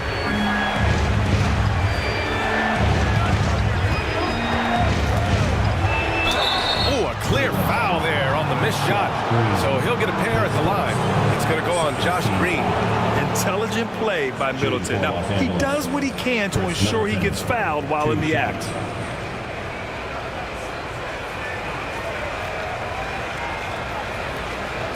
Take a break. Take a break. 2 shots.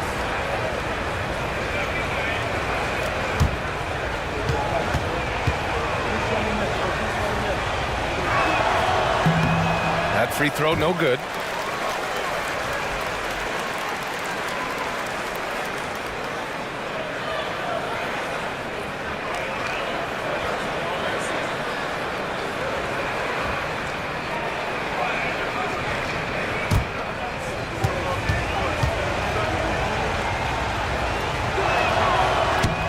good on the second free throw, so 0 for 2 there. And that's surprising. He's usually automatic at the free throw line. Green, the pass to Bain. And here's James. Green with a screen on Hartenstein. Pass to Green. Lets the three fly. The Lakers with a rebound. Ware's got 15 rebounds here tonight. It hasn't been his best game, but his team is still doing just enough to be up. Middleton finds Allen. Back to Middleton. Allen a screen. Fires the three. And that's good. Chris Middleton for 3. Now, if you're the defense, you can't allow Middleton to heat up out there. I mean, he can be so efficient from long range. And we've got a timeout called by Kenny Atkinson. Coach clearly has something he wants to say to his team right now.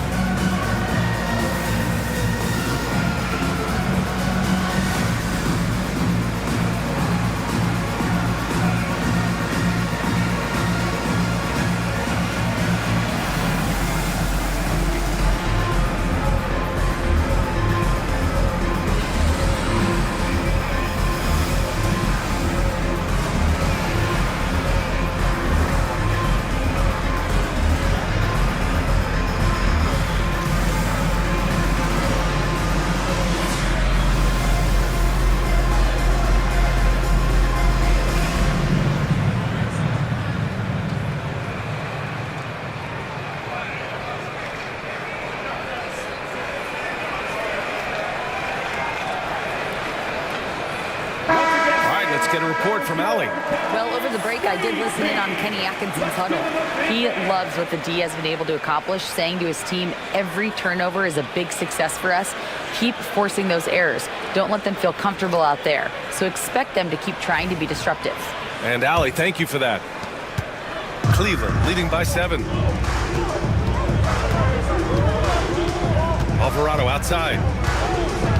Payne with a screen on Mitchell. Payne against Allen. Tried to bank it in, but it misses. And here's Mitchell. He'll bring it up for the Lakers. And Mitchell is a handful for any defense. So difficult to guard without fouling him at times. Shooting for Los Angeles, Donovan Mitchell taking 2 shots. Take a break. Take a break. 2 shots.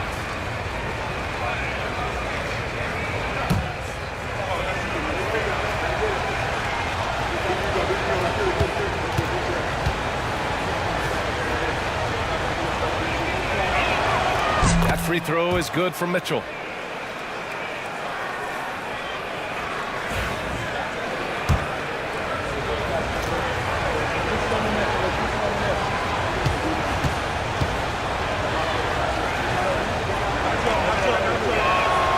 Both free throws good for Mitchell. Cleveland leading by 5. Alvarado, the pass to James. Up top, Bain. Allen defending. Right wing. The 3 from Ayton.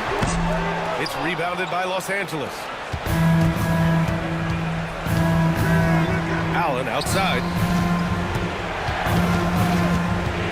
Here's Mitchell. And the step-back jumper is good. Mitchell's got 16 points here in the second half. His team trusts him, and rightfully so. Mitchell makes so many big, important shots because he is a clutch performer. And James gets it to go. And their strategy is obvious. Manufacture looks from outside the arc. With the way they're shooting, there's no need to look for any other shot. Just keep letting it rain. Right side, Mitchell. Tipped.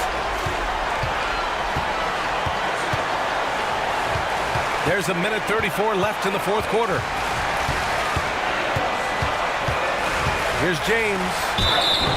And he was fouled while in the act of shooting, so he'll take 2 free throws. It's on Isaiah Hartenstein. Okay, Bron with the big boy moves. Look, he just absorbs the foul, still getting his shot, doesn't even feel it.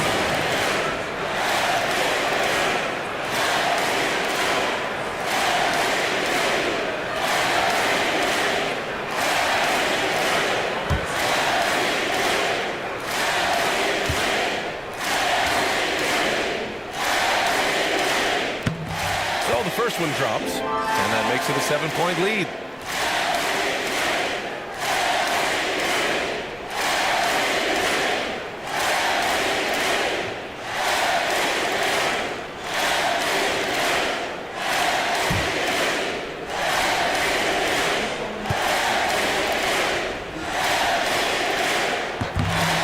So he gets them both, and it's an 8-point ball game.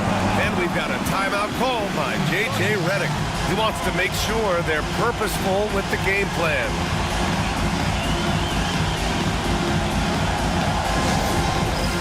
All right, fans, it's dance band time.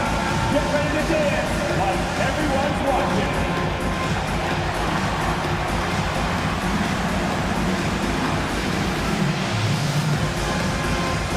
Dancing machine.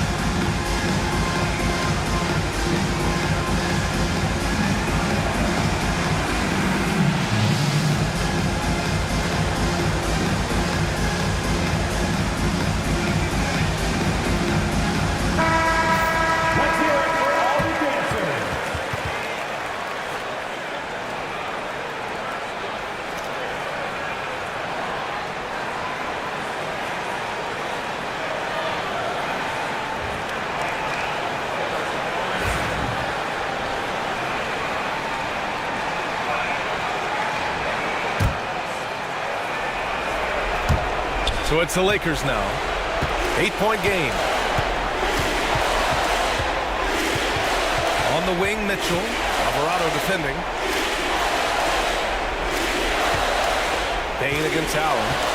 Hartenstein with a screen on Bane. Clock at 6. Here's Allen. Oh, and there's the whistle on the shot. So 2 free throws for him coming up. Team foul. Shooting for Los Angeles. Grayson Allen at the line for 2.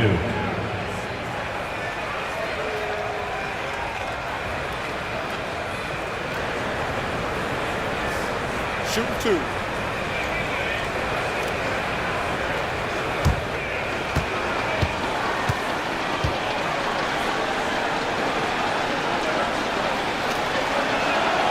He gets the first, and that narrows the gap to 7.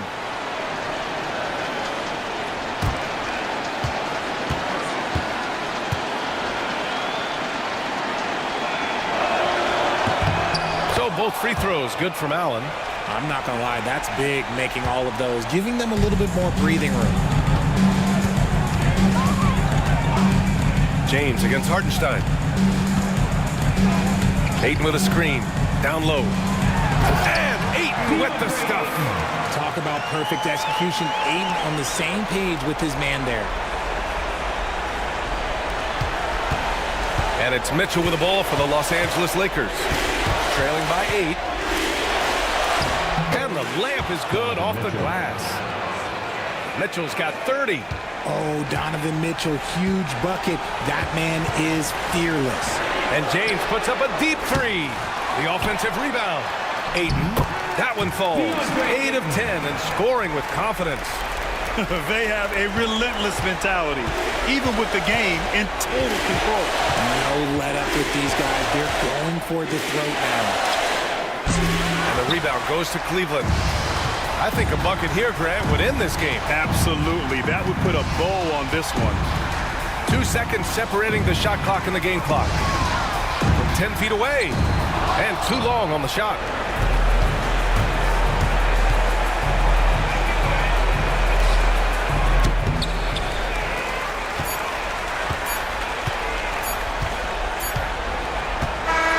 And so it's Cleveland winning this one.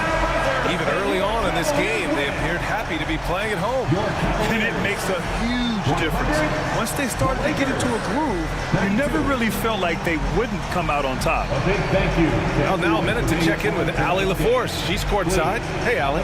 LeBron, you've accomplished so much in this league. How have you been able to sustain it for so long? You know, it's only a select few. It's not many who make it to this point. And I would never take the game for granted. That's why I try to give everything I can till I can't give no more. And I've been around some great players, great coaches, great organizations. And for me to have this opportunity right here means a lot, and I'm very humbled. Well, you're a sponge for knowledge, and you have a great work ethic, and it's been fun to watch. Thanks, LeBron. All right, Allie, thank you. And that about wraps it up. For Grant Hill, Richard Jefferson, and Allie LaForce, this is Brian Anderson thanking you for watching the NBA, presented by 2K Sports. And now, time for our player of the game, DeAndre Ayton.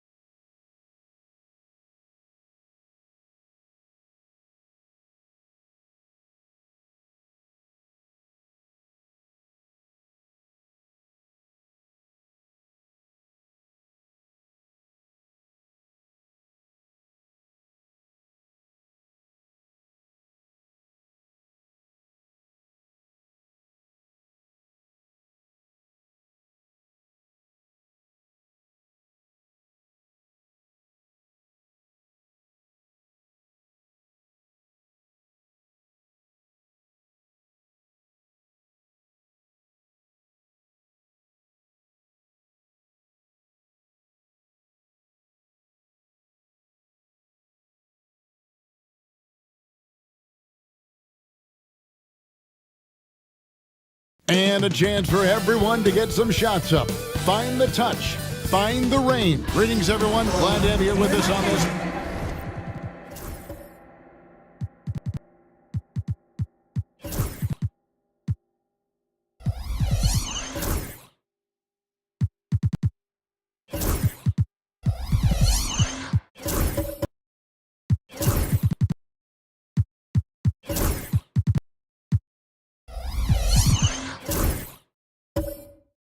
Wednesday night edition of the NBA on 2K. You know, Greg, so often we talk about depth, but how important is it for these teams to possess it?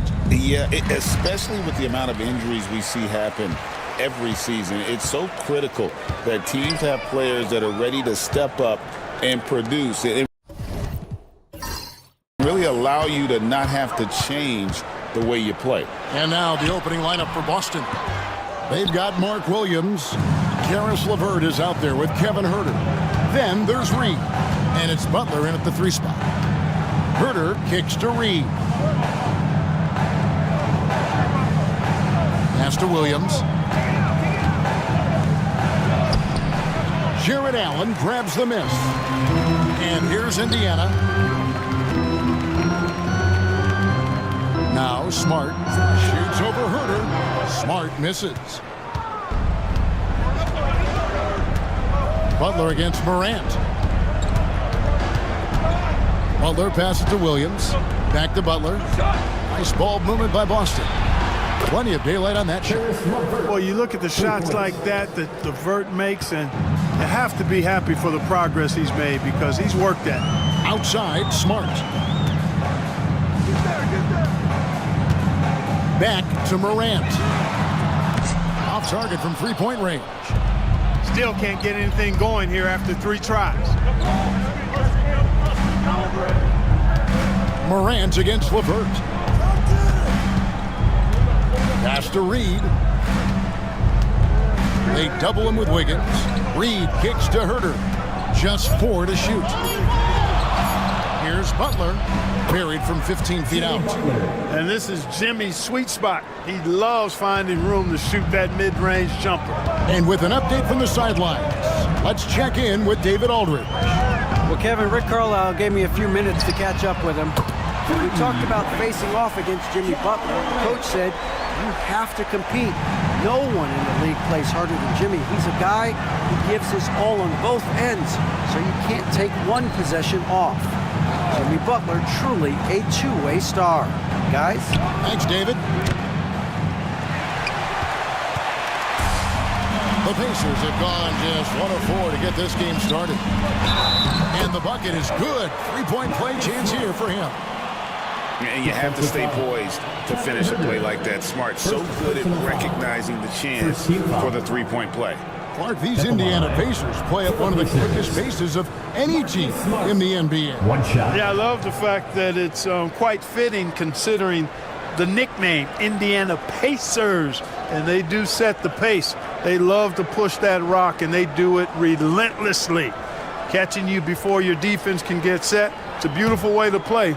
Tell you what, though, you got to be in great shape to make it work. And the free throw is good, now leading by 1.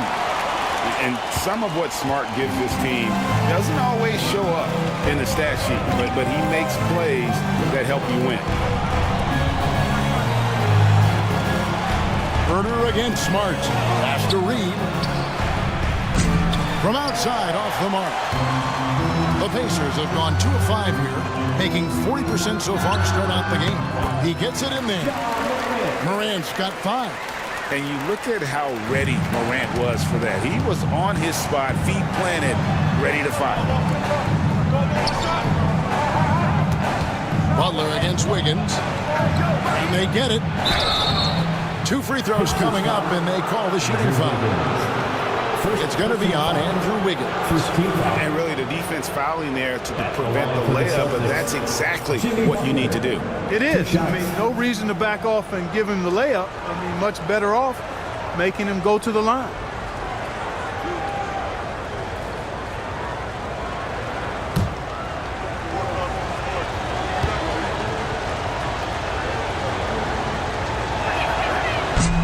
First free throw is good. Well, you go back and look at the career that Jimmy Butler's had. Hard to believe that he was the 30th pick of the draft when he came out of college. You got to say that scouts kind of missed on that one.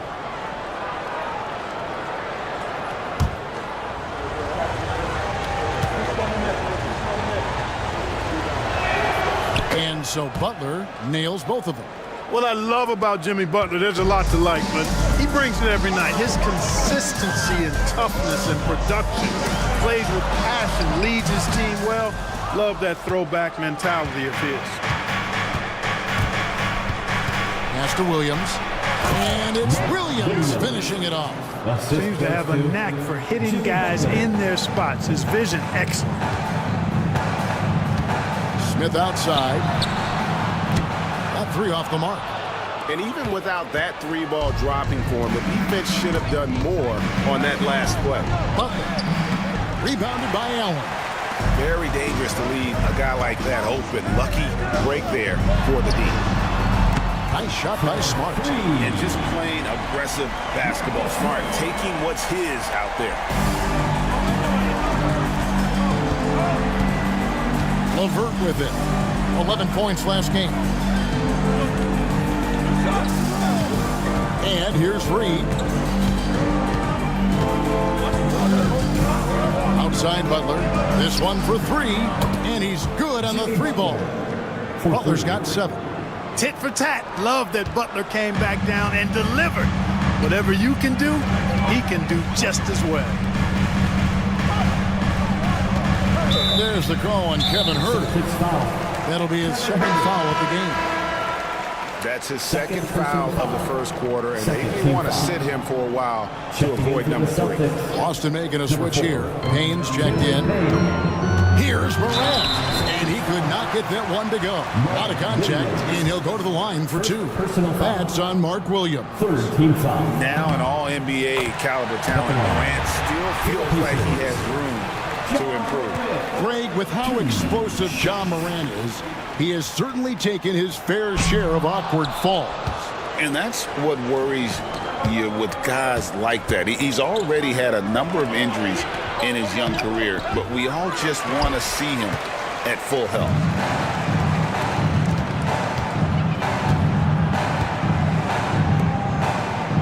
Smart dishes to Wiggins. Smith on the wing. Pass to Wiggins from past the arc. Good, and Smart gets the assist. No hesitation from Wiggins, shooting with confidence and conviction. And so it's Payne with it. He'll bring it up for the Boston Celtics. They trail by 3. This game against Indiana, the first time they've met this year. Yeah, but this is a team they faced and beat in the postseason a year ago. You're right. They took care of business against them in the conference finals. Now looking to do the same thing tonight. A moment now to see the numbers for Smart. Some last season stats for him. Came in about 14 points per. Just over 2 steals and 4 assists. The contributions he's been making on the floor have been a boon for this team. Great stretch of games for him. Yeah, you know, they've given him more responsibility, and he's responded. And the way he's going, I think his role is only going to increase. Here's Wiggins. That's his second shot and his second basket. He's 2 for 2.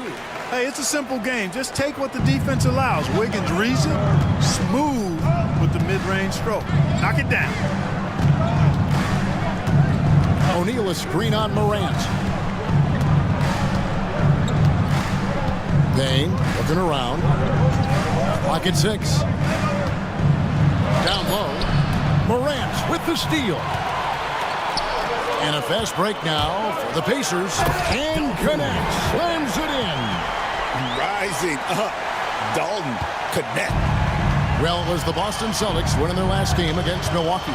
Pass to Carter.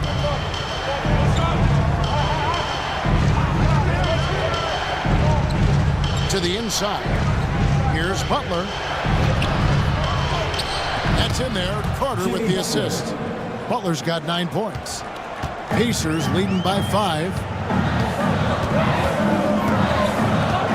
Morant outside. Here's connect. Off target from outside. Celtics have gotten 5 of 10 shots to drop in this game so far. Right at the 50% mark. To the middle. Collins against Carter. Collins with some nice D. That's a surprise. I mean, really out of character for him to miss when the defense is not right up on him. Sohan with the screen. Morant passes to Sohan. And a wide open look here for Wiggins. Misses the 3. Celtics trail by 5. Pass to Carter. O'Neal outside. It's Prince on the wing. Wide open shot is on the money. Prince gets the ball and knows he's ready to let it fly. This guy plays with great confidence. And Rick Carlisle decides to call timeout. He's going to have a discussion here on the sideline.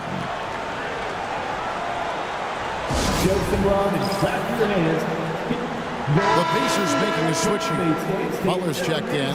Celtics also with a sub. Howard's checked in for Butler. Pacers leading by 3. Collins setting the big for Butler. Down low and stolen by Prince. With the drive. Tips it up and rebounded by Connect. For Indiana, they've gone an even 50% from the field. They are 7 of 14 for the game. Here's Sohan, guarded by O'Neal. Just 5 to shoot. And that one clearly a foul. Gets the whistle and 2 shots coming up. Well, we know, Greg, early on in the year, teams still trying to figure out their rotation. And it takes time before you find the rhythm you're looking for. Coaches will mix and match units to see what works best with the thought also of the postseason.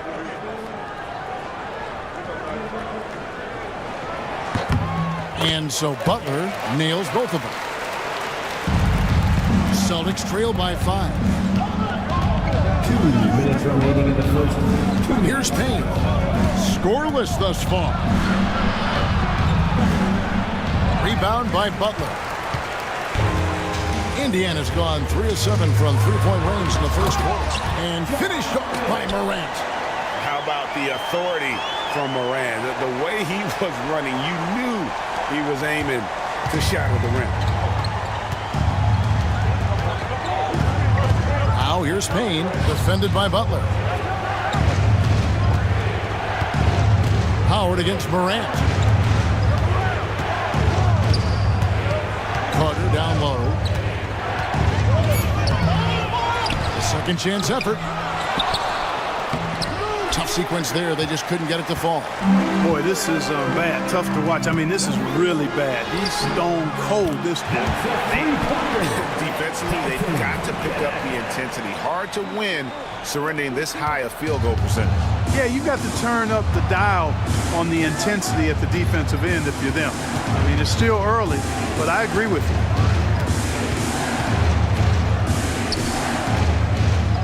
With the fadeaway. Gets that one to drop. First one of the game after 4 straight misses. This is where Carter Jr. is most comfortable, in my opinion. Feels like he can score at will from there. Butler finds Collins.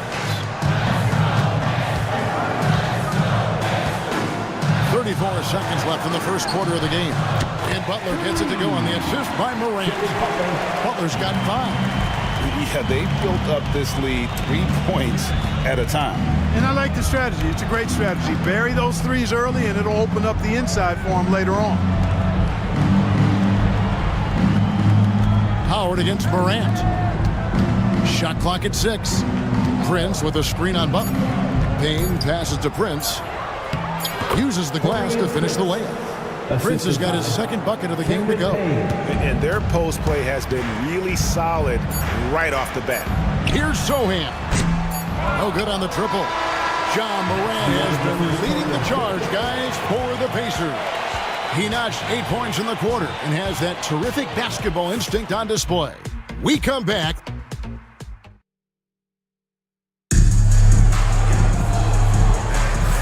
And if you're just tuning in, we've got a wide margin on the scoreboard, but plenty of time left for a comeback. And breaking down some numbers here, the hustle stats for Indiana. They're controlling the pace of this game, pushing the ball up court and getting good looks in early offense. And, you know, another thing that's been working for them tonight, scoring off turnovers, points off miscues. They've been converting any mistakes at the other end. Marcus Smart is out there with Butler. Then it's Jeremy Sohan. Then there's Allen. And it's Connect in at the 3 slot. That's the 5 to begin the second quarter for the Pacers. Here's Herter. Nice concentration to hit the double clutch layup. Herter's got his first bucket of the night. And I need to see some more assertiveness out of these defenders. When Naz Reid is out there, Clark, spacing the floor is a real asset for him. For sure, and, you know, he really puts a lot of pressure on the defense because he can score from anywhere on the floor, and he's got great size and strength. And he does the little things, too. I mean, you look at his points and rebounds, but this guy gets deflections. He goes after loose balls. He gets you extra possessions on the glass. He steps in and takes charge. I mean, he does all the little and big things. And they call the foul, so he's got the and one chance here to make it a 3-point play. Just no resistance on the inside. That's their 5th consecutive make in the paint. Those looks they're allowing are almost automatic. Jabari Smith, he's checked in for Indiana. Andrew Wiggins comes in for Connect. Williams, he's checked in for Boston. Jimmy Butler comes in for Howard.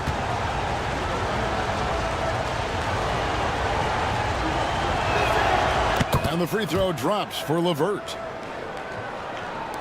Quarter number 2 with just over a minute gone. On the wing, Wiggins.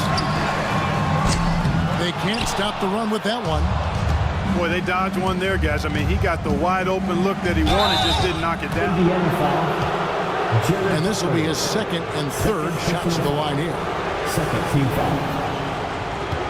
At the line for the Celtics, Karis LeVert, 2 shots. No good on that one. Analytics or the eye test? The optics or the numbers in front, Greg? When you're judging the performance of a player, What kind of criteria do you use?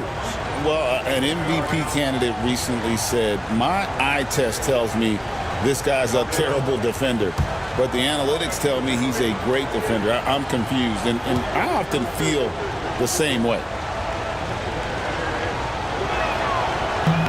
He hits the second from the line. Now here's Butler. He's got 5. Pass to Smith. Wound up there for Allen. Williams with the steal.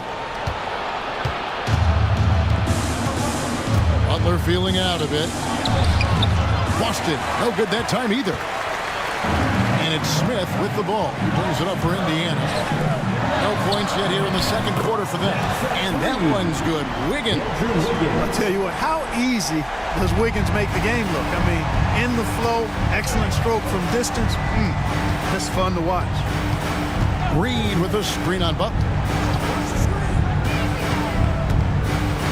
LeVert against Butler. The kick outside to Butler.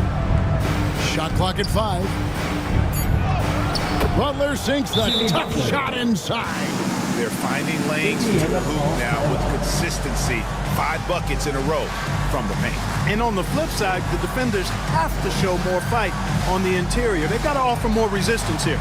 And Rick Carlisle decides to call timeout. And coach has decided they need a moment to talk things over. With this break in the action, we can show you the teams that had the most rebounds last season. The Celtics second. There's not a whole lot to complain about with these numbers. I mean, they made a commitment to rebounding last year, and it was obvious. It showed on a consistent basis.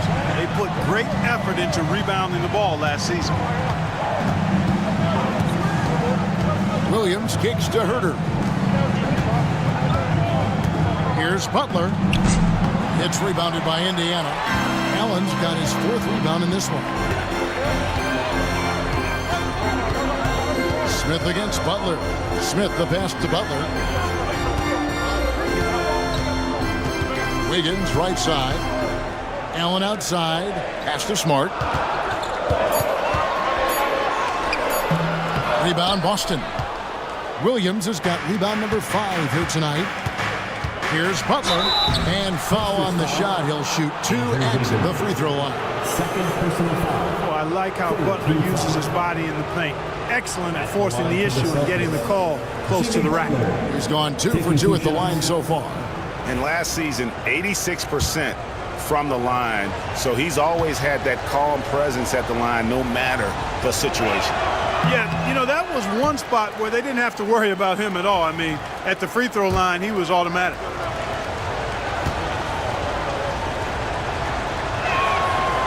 And he sinks the second. Pacers leading by 4. Butler kicks to Allen. Smith for 3. And the Pacers another 3. 12 straight points off of 3-pointers, and the D looks shell-shocked. And guys, now that they're rolling from out there, the defense has to really get up into them. You've got to almost be in their jerseys to try to deny those looks. Pass to Williams. LeVert with the wide open look. Again, the miss by the Celtics. And you don't want to give up that kind of look too often. The shot by Butler, nobody around. And they pick up 2. And the Pacers lead by 9. Well, you see the hustle from Allen there, guys, and his relentlessness and the mindset to keep at it really allows him to gobble up those offensive boards. Hard earned by Butler. And obviously his momentum from the last game has carried over here tonight. And you know that's how it goes with him. I mean, his hot streaks, guys, don't last minutes. They last days. Smith the pass to Wiggins.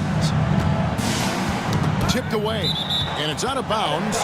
They say it was last touched by Williams. John Morant, he's checked in for Butler. Number 12, John Morant.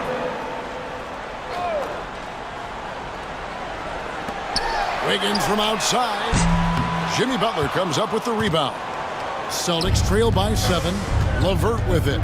He's picked up by Morant. Herter against Smart.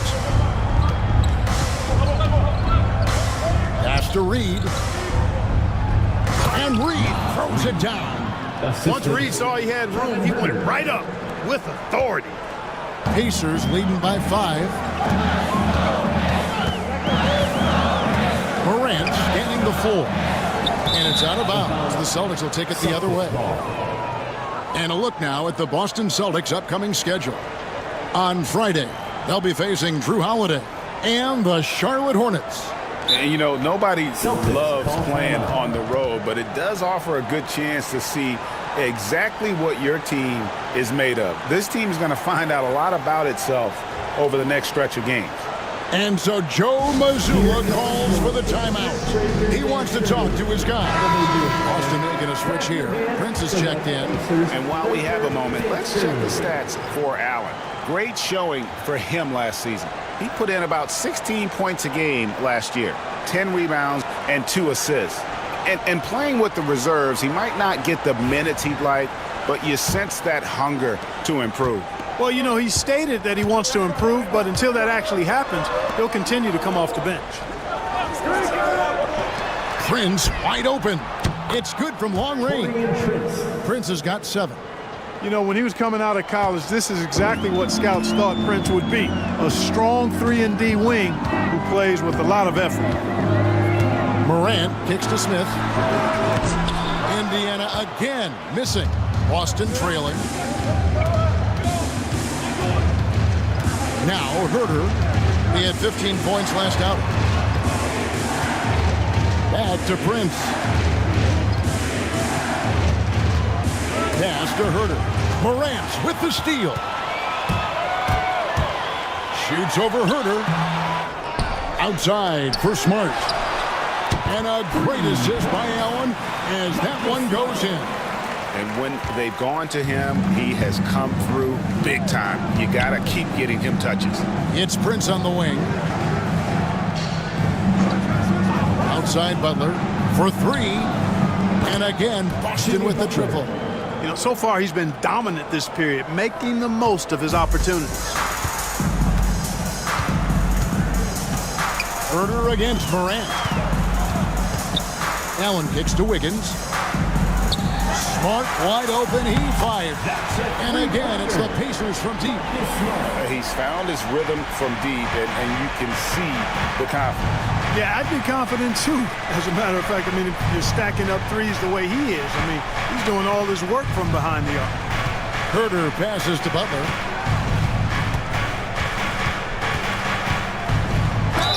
And a lot of contact on that one, so he'll shoot 2 here.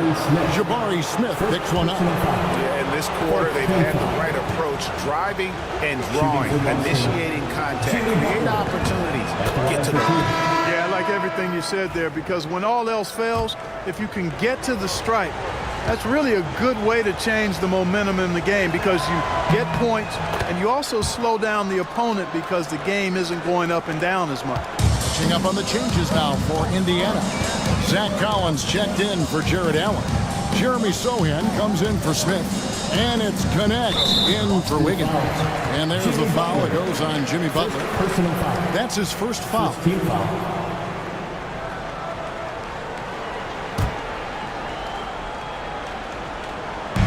Collins dishes to Morant.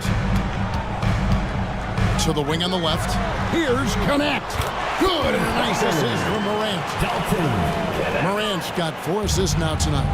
And when you need a bucket from outside, Connect is your man. As a junior college product, Dalton Connect, Greg, didn't have a traditional path to the NBA. Yeah, Kevin. Spent 2 years at a JC, 2 more at a small Division I program. Then used his extra year of eligibility to transfer to Tennessee.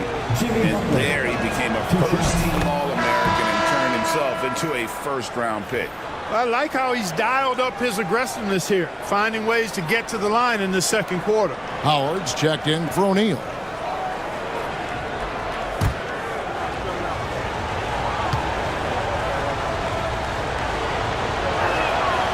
And so Butler nails both of them. And so it's Smart. He'll bring up the ball for the Pacers. Collins setting the pick for Smart. Pass to connect. Takes a three. Rebounded by the Celtics. They put up a nice win against the Bucks the last time out. And that was not an easy game for them. I mean, they barely hung on at the end of regulation before they were able to pull it out in overtime. And it could turn out to be one of their biggest wins of the season. I mean, just because of the way they came through when it mattered most. That's clutch play that could serve them well going forward. Indiana leading. There's 1:54 left now here in the second. Outside Collins.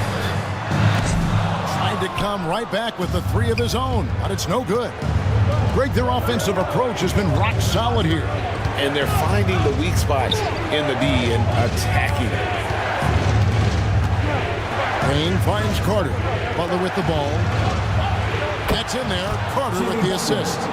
Butler's got 24 points. And he's on a good pace here for three-point range. Made one in the first, two more here in the second. It seems like with more to come. And good that time. Smart's got it all tied up now for the Pacers. And look at these numbers from Smart. He is doing it all. Butler sets a screen for Payne. Pass to Butler. A fadeaway. Again, the Celtics good for two. A much better quarter for them shooting the ball. Anytime your field goal percentage is in the high 50s, partner, you're doing something right. Morant outside. And a miss there on the triple. And we haven't seen them get to the line as much here in the second quarter. They might be settling a tad too much offensively. I think you're right. I mean, an up fake here or there, getting the ball inside, that's how you create high percentage offense. Outside Carter. Rebound by Sohan. The Pacers shooting 44% for the floor since they began the second quarter. Drains it from beyond the arc. Excellent pull-up from Connect there. Normally, that's a shot that takes years to master. Outside Butler.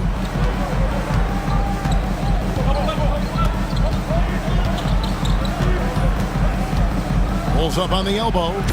In the paint, Butler. No shortage of drama here early on. Yeah, 8 lead changes already. Huge number this early. Jimmy Butler has been on display for Boston. What a quarter that saw them generate a great comeback effort and are now out in front with momentum behind them. And now let's catch up with David Aldridge, who's standing by from the sideline. All right, Dave. Thanks a lot, guys. Kevin, how did you find success as a team scoring in the first half? We're moving the ball again offensively. A lot of guys are touching it, trying to look at mismatches. We found a play in an action that was working for us and kind of just kept going to it. If it's not broke, don't fix it, right? Thanks for your time, man. Back to you. Thank you, David. We'll be back after halftime for the start of the second half momentarily.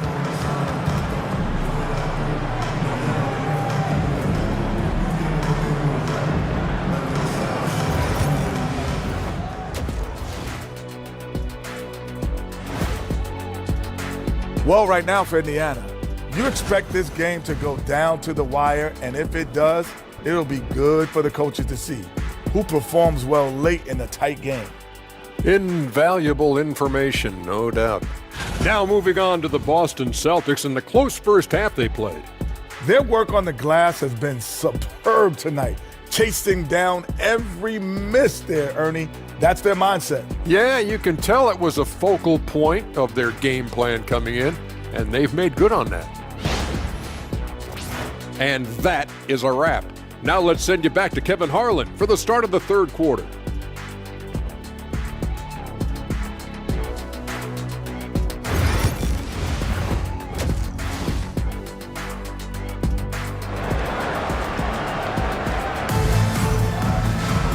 And if you're just joining us, we've played through the first half in a game that's been fairly even so far. We are seeing a tremendous game from Jimmy Butler. Man, he's been running wild on them through that first half. Absolute dynamite on offense. And you know what? I'll be interested to see just how much he's got left in the tank. That first half had to take a lot out of him.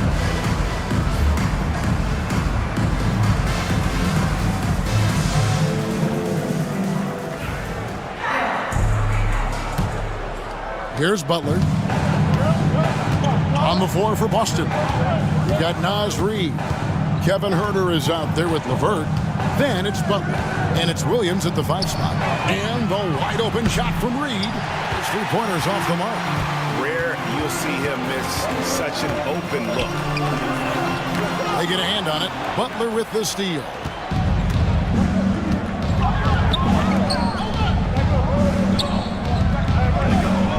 Williams inside, guarded by Morant, and the officials calling for a 3-second violation. Oh, in a game this snug, you can ill afford to commit those kinds of turnovers.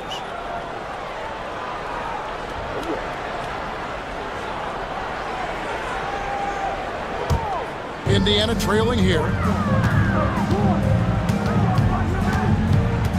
Smith on the wing. Back to Morant. Pass to Wiggins. Good, and a nice assist from Morant. Morant's got his 5th assist in this one. An excellent score off the dribble. Wiggins starting to excel in the catch-and-shoot game, too. LeVert kicks to Williams. Second half of basketball, just over a minute played so far. Shoots from the baseline. Jared Allen grabs the miss. Allen's got his 7th rebound of the game with that last one. Here's Morant. That was something to see. Good. And leave it up to Morant to put on a show. What a spectacular dunk. And they're bringing you up close and personal on the AT&T 5G Slam Cam. Celtics trail by 4. LeVert with it. He's picked up by Morant. LeVert the pass to Butler. Over Wiggins. And Butler gets it to go. Butler's got 30 points. You don't see that too often, the fadeaway shot when he's wide open. Smith outside. Pass to Wiggins. Lets it go with the 3. Rebounded by the Celtics. Williams has got 6 rebounds in the game. No one near Huerter as he lets it fly.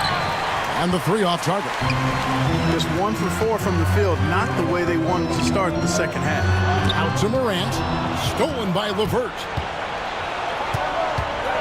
One-on-one here. Here is Williams. And he gets the whistle for the 3-second call.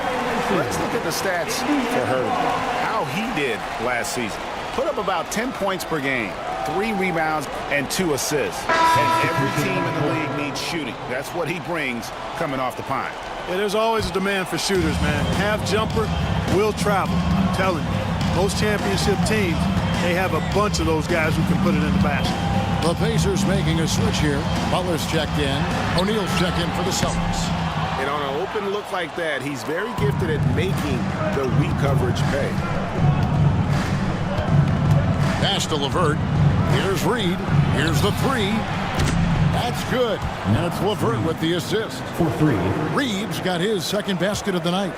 This is a big part of Reid's value. I mean, he's proficient from deep, and he's got a quick trigger, too.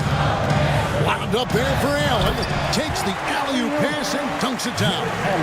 Woo-hoo-hoo, that's the stuff of nightmares for the defense. They'll see that one in their sleep. A long athlete like Allen flying in the air, that's a bad picture. And so Joe Mazzulla calls for the timeout. He's made the decision. He wants to huddle up with his guys.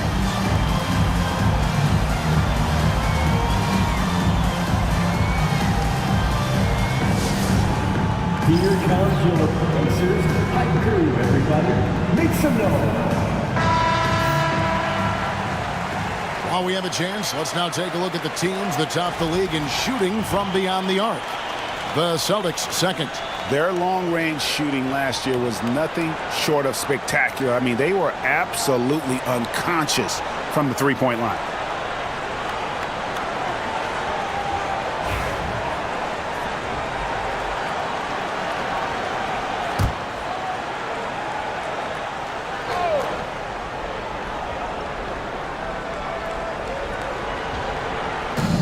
Pacers on defense. Since halftime, they've only allowed 5 points.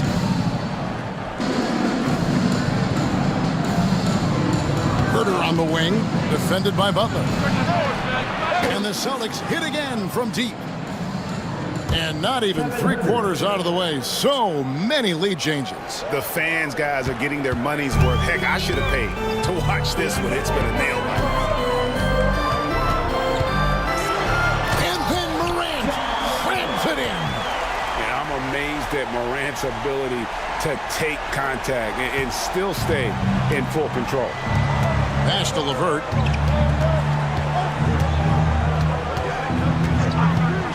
Now here's Herter. Here's Reed. Takes the three. And it's rebounded by Morant. And the great shooters know when they've got enough opening to go for the three. I didn't think it was a bad choice on that possession. Tops in scoring. First in assists. And they were #1 in field goal percentage. Their shot selection, a major focus for this group. And more often than not, it was going to be their O that propelled them to victory. And having the best offense in the league last season, they were an opponent that no team wanted to face.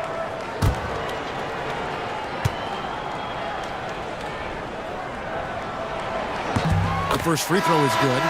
And it's hard to pick a more electrifying player in the league than Ja Morant. He explodes off the floor. Carter, he's checked in for Mark Williams.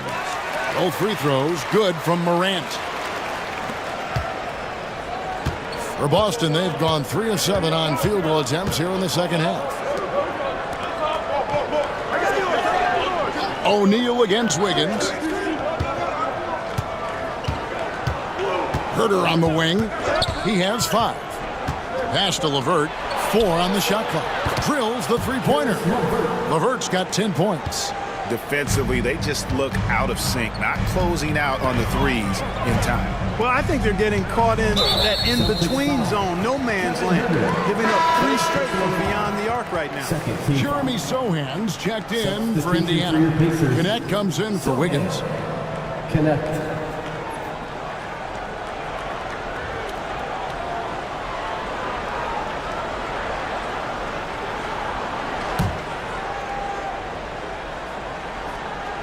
And so it's Indiana with it.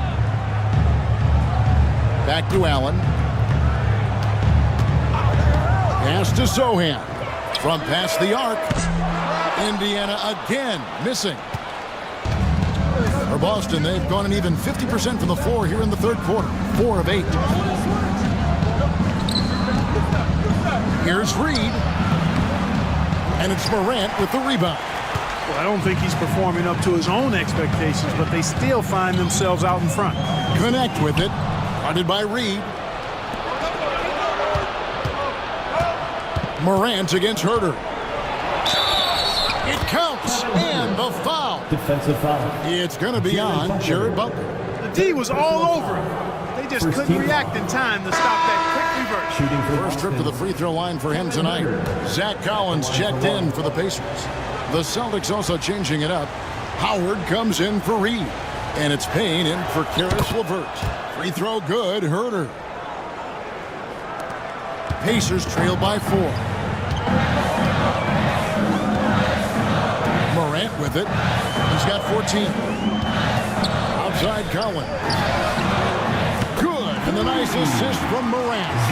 Well, Morant's acrobatics often get the attention, but his passing is also elite.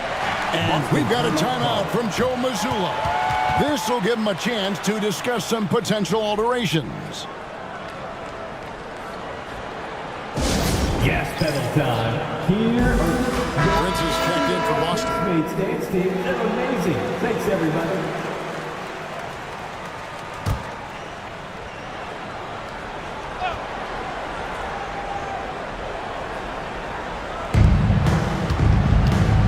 O'Neal dishes to Payne. Cuts off the pass. Here's Morant. And finished off by Morant. And you're just asking to get burned when you give Morant a lane, using that speed to his advantage. Pass to Carter. He tries for 3. Good on the triple. Wendell Carter. Carter's got 5 now. A great competitive game so far. And from the look of it, this one could go right down to the wire. And like a number of centers in today's NBA, Wendell Carter Jr. continues Clark to hone his three-point shooting. Boy, I tell you what, Kevin, it's almost mandatory necessary for big guys nowadays to be able to knock down not only the mid-range jumper, but the three-point shot. Give credit to Carter Jr. for seeing this growing trend and then working to put it into his toolkit.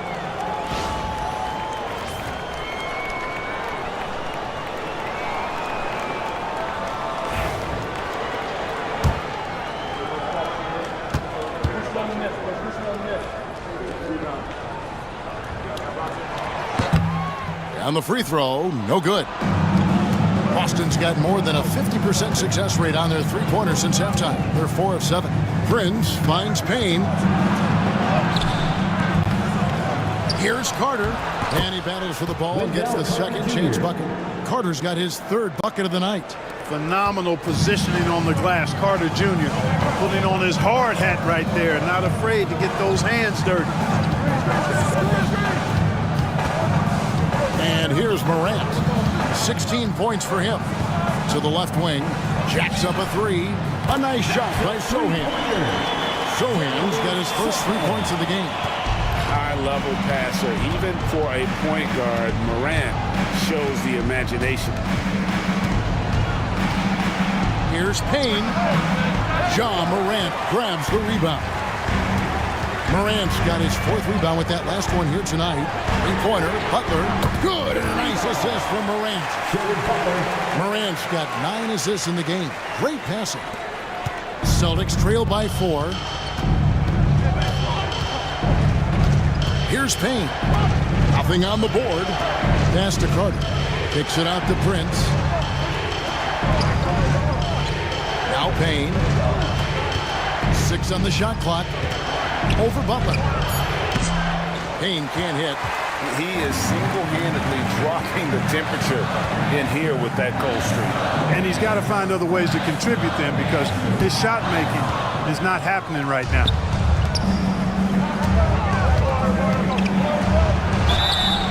Indiana foul. Jared Butler. 4th personal foul. Second team foul. And guys, let's get your take on the scoring breakdown for the Pacers. Their accuracy in this one has just been on another level. I mean, the 3-ball keeps falling, and the defense just hasn't been able to run them off the line. The shooting's been great, but also, how about the energy level? That's what's impressed me the most. They've been getting it up and down in transition, and that takes effort. Smart's checked in for Butler. And a change for the Celtics. Butler, he's checked in for Royce O'Neal. And he makes both free throws. He's as solid as it gets from the line. I mean, give him the opportunity. He's cashing in on those. Morant, right side. Outside, Smart. And Indiana, another 3. Those are starting to add up, guys. Of their last 5 baskets, 3 have been triples. Butler on the wing. Defended by Sohan. And the call on the shot sends him to the line. A moment here to see the stats for Butler. Coming off a terrific season. He put up about 20 points per game last season. 5 assists and 5 rebounds. And he was their top scorer throughout last season. Well, his teammates knew whenever they really needed a basket, just look his way. And the second free throw, good. 1:43 left to play in the third. Now here's Smart. He's tightly guarded. Pass to Sohan. No good with the triple. Celtics trail by 4. Payne with it. Now here is Carter. He's got 7. Butler at the elbow. And they double up Butler. Butler hits it with traffic. You know, he is really the soul and essence of this team. JB leading them in all facets tonight. And Morant's got the ball here for the Pacers. Looking ahead to their next game, playing at New Orleans, they'll match up against the Pelicans. That'll be the first half of a 2-game trip. And up the court come the Celtics on the break. Prince against Smart. Prince kicks to Payne. Prince with a screen on Collins. Here's Payne, and he's fouled pretty hard on that shot, but he's got the chance to pick up the points at the line. This is his second trip to the free throw line. At the line for the Celtics, Cameron Payne, 2 shots. And he makes the first.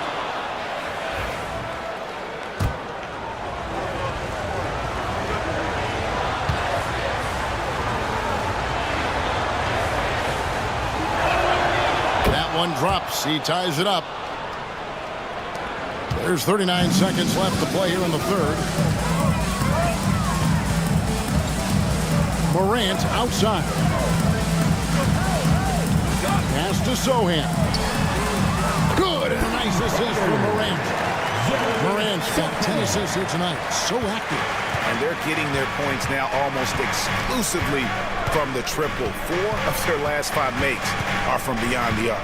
It's hard for me to watch this. I mean, the defense practically giving them those shots. 6 to shoot. Here's Payne. They get it back. Carter. Collins with some nice D. And as we conclude the third quarter, what a game. Neither team giving ground. Indiana out in front, up by 3. Live from Cambridge Fieldhouse, you're watching 2K Sports.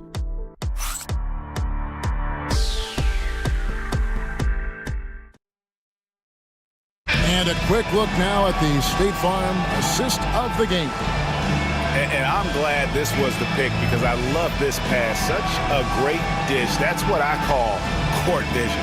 Yeah, and with the accuracy to go along with that vision. I mean, he put the ball in the absolute perfect spot. That's how you orchestrate it. Well, this has been a great contest so far, and I imagine the fourth quarter could have even more action in store for us. Ja Morant, he's out there with Connect. Then it's Andrew Wiggins. Then it's Jeremy Sohan. And it's Allen in at the center, locking down the middle.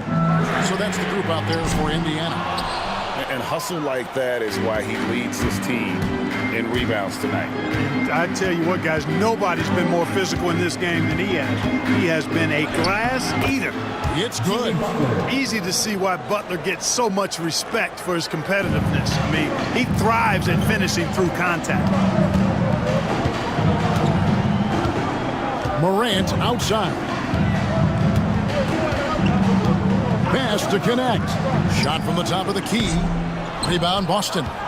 Butler's got rebound number 5 here tonight. About a minute played here in the fourth quarter. At the top of the key, Reed. Reed with a screen for LeVert. And trying for the go-ahead basket. It doesn't go in.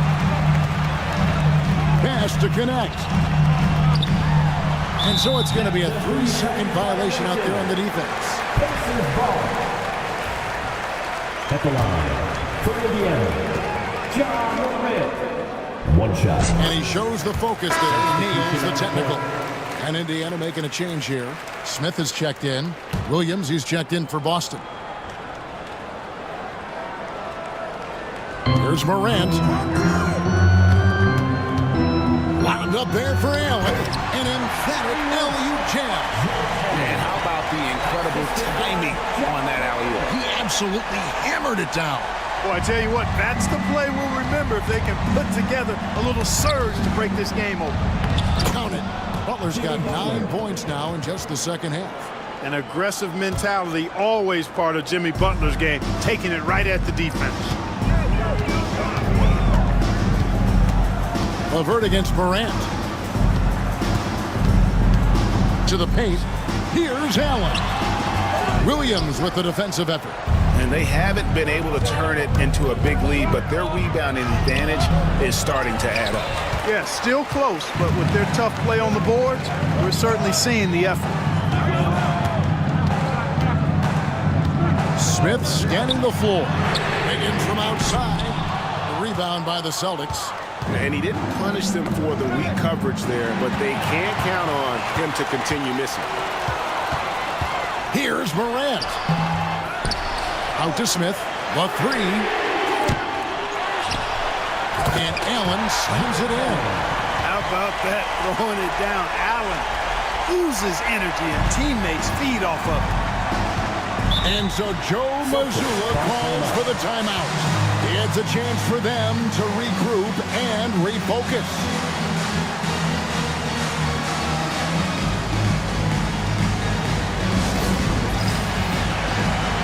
Smart's check in for Sohan. Right now, let's send it over to the sidelines and get a report from David Aldridge. Thanks, guys. During the break, listened in with Joe Mazzulla and his team.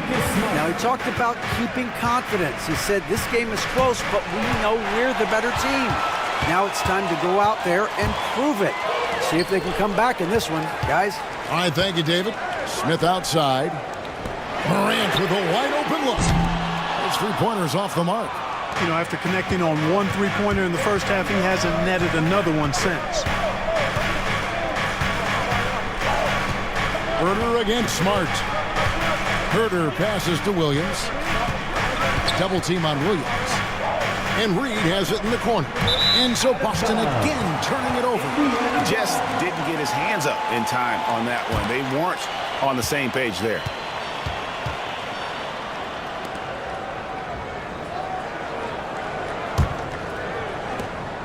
Pacers leading by 4.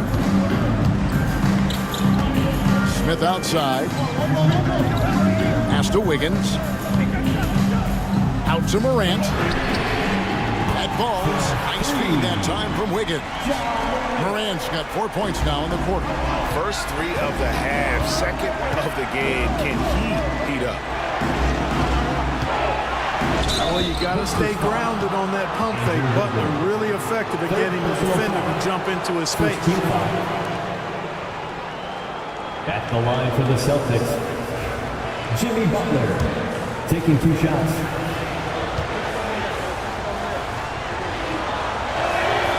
And he knocks down the first one.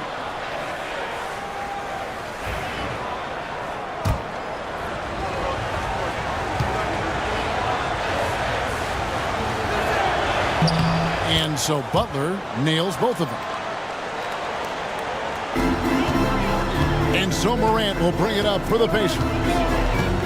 So far in the fourth quarter, they've allowed just 6 points. Outside, Smart. And again, it's the Pacers from deep. It's been this way since halftime. Tremendous production from beyond the arc. Boy, it's been a three-point barrage. They came out gunning and have not stopped. From the baseline.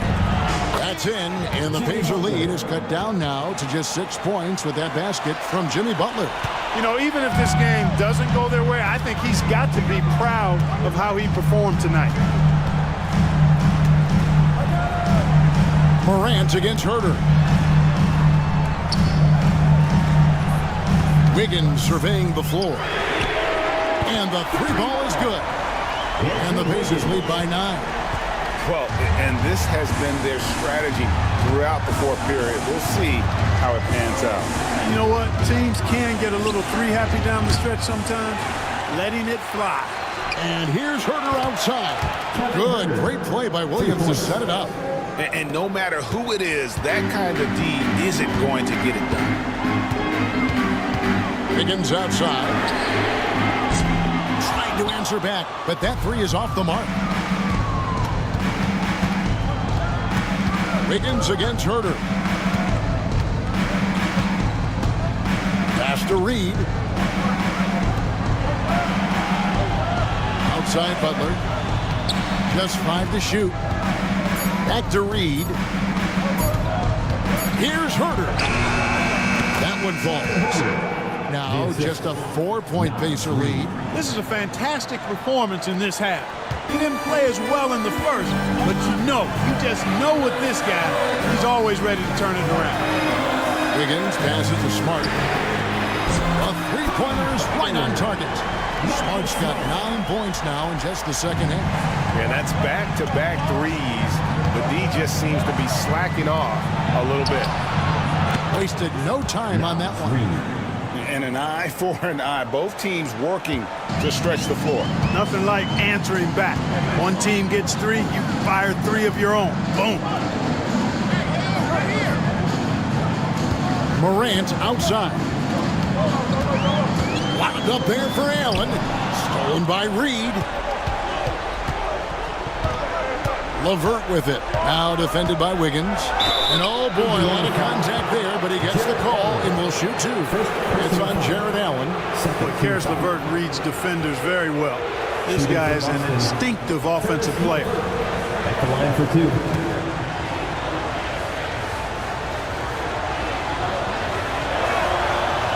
He misses the free throw. Jeremy Sohan's checked in for the Pacers.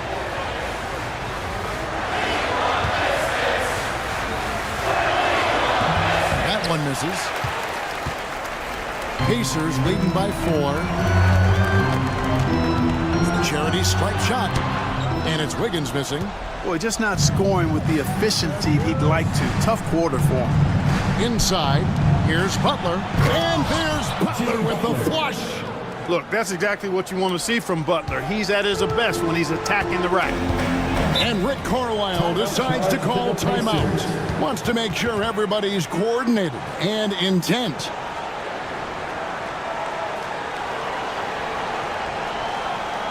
This is your Pacers Youth Dance Team. The Celtics making a switch here. Haynes checked in.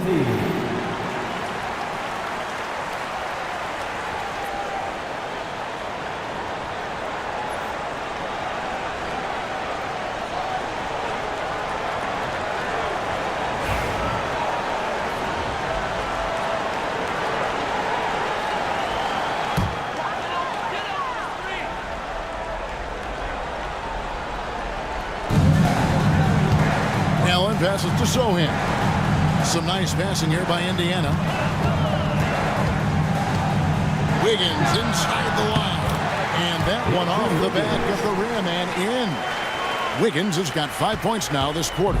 Celtics trail by 4. And so Joe Mazzulla calls for the timeout. He's very aware of the timing here and the significance of getting things squared away with his team.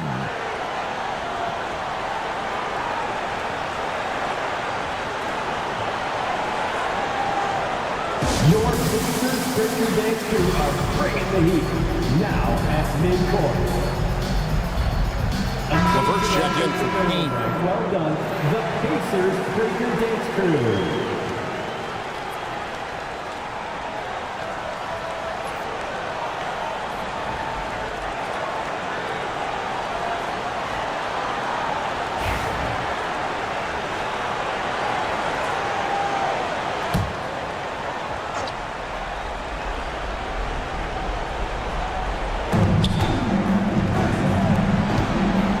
Butler.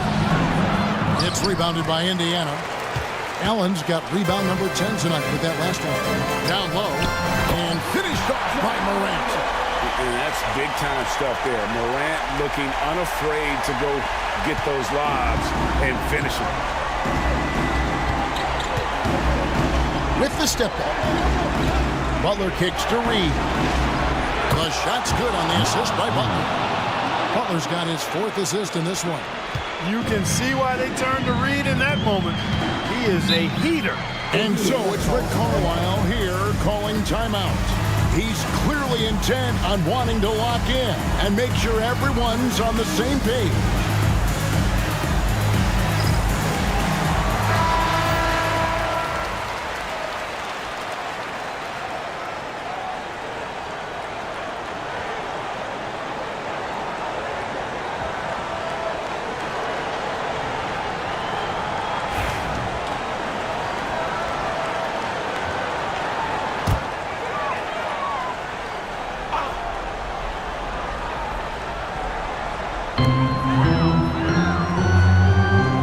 Against Herter.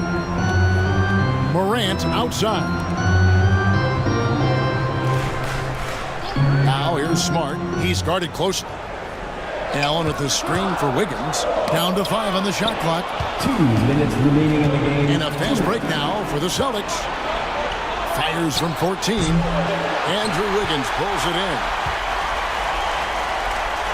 Pacers leading by 3. Sohan the pass to Morant. Outside, Smart.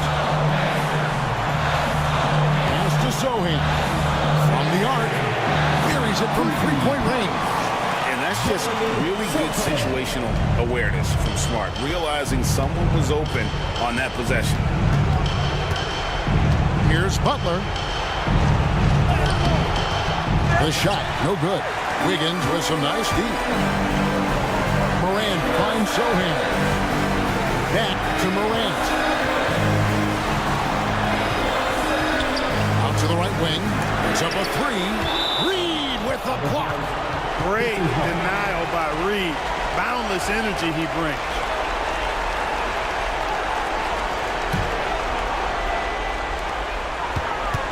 Now here's Morant for three.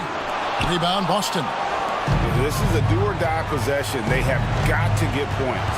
It really does come down to this. I mean, come up empty, and it's over. Williams dishes to Butler. Excellent D there from Allen.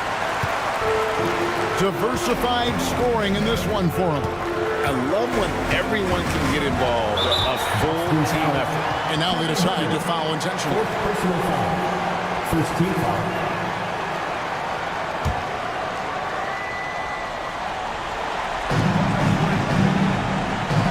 Pass to Sohan. Stolen by Reed. Only one player gets credit for the steal, but really both defenders made it happen on that one. And here's Herter outside. It's good. What a beautiful shot to bring him to within three. Boy, LeVert's showing you his unselfishness there. I mean, if you're open, he loves getting you the ball. They'll be trying to take as much time off the clock as they can. Exactly. Expect to see longer possessions from this point on. And we've got a timeout from Joe Mazzulla. The magnitude at this juncture in the game clearly warranting a timeout. Turning here to our analysts, what factors, guys, come to your mind? And if you can get a three, shoot it. Otherwise, get the quick two. Either way, they got to score the ball.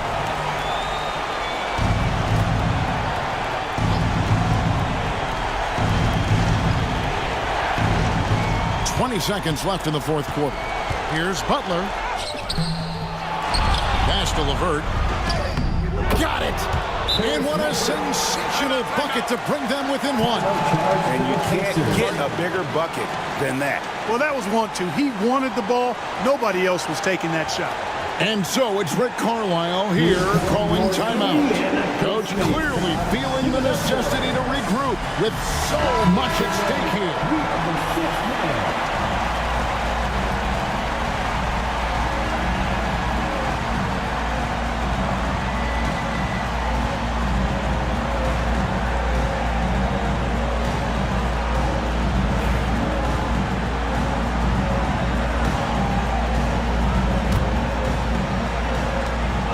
So they foul intentionally. Honestly, just doing what they have to in order to get the basketball back. That's a good foul, though. I like that. I mean, clock management crucial at this time of the game. Two shots. He drops the first one, and that will put them up by 2.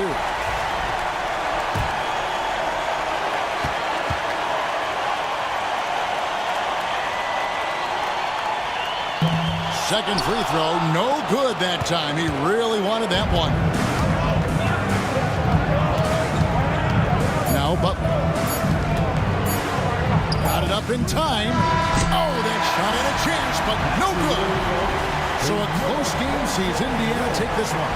What a show they put on here at home tonight. I mean, these are those games that feel so great to win, and really, it's like a knife in the gut to lose.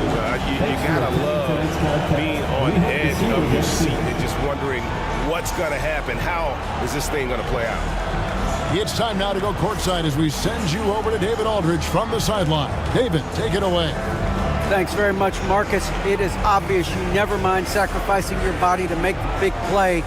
How do you lay it on the line physically? Just really, influence my teammates. I lead by example. They see the energy I bring, and I just hope it rubs off on those guys. It certainly did tonight, man. Congrats on the win. Back to you. Much appreciated, David. Well, folks, that's going to do it for now. For Greg Anthony, Clark Kellogg, and David Aldridge, This is Kevin Harlan. Thanks for watching this presentation of the NBA on 2K Sports. And now, our player of the game, Ja Morant.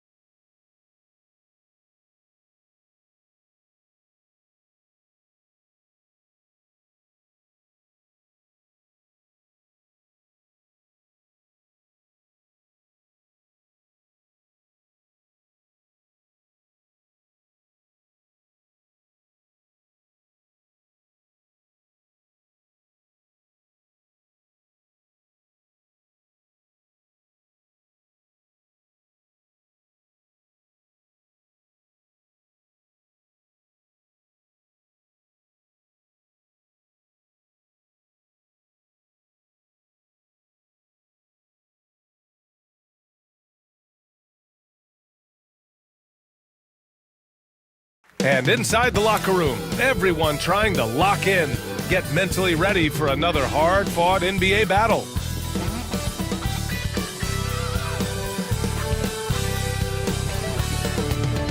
Thanks, everyone, for joining 2K Sports for this Wednesday evening presentation of the NBA.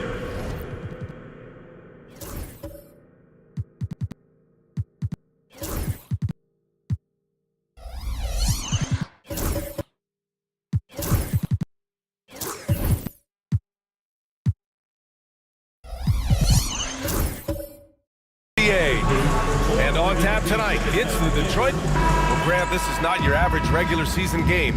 These teams are fierce rivals. Oh, yes, they are, B.A. I love playing in these type of games. I mean, the fans are extra loud. The players are fired up. This will be fun. Now a look at Detroit's starting lineup.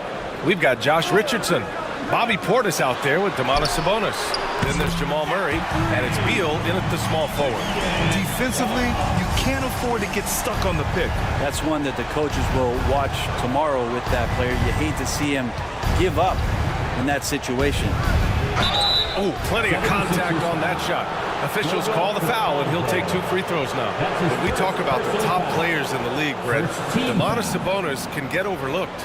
You wonder if the record was a little bit better last year for the Kings, where he might have finished in the MVP voting, because this guy led the league in rebounding, and he put up 8 assists per game. So top 10 in MVP, that could have moved up a little bit with a winning record. He is a legitimate star at his position. Free throw drops for Sabonis. Well, Grant, in the spring of 2024, a remarkable streak ended. Domantas Sabonis had recorded 61 consecutive double-doubles. Yeah, it was the longest streak since the merger back in 1976. Now, Sabonis has led the NBA in rebounding multiple years. Plus, he has averaged 8 assists in a season, so that is big-time production. Outside Reeves.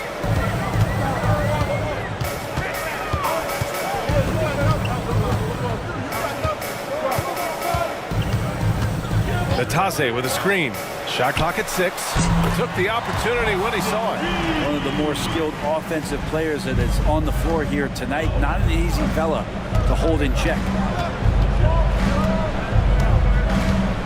Richardson against Ball. Richardson, no good. We played just over a minute here in the first. Here's Brown, and it's thrown down hard with both hands. Slams it down with 2 hands. Man, they're really getting aggressive now. And let's send it over to Allie LaForce. I was able to catch up with Nick Nurse. Yeah, guys, Coach mentioned how Domantas Sabonis can be a game wrecker in the paint. Coach told me we need to get big bodies on Sabonis and force him outside, make him move around. We need to knock him off the blocks if we can. So it sounds like the defensive game plan may revolve around Sabonis, guys. Okay, thank you, Allie. Richardson against Ball. To the right side. Here's Batase. Off target from 3-point range. Hey, sometimes you miss even under the best of circumstances. Outside Murray. Takes a 3. Another 3 for Detroit. He's got a confident shot going right now as Jamal's stepping into that 3 ball. Outside Reeves.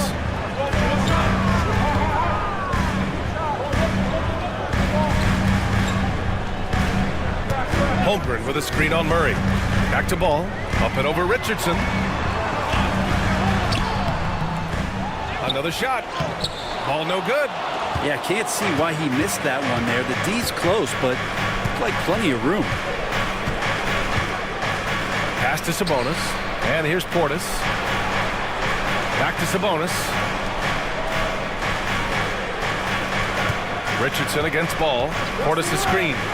Here's Richardson. And there's another one for the Pistons. And in the first quarter, about 3 minutes played. Ball taking his time here. Buries it down low. What a gentle shot by Ball. Not overpowering with his release. The Pistons leading. Richardson with it. What a tremendous game he played against Miami. Pass to Murray. Now Portis. Down to 5 on the shot clock. Three-pointer. Beal can't get his first shot of the game to fall. The 76ers have gone 4 of 8 and looking in control. Here's Holmgren. Launches a 3. Rebounded. Domantas Sabonis. And you just can't afford to give up that kind of look very often. Murray passes to Portis.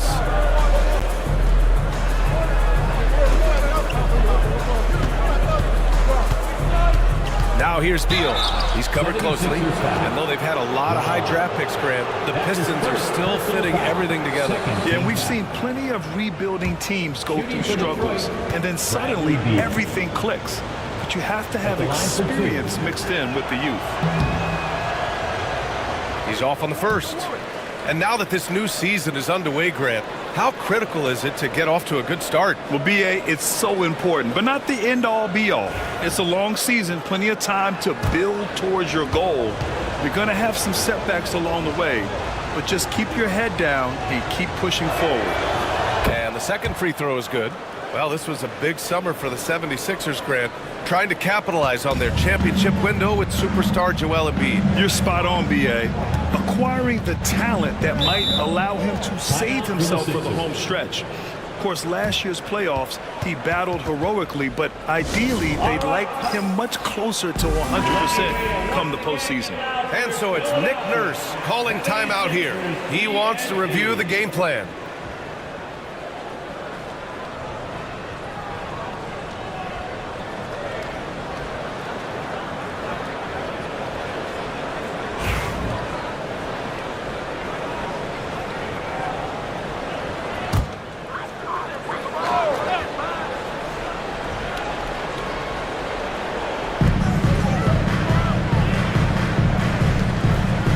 The pass to Holmgren.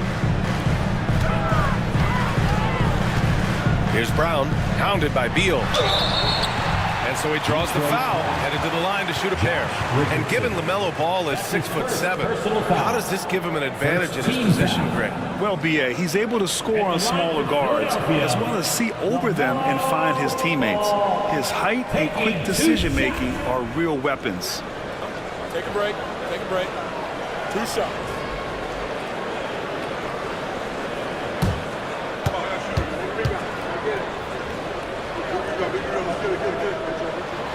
The first one falls. You gotta respect the enthusiasm LaMelo Ball brings to his game. He thrives out here under the bright lights with all eyes on him.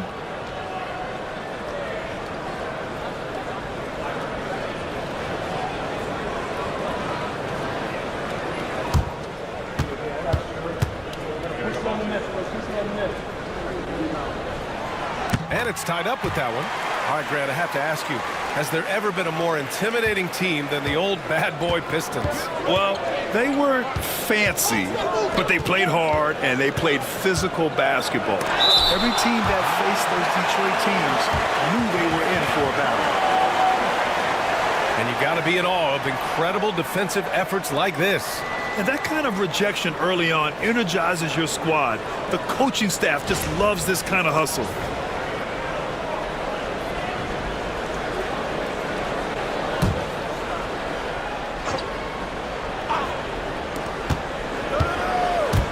And stolen by Reeves. Here's the break.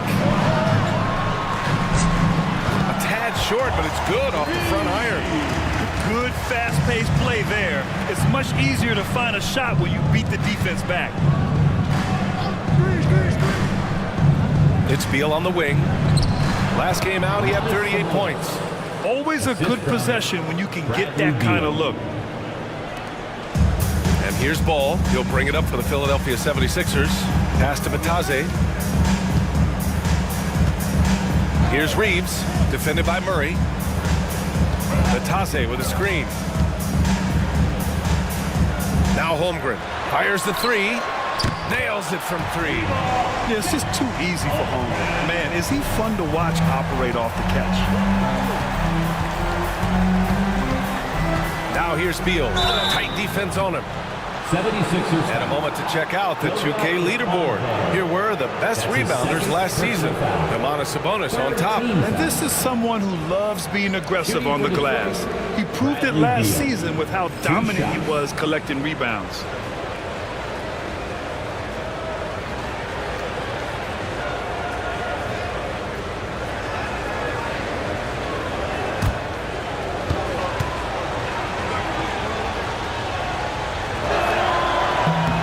First one falls for him. Bradley Beal has been one of the most consistent scorers in the game year after year. He is an offensive machine. And some changes here for the 76ers. Cornette checked in for Batase. Bridges comes in for Chet Holmgren. And it's Kennard in for LaMelo Ball.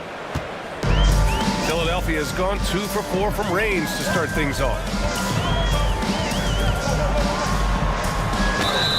So it'll be 2 free throws. He was fouled in the act of shooting.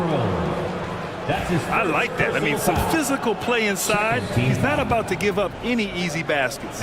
First trip to the free throw line for him in this one. The first free throw is good.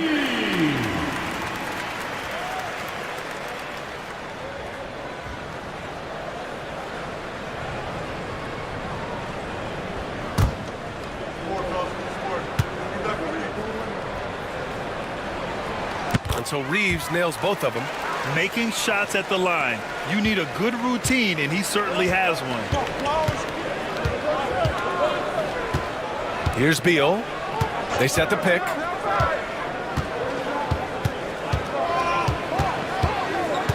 And there's the drive. Count it. Good. Beal's got 5.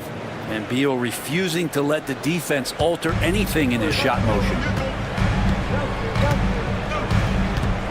Murray against Kennard. Reeves with a screen on Murray. Soft touch off the glass. Just owning the painted area. If it's working, no need to change. Murray scanning the floor.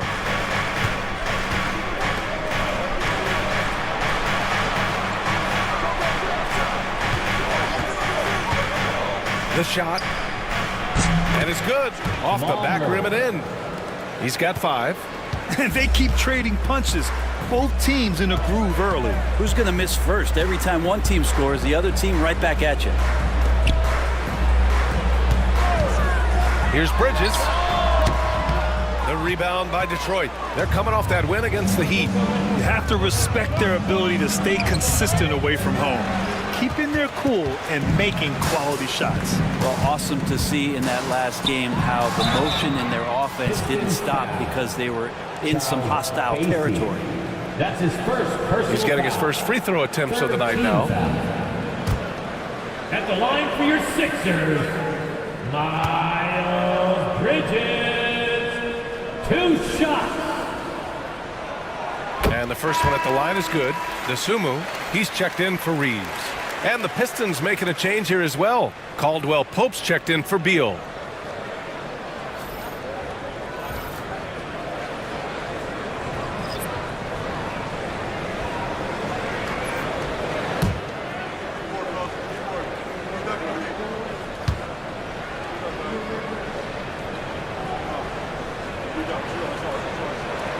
Bridges hits them both. Here's Jerome. No points yet.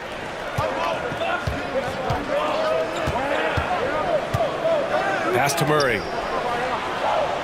And there's a pick. From behind the arc. Goes back up. Bassi. And it's Cornette with a rebound. The Sixers lead by 3. Kennard outside. Bridges with it. Jacks up with 3. Caldwell Pope pulls it in. The Pistons have got half their attempts to go. 6 of 12. And down it goes. Dunked it through off a beautiful setup. This can make it so much easier for your teammate when you throw that lead pass that gets to him right on the money, whether that's on the run or in the shooting pocket. And timeout is called by Nick Nurse. He's going to gather the troops and talk it over.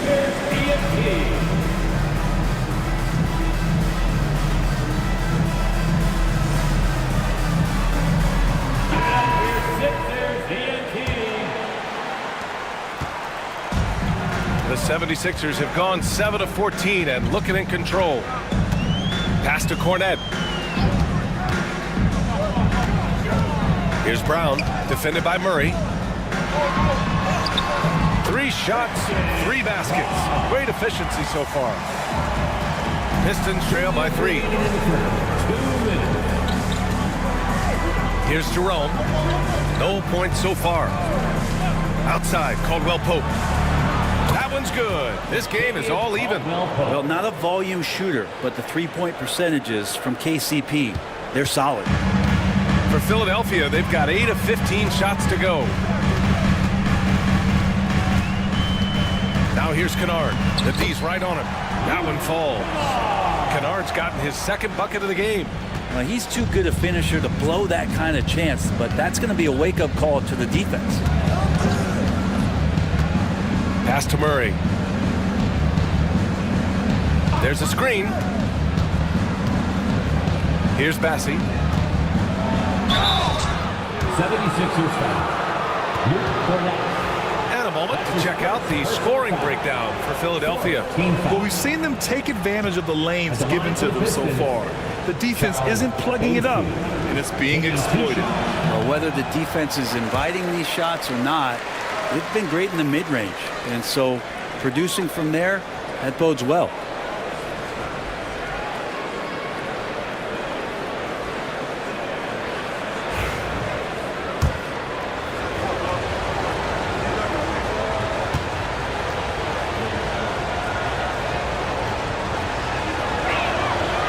Second free throw, no good.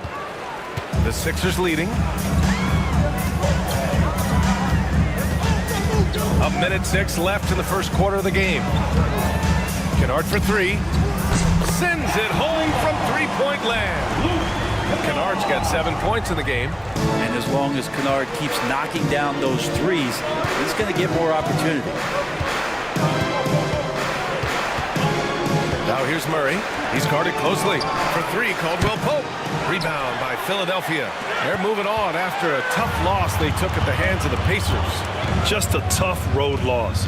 You're going against players who are comfortable shooting in their own building. You have to find a way to disrupt their focus. Yeah, they couldn't do it in that one. Always a step slow in closing out the shooters and maybe even recognition of who was on the floor. Just not enough energy, and that's a tough way to win on the road. Well, those interior passes can be dangerous sometimes, but if the timing is good and you execute it there, you can get easy hoops. Now here's Bridges. Neesmith covering. And here's Bridges. He's coming off a 10-point game against the Pacers in Indianapolis. Offline with a 3. A nice first quarter of play. We've seen plenty of offense so far. Philadelphia on top, up by 3. And the second quarter about to get started. We'll be back in a moment.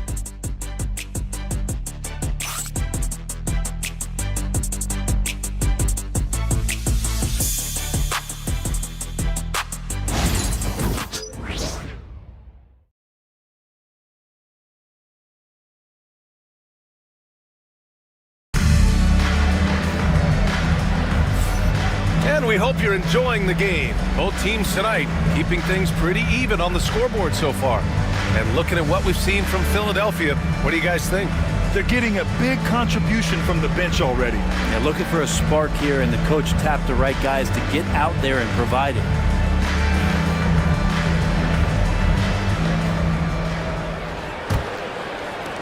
Pistons trail by 3.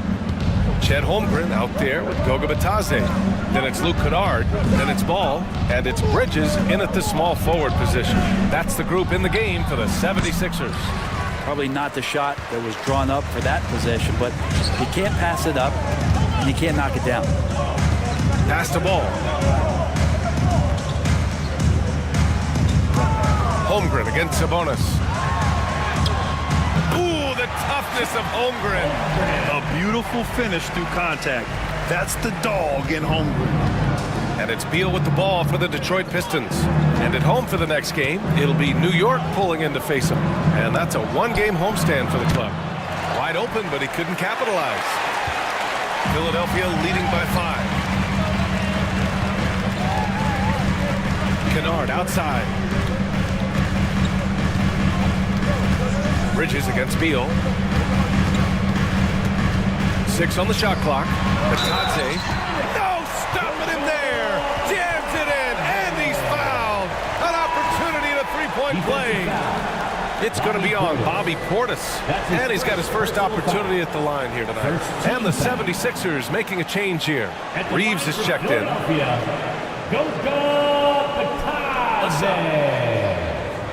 Shooting one.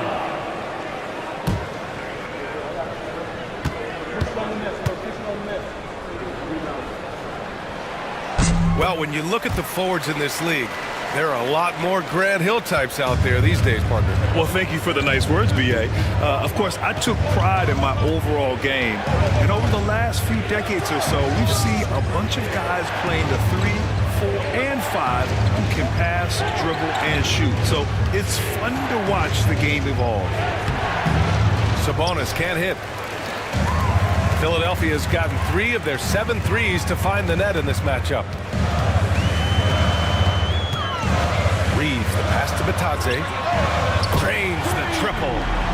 Batadze's got 6 points in the quarter. Kind of like playing in the rec league, little to no defense on that possession, and the easiest three-pointer you can imagine.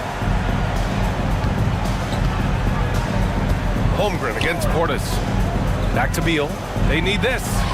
Gets it to go. Makes him 2 for 5.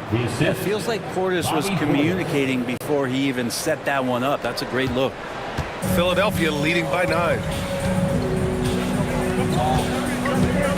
Now here's Ball. Coming off a 31-point game against Indiana. Here's Holmgren. That one no good. Oh, great D that time from Portis. Here's Jerome. He's covered by Reeves. Beal surveying the D. And it's good from the elbow. Beal's got his 3rd bucket of the night. Well, Beal can make those kind of shots, that time mid-range. Outside Reeves. Batadze with a screen. Top of the key. It's rebounded by Sabonis. Now that's just enough defensive pressure on him to throw off that shot. I bet he gets a good look at it next time and hits it. And he's going to the line for 2. The official saw contact while he was going up. Looks like Josh Richardson is always seeking a shot, this time looking for contact as well. These are his first free throws of the game. And in their last game, he really distinguished himself at the free throw line.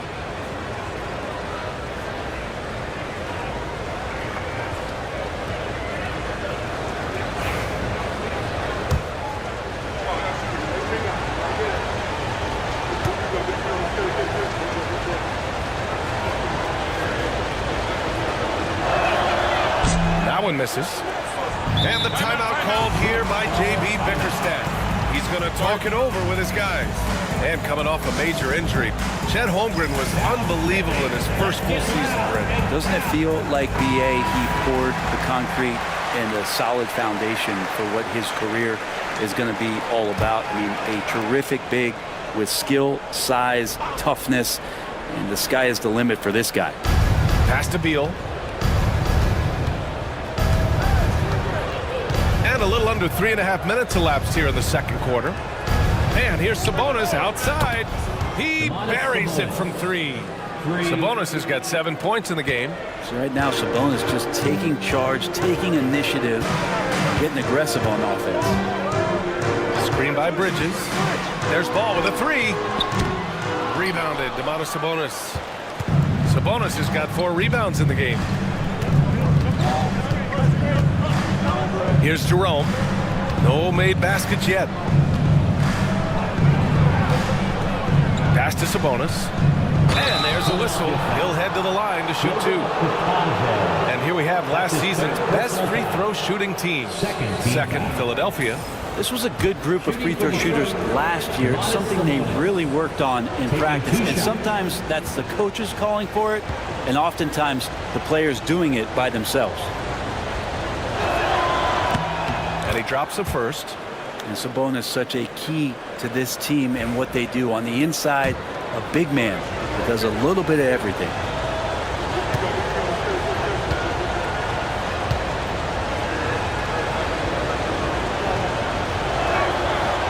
And Sabonis drops them both. Here's Ball.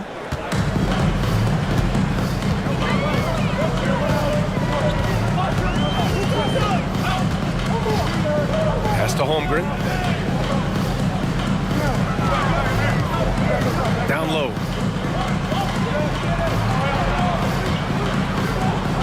Batase down low. Working on Sabonis. Detroit foul. And a moment now to quickly take a look at the offensive approach for Detroit. They're working themselves to the line, using great fakes and getting into the body of the shot block.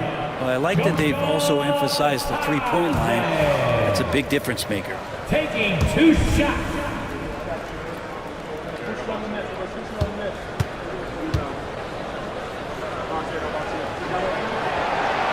And he's good on the second.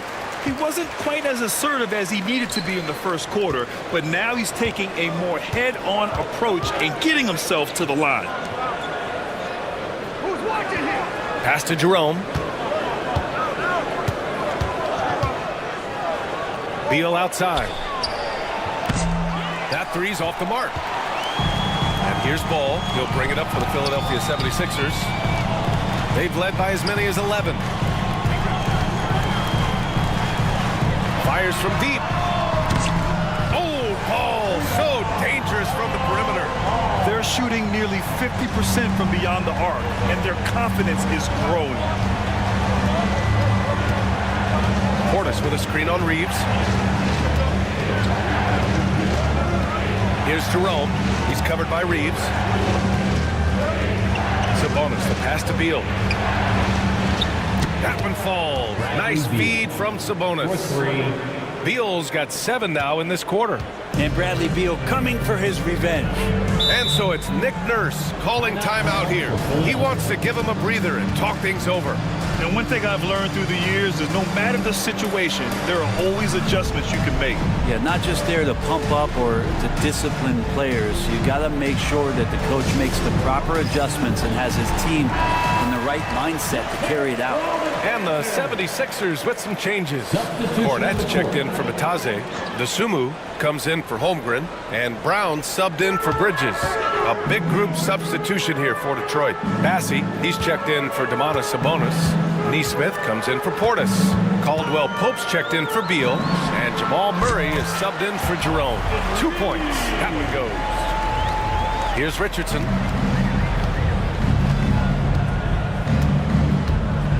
Pass to Murray. Puts up a deep three. And the Pistons, another three. And the defense is really allowing them too much room on the perimeter.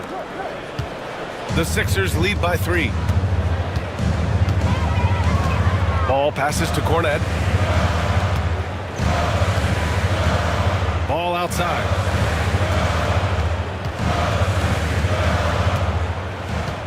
Clock at 6.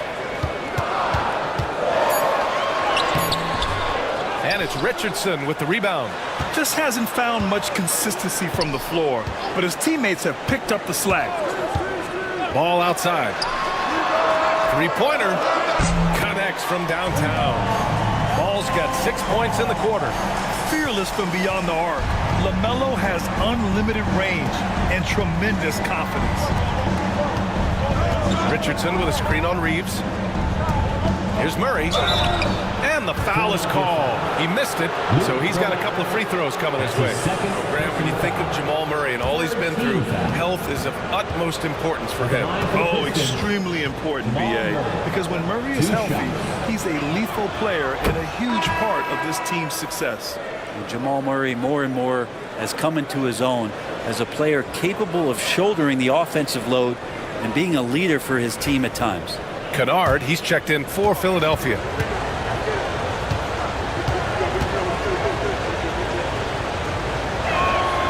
And Murray drops them both.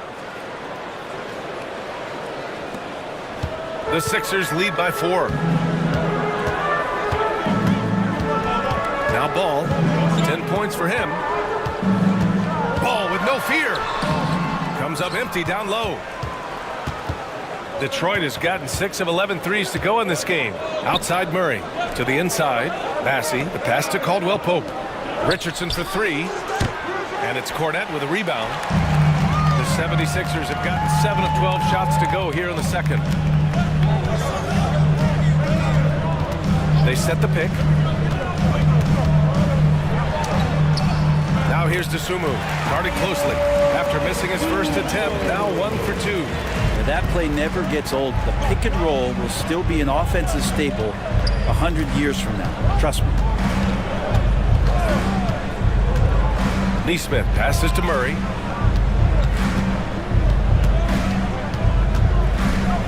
Outside Richardson. No good with the triple. The 76ers have gotten 8 of 13 shots to fall in the second quarter. Ball outside. Back to Kennard. Pass to Brown. Just 5 to shoot. From outside, off the mark. And he almost fires, top of the key. And it's Cornette with a rebound. Cornette's got 5 rebounds in the game. Kennard passes to Ball. Back to Kennard. Ball against Richardson. And it's Ball off the drive. Dosunmu for 3. The rebound by Neesmith. Pistons trail by 6. Pass to Richardson. There's a minute 12 left in the second period. Now here's Neesmith, defended by Kennard. Caldwell Pope for 3.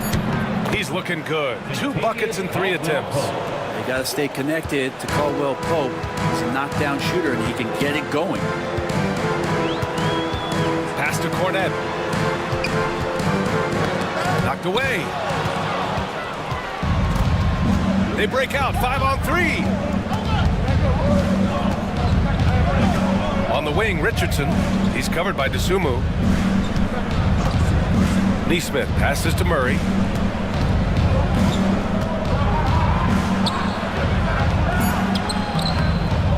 Not going to go that time. Ooh, nice D from Kennard. Philadelphia leading by 3 to the paint. Here's Dosunmu. Off with the layup. 16 seconds left in the half. Richardson, the pass to Murray.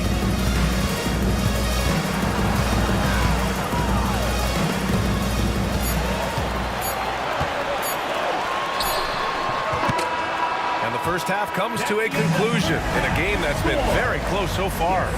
Philadelphia on top, up 3. And we'll be back right after this. 47.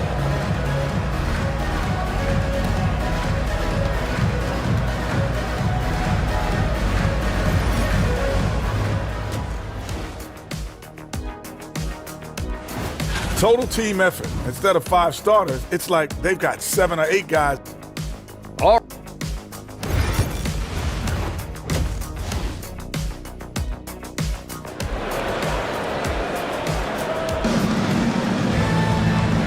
Second half of basketball is upon us, and we may be in for an exciting finish based on how close of a game we've seen so far.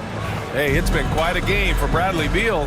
Can they come up with an answer for him coming out of the half? They have to change something defensively. They're just way too easy out there, and I'm sure coach is going to make that a priority at halftime. And on the floor for J.B. Bickerstaff as we get into the second half. Domantas Sabonis out there with Bobby Portis.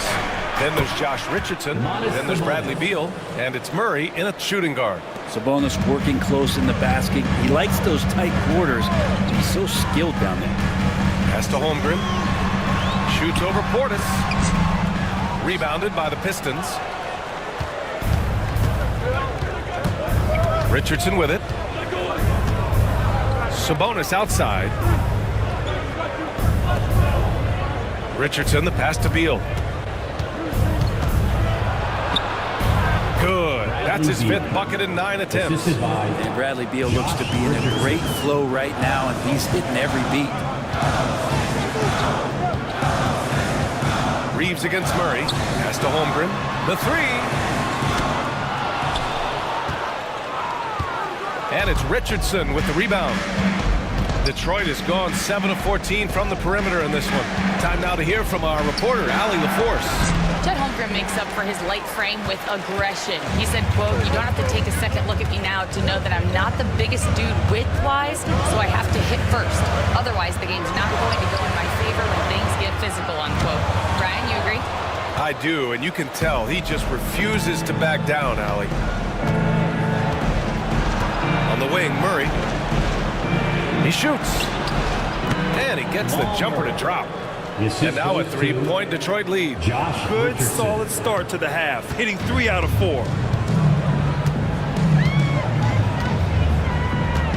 Outside Reeves. The 3. Gets the 3 to fall. Reeves has got 11. And he was dominant in their last outing. And the same thing here tonight. He is in a terrific groove right now. Seems to be nobody standing in his way, no roadblocks for him to get to his spot, capitalize, and continue to be aggressive. Pistons ball. Bridges, he's checked in for Philadelphia. And a switch here also for Detroit. Jerome's checked in.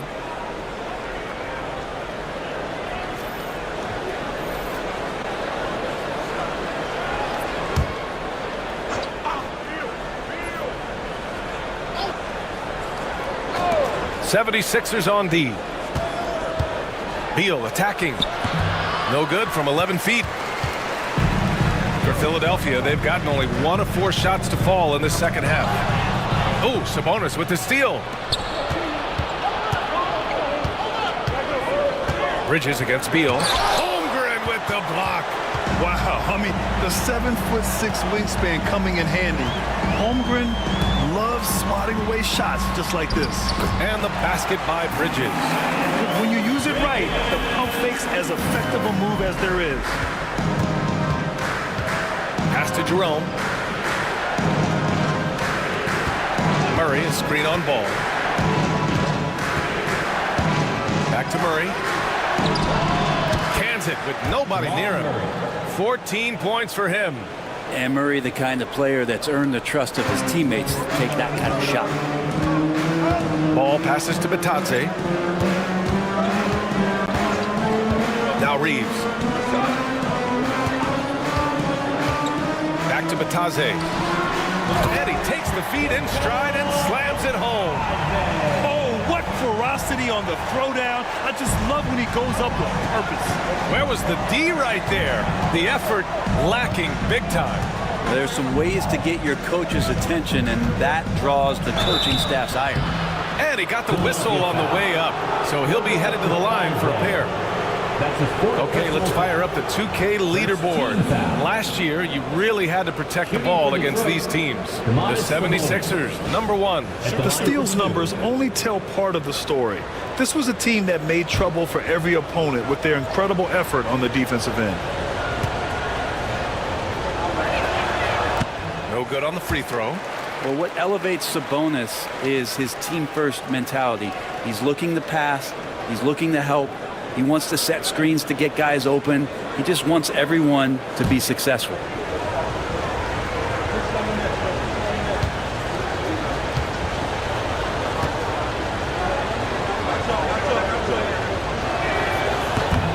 He hits the second from the line. And so here is Philadelphia. They lead by 1. Reeves against Murray. Pass to Holmgren. Over Portis.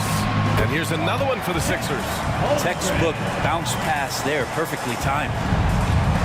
The Pistons have gone 4 of 8 in the third. Outside Murray.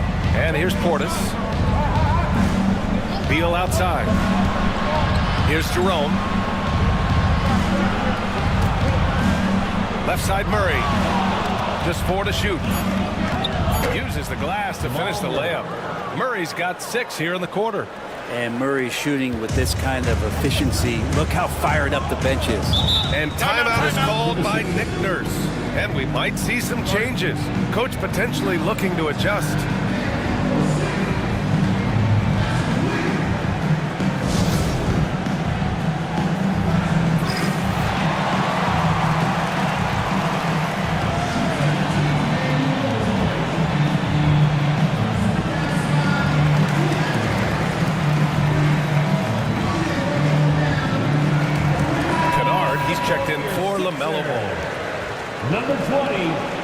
Luke Kennard.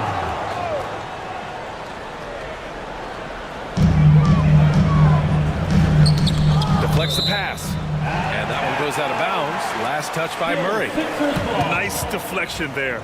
Really trying to disrupt their offensive flow. Yeah, appreciate the work right now on the defensive end. Here's Bridges. No good on the quick three. Beal against Bridges. Pass to Portis. Sabonis with it. It's Beal on the wing. Just 5 on the clock. Inside. Rebound by Philadelphia. They've led by as many as 11.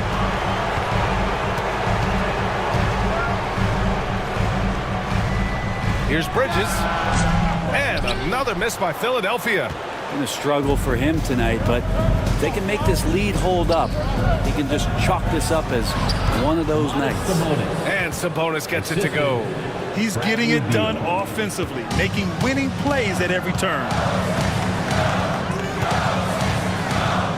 And here's Reeves. 11 points in the game.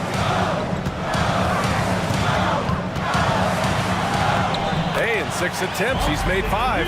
Talk about efficiency. 6 lead changes in a game that has a lot of character. Yeah, both sides stepping up and making big plays.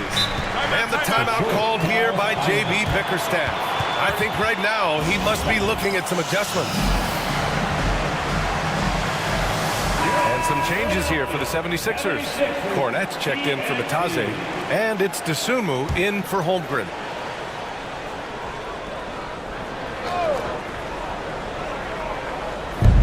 Now off the inbound. Jerome, that's good. And the Pistons lead by 1. That's how you draw it up. The defense just couldn't react in time.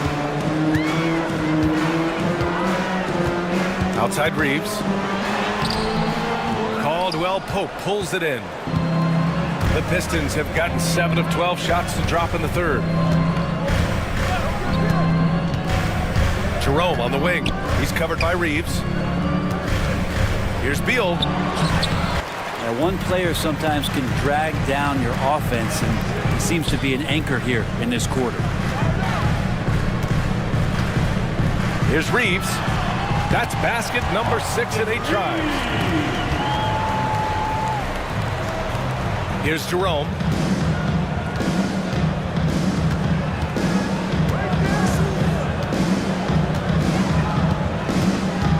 Pass to Beal. Back to Jerome. 6 to shoot. They set the screen from the arc. He drops it from range. Jerome's got 5 points now this quarter. These teams just keep trading the lead. Yeah, you wonder what it's going to take for someone to pull away. Left side Reeves. Here's a look at the schedule for Philadelphia. On Saturday, they'll defend home court against the Memphis Grizzlies. Then on Monday, they'll be matching up against Kawhi Leonard and the Phoenix Suns. The road is never the highlight of your schedule for any team. But for these guys, it is a chance to go out there, test themselves, and see how well they gel outside of home court. It could be a very valuable experience. Outside, Caldwell Pope. Off target from outside. And here's Bridges. He'll bring it up for the Philadelphia 76ers. They trail by 1. And here's Reeves outside.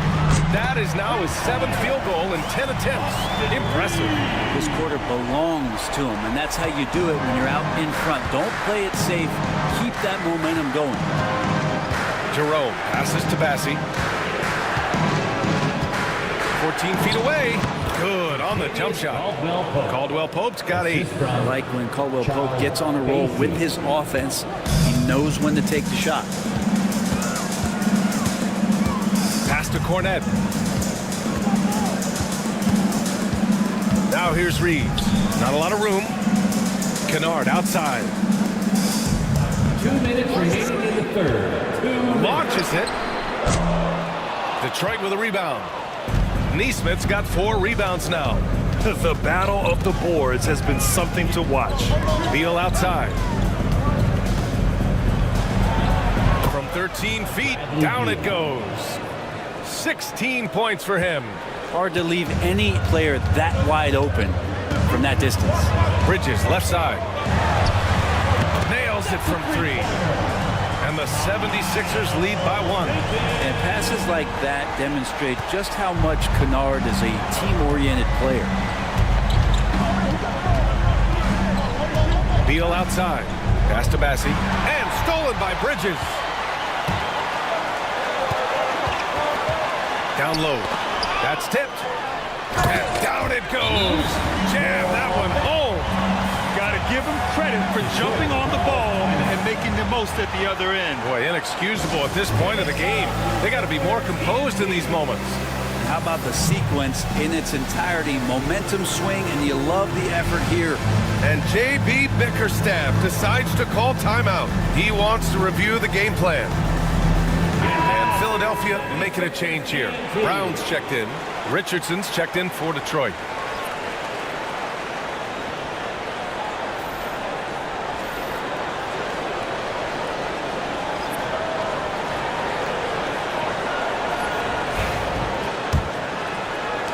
.107 left in the third quarter. Here's Jerome. He's got 5.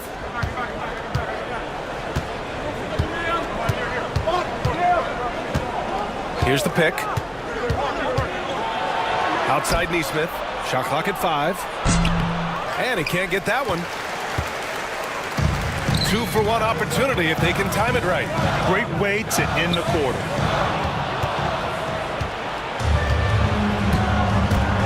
.34 seconds left in the third. Shoots from 14. Beal's shot is good. Beal's got 18. They're definitely opting for the mid-range jumpers, and it's working. Kennard against Richardson. Kennard passes to Cornette. Back to Kennard. The Pistons clear it. Bassi's got 5 rebounds in the game. Outside Neesmith. He shoots it. No good on the buzzer beater. Austin Reeves has been on display for Philadelphia. 11 points in the quarter. He's on fire. Back to the game after this break. And let's take this opportunity to show you our State Farm assist to the game. Now, I know he's a big man, but he's got some point guard in him if he's making passes like this. Now the passing for the team becoming contagious, this time involving the big.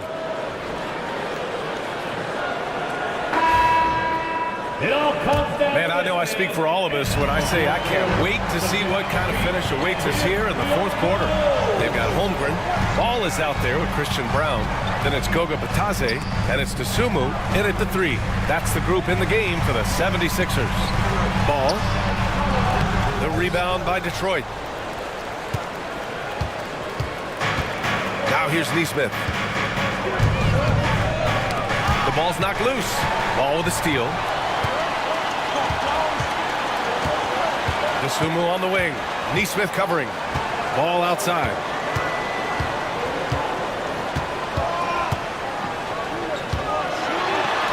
Ball in the paint. Yeah, inside ball has to rely on his agility. That's how he finds his way to close-range looks. Outside Neesmith. Holmgren against Portis. Pass to Richardson. Shoots over ball.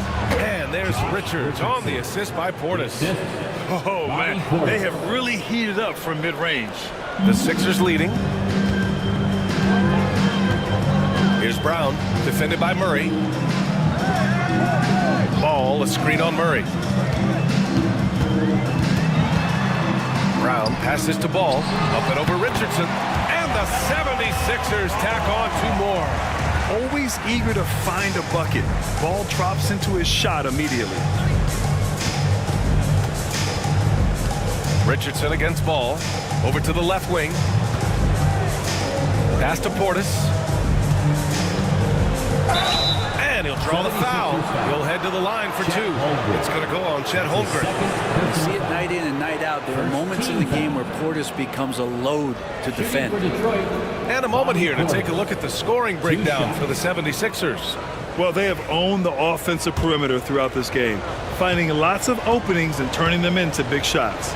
All game long, they've just done a great job of keeping the pressure on the defense and penetrating with the pass. They've gotten everything inside, and they've converted there. Reeves is checked in for the Sixers. Both free throws good from Portis. To have a big who's great at the line, such a plus. And so it's Ball with it. He brings it up for the 76ers. They've led by as many as 11. From the stripe. Ooh, lands soft on the front of the rim and drops in. Ball's got 6 here in the quarter. Oh boy, the touch is coming back here in the second half. Percentages from the field much better than it was at the break. Here's Sabonis. Oh, and he got fouled on his way up. He'll head to the line to shoot 2. And Sabonis really a wrecking ball as a player. He loves to get that kind of contact. At the line for the Pistons, Domantas Sabonis taking 2 shots.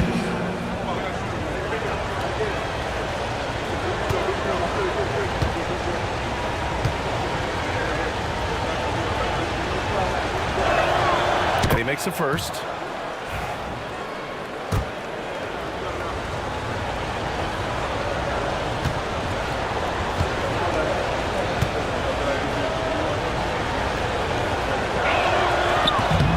So after making the first, he goes 1 for 2. And they need to play good defense here. That trip to the line helped and hurt. Oh, and there's the whistle on the shot. So 2 free throws for him coming up. Ball seeks out contact sometimes, which means defenses have to guard him very carefully. At the line for Philadelphia, LaMelo Ball taking 2 shots. First one falls for him.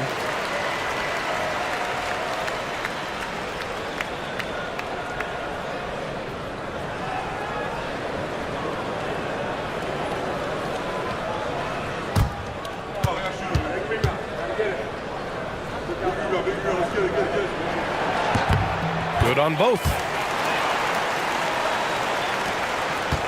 Now Murray. And J.B. Bickerstaff decides to call timeout. He clearly wants to talk it over and make sure everyone is focused.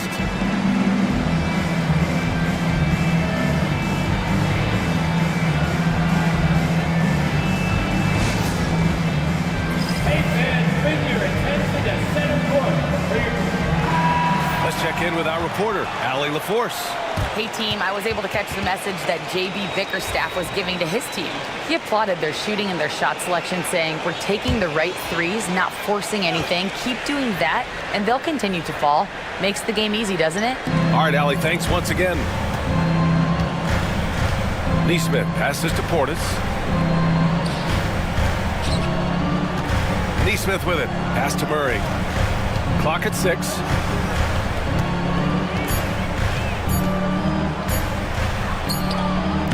And it's Holmgren with a rebound. Holmgren's got his 4th rebound in this one. Here's Brown. Neesmith covering. Now here's Reeves. Matazzi down low. Portis on him. And a foul called on the way up. So he'll take 2 from the free throw line. Personal foul. It's going to be on Bobby Portis. At the line for your Sixers, Goga Batadze. 2 shots.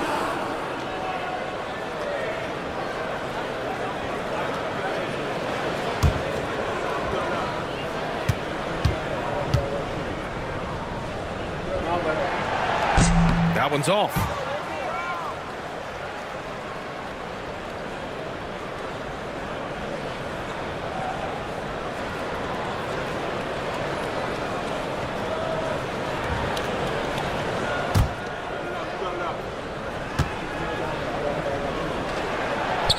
Good on the second one. And even with 1 miss, he stretched this out to a 2-possession game.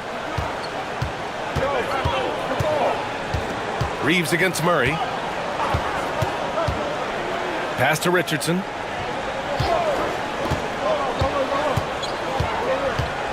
Over to the wing. 5 on the clock. Here's Portis. A good-looking shot from the wing. And just great intensity down the stretch. I mean, he really wants to rock with the game on the line. Take a look at him. Locked in right now in this moment. Wants the ball in his hands and feels real comfortable with the shot he's taking. The 3 from Holmgren. It's rebounded by Sabonis. Sabonis has got rebound number 7 tonight. Outside Neesmith. Ball with a steal. Fast break, Philadelphia. And he's going for the lob. If you get any space, LaMelo will find you. So be ready.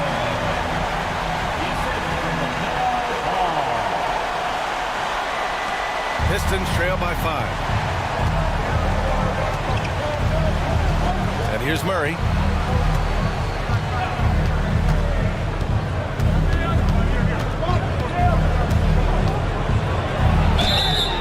And so he draws the foul, headed to the line to shoot a pair. And so he's picked up his final foul, and he'll sit the rest of this one out. And Murray, one of those guys that you can classify as automatic from the free throw line. With the depth they have at that spot, they're more equipped than most teams to handle that kind of loss.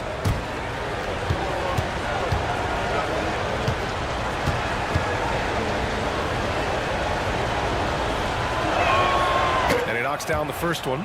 Well, Jamal Murray at his size, the one impressive thing that stands out to me is that he will willingly go right at the defense. That's also good. So he hits both free throws.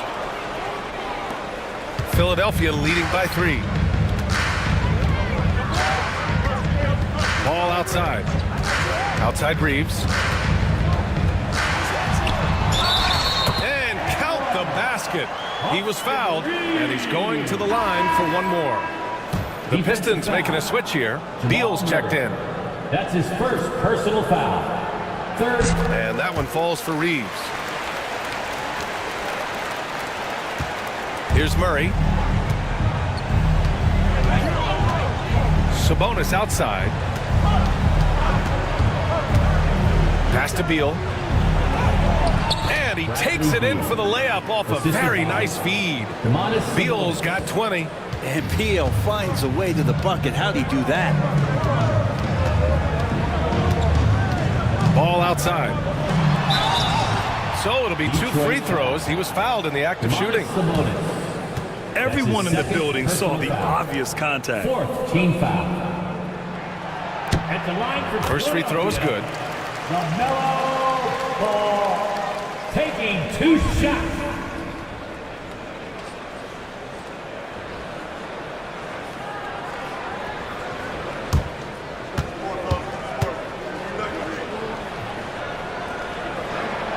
And so Ball nails both of them.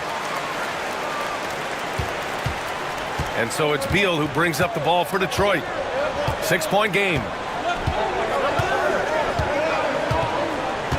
Up top, Sabonis. And he was fouled while in the act of shooting, so he'll take 2 free throws. That's his 3rd personal foul. Defense is always going to have trouble with Sabonis inside. He just forces mistakes. Sabonis taking 2 shots. Take a break. Take a break. 2 shots.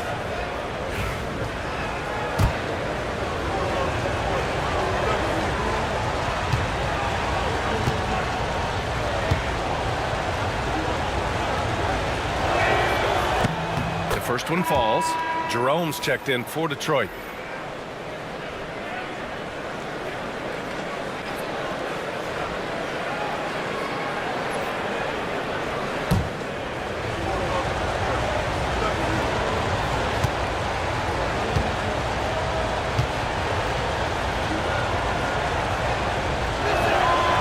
Sabonis drops them both. The Sixers lead by 4. Outside Reeves. Pass to Brown. Here's Cornette. Shot clock at 5. Ball into the lane. Rebounded by the Pistons. Beal outside. Jerome on the wing. Now here's Sabonis. This one for three. Pure from three-point range. You can't sleep on Sabonis' passing ability. I mean, this guy could torch you with dimes. Reeves against Murray. Reeves, the pass to Ball, and he lobs it up. A great read between those two guys. The defense didn't stay. These two teammates right here, Grant, they are connected. Outside Murray. To tie it up. Rebound by Philadelphia. Holmgren's got 5 rebounds tonight. Yeah, the defense there in chill mode. We all know he can burn them from three-point range. Kornet with the bucket. And force-feeding the ball inside. I mean, no reason to go away from what's working. Pistons trail by 5.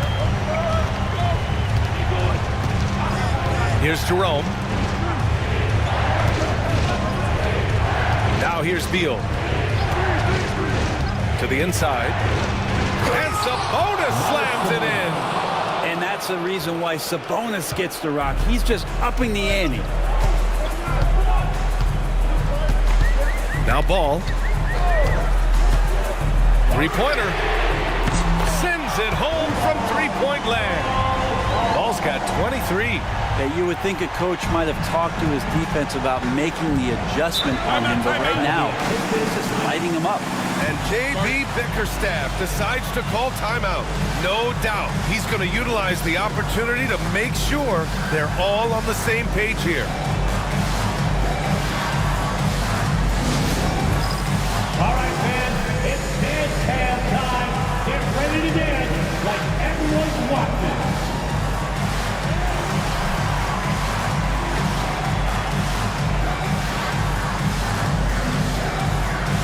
You have the camera on you.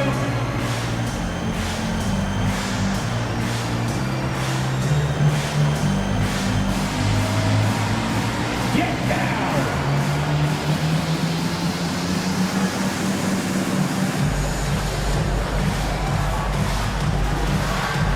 Two left feet there.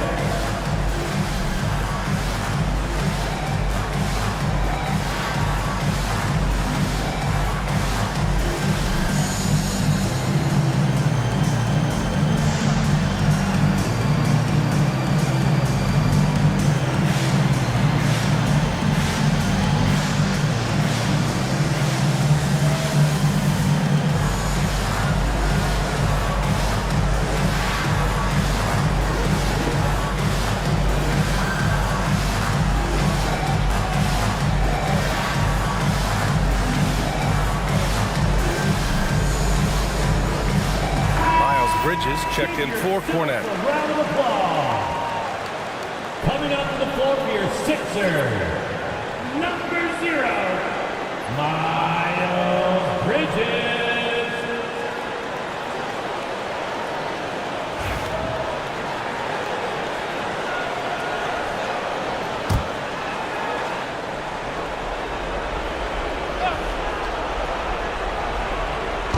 And it's Detroit with the ball. They trail by 6. Here's Jerome, hounded by Ball. Reeves against Murray, 6 on the shot clock. And Reeves pulls it down. The 76ers have gone 8 of 11 from the field in the 4th.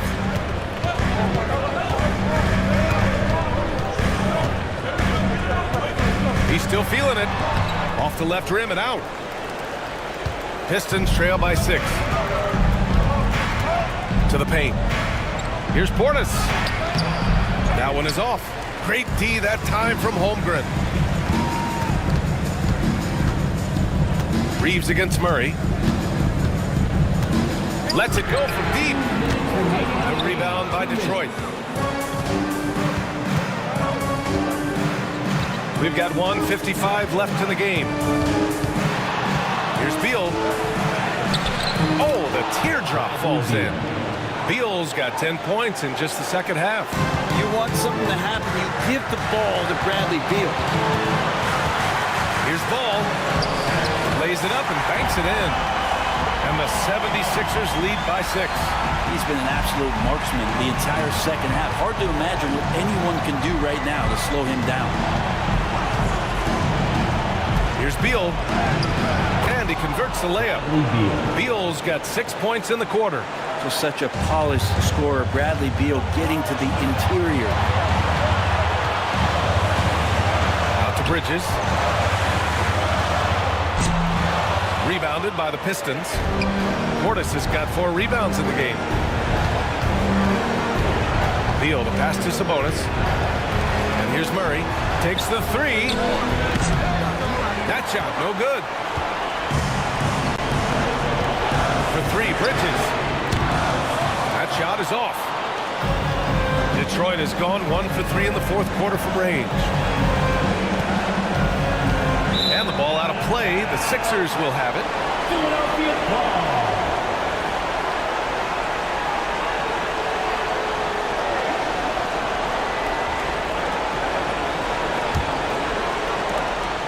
.50 seconds left in the fourth quarter of this one. Here's Ball. Ooh, a clear foul there on the missed shot. So he'll get a pair at the line. Causing havoc inside. Ball is just so fast and so nimble. He drops the first one, and that puts him up 5.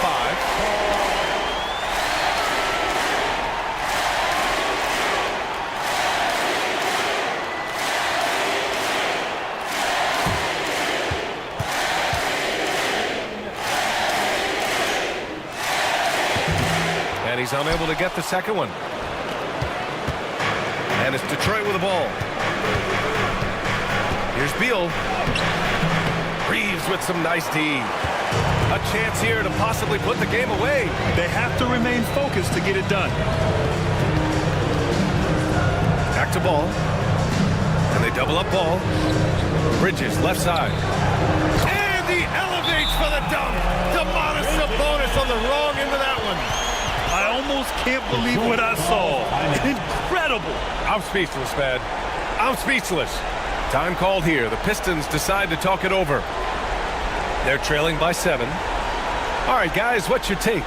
Too little, too late. Making a change won't save them now. Well, I'm going to use the cliche here. You can't take your timeouts with you, so they're going to use it.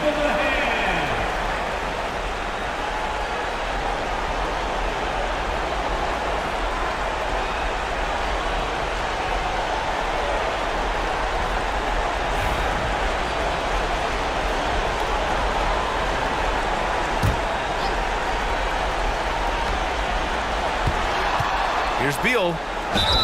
Ooh, and he took a hard foul on the shot. So he'll head to the line to shoot a pair.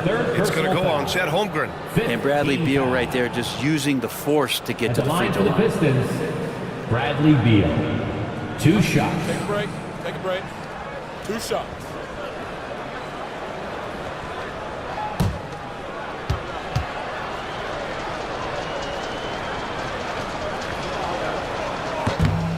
And he cannot get the first one to drop. Tough one to miss.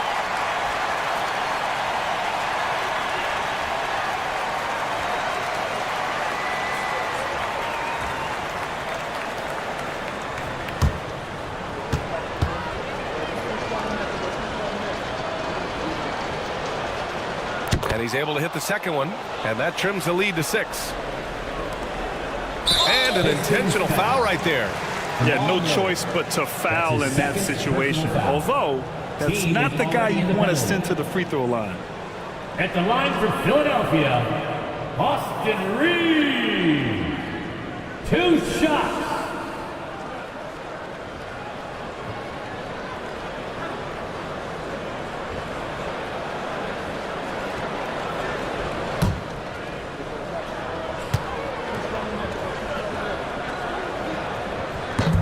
Good on the first, and that makes it a 7-point lead.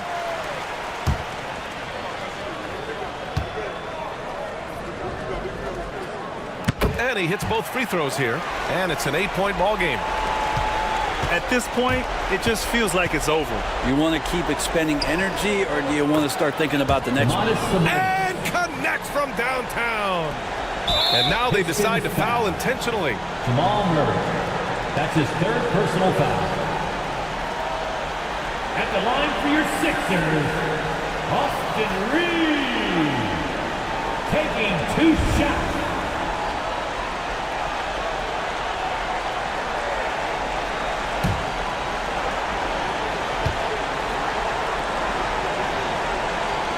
First free throw is good, and that increases the lead to 6.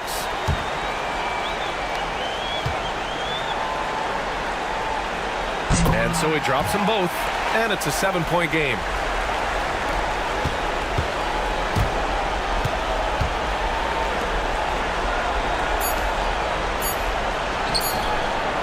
Jerome, that's good.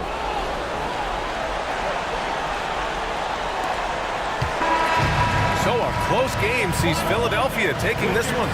Boy, a hard-fought game. They did a great job of holding on to the lead at the end. Yeah, get the coffee, because that's the way to close. You're going to face some obstacles in the game. They overcame every one. Thank you for joining us. That'll do it for now. For Brent Behring, Grant Hill, and Allie LaForce, this is Brian Anderson.